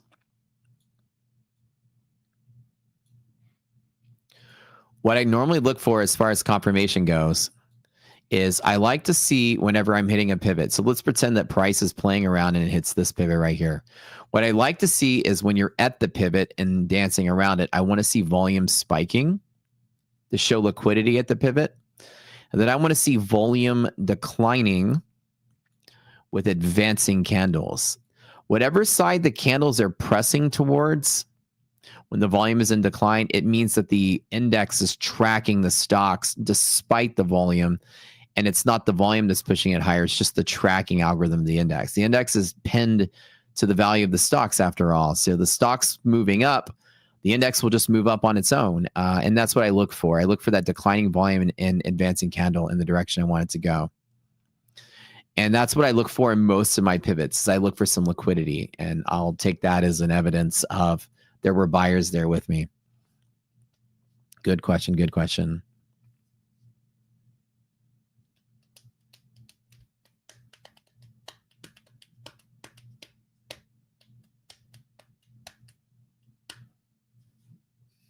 Is confirmation actually a bias, and how reliable is it? And what conditions set a confirmation? And what can, like Mr. Smith, let me try to understand your question here.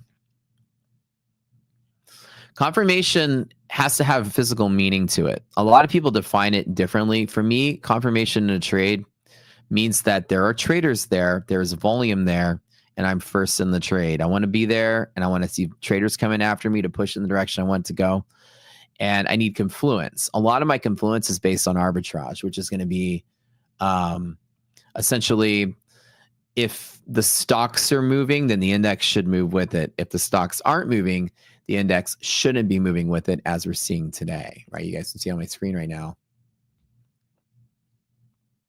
The index is not moving up because the stocks, as I keep saying, this right here is bad and the stocks are more comfortable down here, right? And because of that, you know, my confirmation needs to have everything kind of line up for some trades. It just depends. Each type of trade has a different reason it moves. And this particular setup, I'm going to long here every single time, regardless of what's going on with anything else. Yeah, my own trading style, my own software. It's a little unique way of trading, but look at SPY.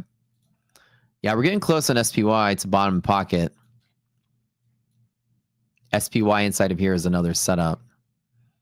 I've got it. I'm watching the NASDAQ chart, and I've marked SPY pivots on this NASDAQ chart. So I'm watching where relatively where they are going to be. So I'd like to see some trading from down in here for sure. And I might take that trade in a second on the stream. I'm watching QQQ and SPY at the same time. I always watch both of them. I know where they both are. That's why I've marked up my NASDAQ chart with my S&P levels. And inside of here, these are just really tight ranges. I like to see the volatility coming down a little bit to support, the lack of liquidity here. Causes volatility to go up. So I'd like to see volatility come down to support the idea that I want liquidity here. Pocket. Are trades off pivots usually scalp trades? Yeah, so this is like a scalp trade. I'm not trying to trade for a breakout run here. I'm trying to trade imbalance points. So basically, when the market falls to here, it's very likely that it sustains a move to there more often than it doesn't. Yeah.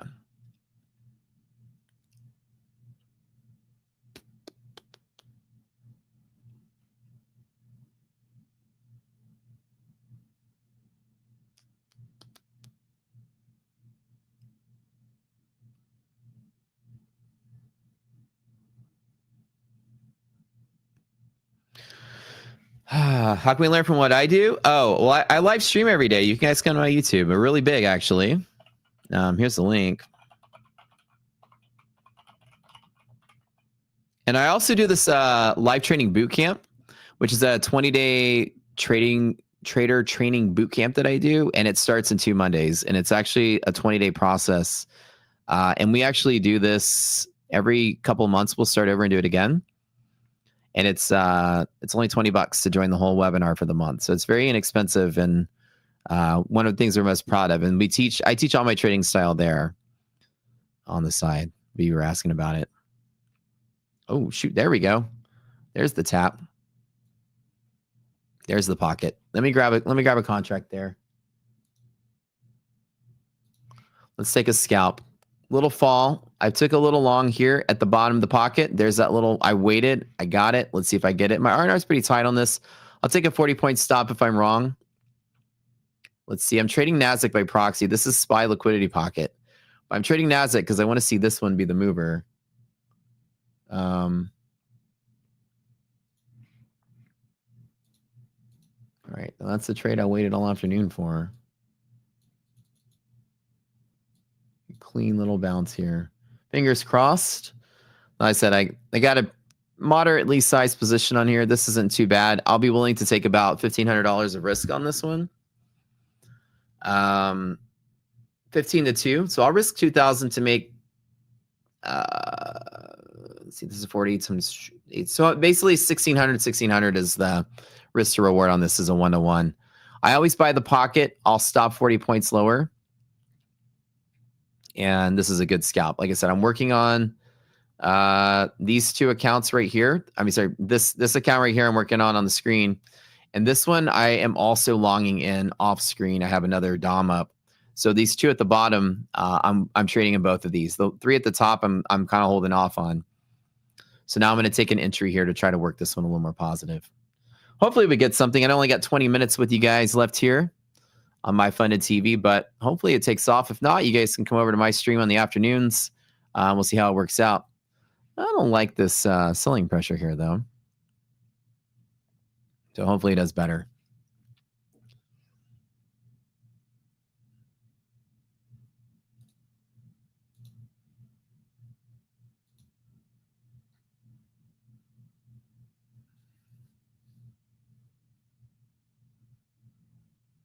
Let's get back above that level. Kind of nice.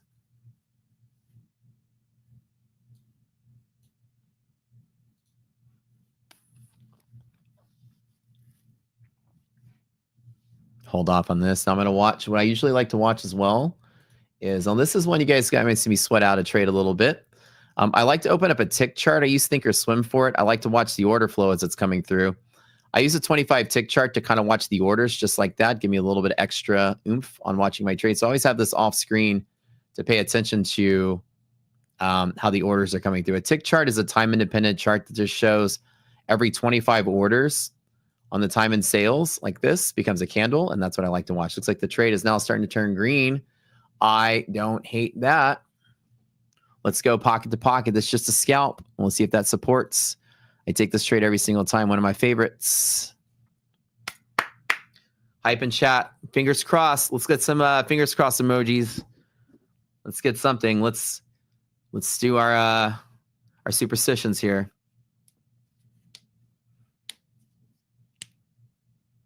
What platform am I using? It's called Rocket Scooter, top left.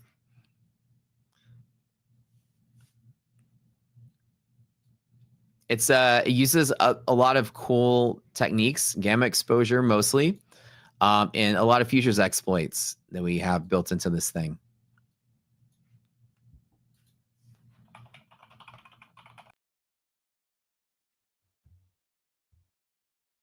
This is so exciting. Oh, hope it works out. It's There's so I just typed the link in fun to chat see your if you want trade. to see more about it. Yeah, hopefully it works out. And if it doesn't, it's just 1 out of 1,000 of your trades. No big deal. 1,000. Yes, exactly. Uh-oh, where'd the screen go? This happened before. Oh, your screen isn't on, Matt.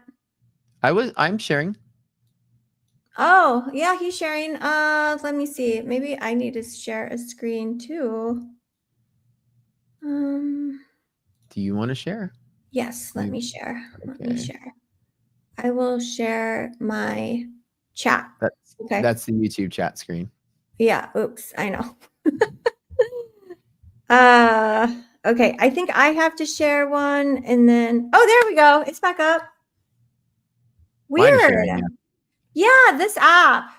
Technology. Sorry guys. Thanks for your patience. Okay. How is the trade looking? It's bouncing pretty heavily at this pivot, and we're getting a lot of volatility though. I'm not the selling pressure starting to pick up a little bit. I always take this trade every time. Statistically, it's a good one, but I don't have a lot of it's not looking good right here. So I need a miracle candle in the next couple of minutes here to kind of show that there's liquidity. Here's that volume I talked about. The volume is spiking and now volume is declining into declining candle. Not so good. It means the stocks are selling off. So I don't want to see that. But boy, it is bouncing around quick now. There's a lot of momentum on this thing. Like I said, I'm rolling at about a $1,600 drawdown. It's about a 1-to-1 setup just to take a scalp here, but it is a good baseline to support for the rest of the day. But we'll see. I might just close it out. It doesn't work. So I got a stop loss right about here. So when it gets to about 16, I'm probably going to close it. Okay. That is the line in the sand. Yeah, but I'll hit it again if it goes right back up to it. So I'll tap it one more time. Okay. You'll give it another shot? I always do. Like the market's going to bounce around because it's volatile, but if it taps it a second time, I'm right back in. Normally how I do it. Okay. So wish me luck, guys. Good luck, everyone. Put rockets in chat for good luck for Matt. We'd love to see a win. This is pretty tough. Yeah. Yeah, it's a tough one. That velocity is pretty nasty there. The velocity is the speed of price. Yeah, it just moved very quickly. Well, the volatility started picking up. I'm watching VIX off to the side. VIX is just starting to ramp up. Just means the market's not as liquid as I want it to be down in here. But ooh, it's bouncing back. Hopefully we can get something out of it. Hope but so. It's not looking that good anymore. I don't know if I like it as much. Okay. Really close to my stop is 40 points lower. So right about 59 is where my stop actually is. So that's kind of right on the edge. 140 point distance lower. This is about where my stop is. So I'm going to pull the plug if it continues to fall from here. But a little overshoot there with high volatility. Let's hope we hang. No more red candles. Volume is starting to increase right now into that selling, which isn't good. I hope it'll be fine. Good.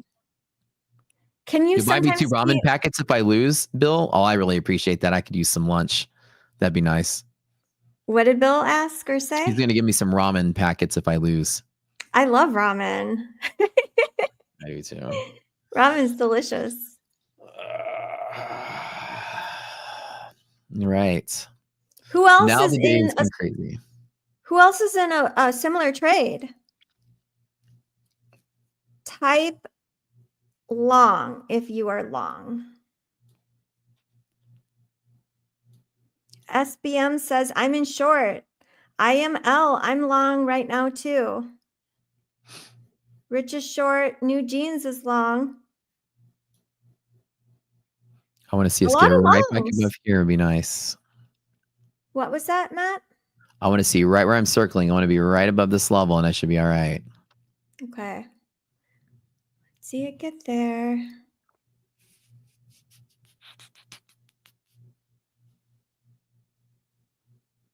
Tumillo is long too. JT 1111 long and strong. Kind of a mix, but I'm seeing a lot of longs. Mm-hmm.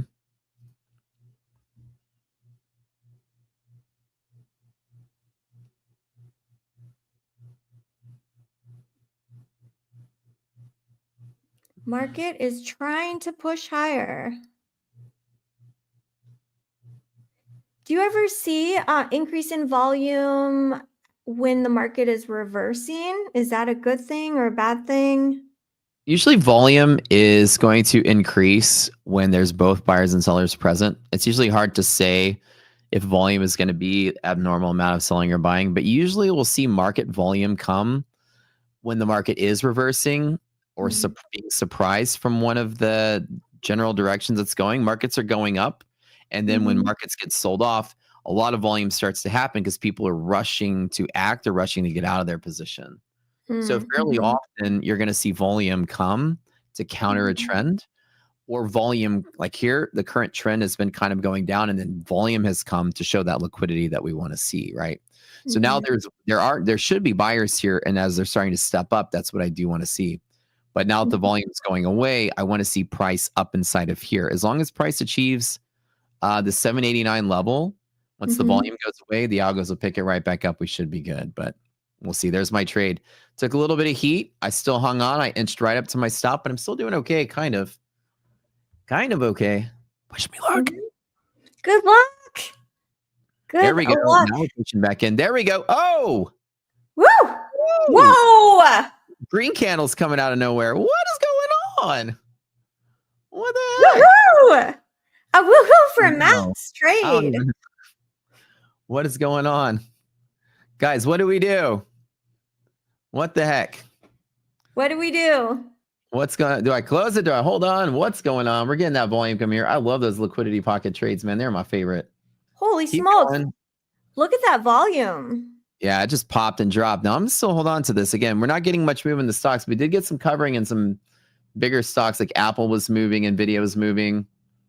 So that's pretty good. This is that trade, that pocket trade. It doesn't mean it's rallying from here. I probably should have closed out with some profit, but that popped way too quick. I couldn't even respond to that fast enough. Wow. Khan just made $1,550 and says, I'm done. Congratulations. All right. I usually close out when I get big candle spikes like that. I don't like them. I like to make sure I get out of the way of just random volume spikes, because it could just be like news going one way, or going in your direction or against your direction. I like to not. Usually if I'm trading and the market just moves very quick on very big volume, whether I lose money or make money, I usually try to get out of the way on those single spike candles like that. See here, the trade is now back to even. Okay. But we'll see. Now I want to see what happens if we support this area right here. This is my support zone. We'll see if we get it. Hanging tight on this. Hang on, we need baby. some extra luck. More rockets. More rockets, chat. Send more rockets. That was something. Let me double check that news wasn't part of this, because that was unusual for that. 1220.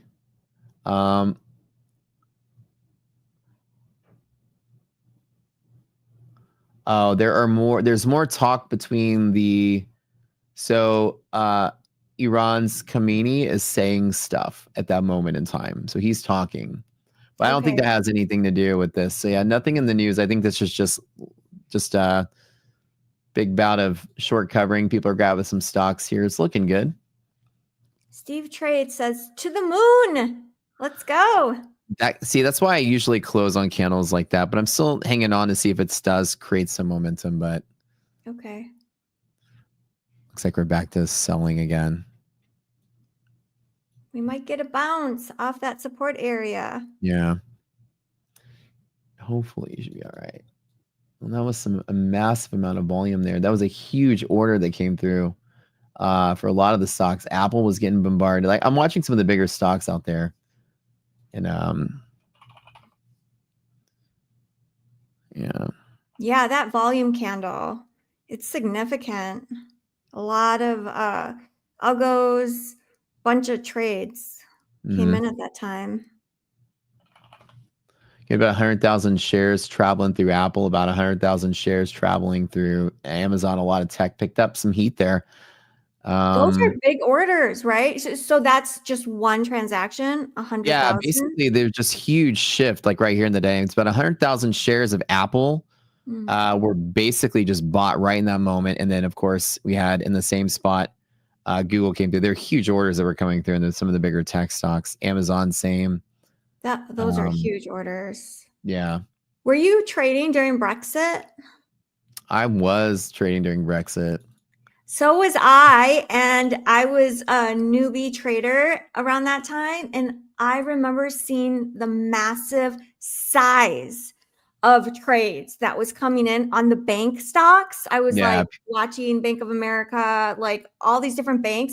It was massive size. Like my jaw was just dropped the whole time. I'm like, I cannot believe this.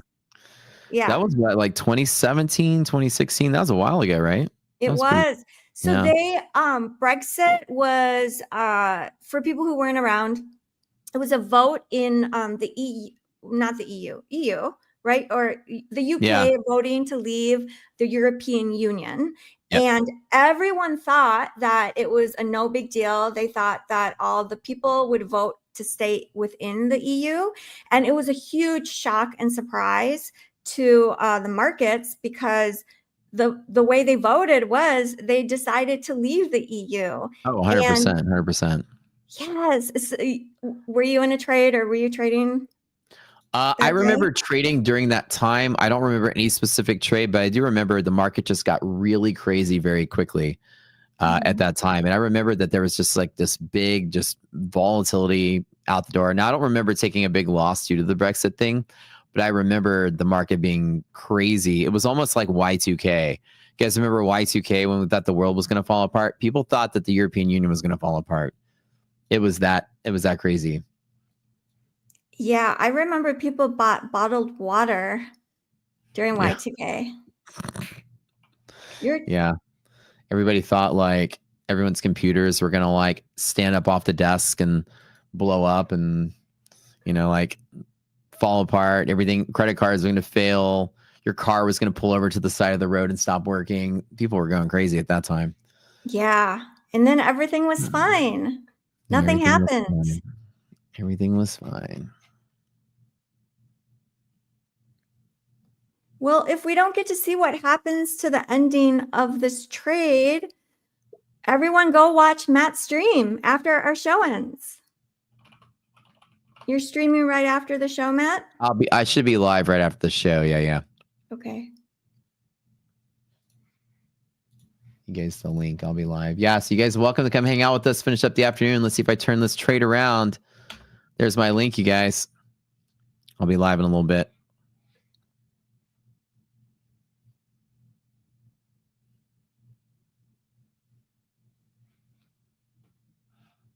All right. Hang in there, buddy. Hang in there. Hang in there.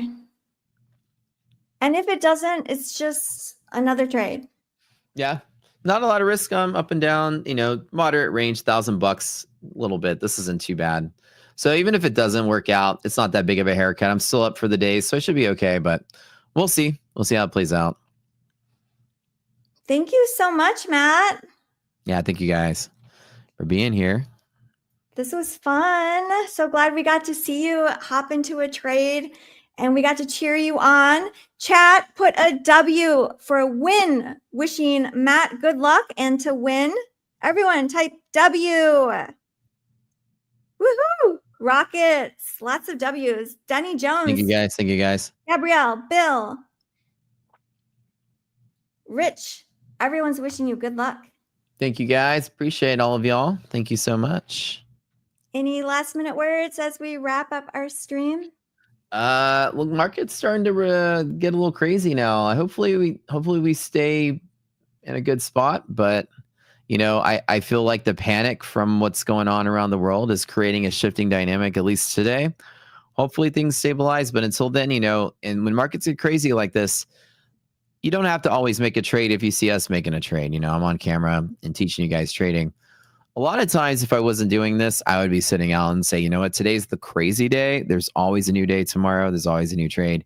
You don't have to fight it. You don't have to take a loss and try to get it back or try to make more or think you're missing out on something. I'll tell you, I made a career out of 10-point moves in the S&P. You're never going to miss out on a trade. There's always another one out there. Feels dangerous or just feels risky or crazy. Come back when it feels better. Thank you, Matt. Thank you. Thank you, chat. You guys are all awesome. Thank you, everyone listening and watching us. Have a wonderful weekend, and we will see you on Monday. Bye, guys.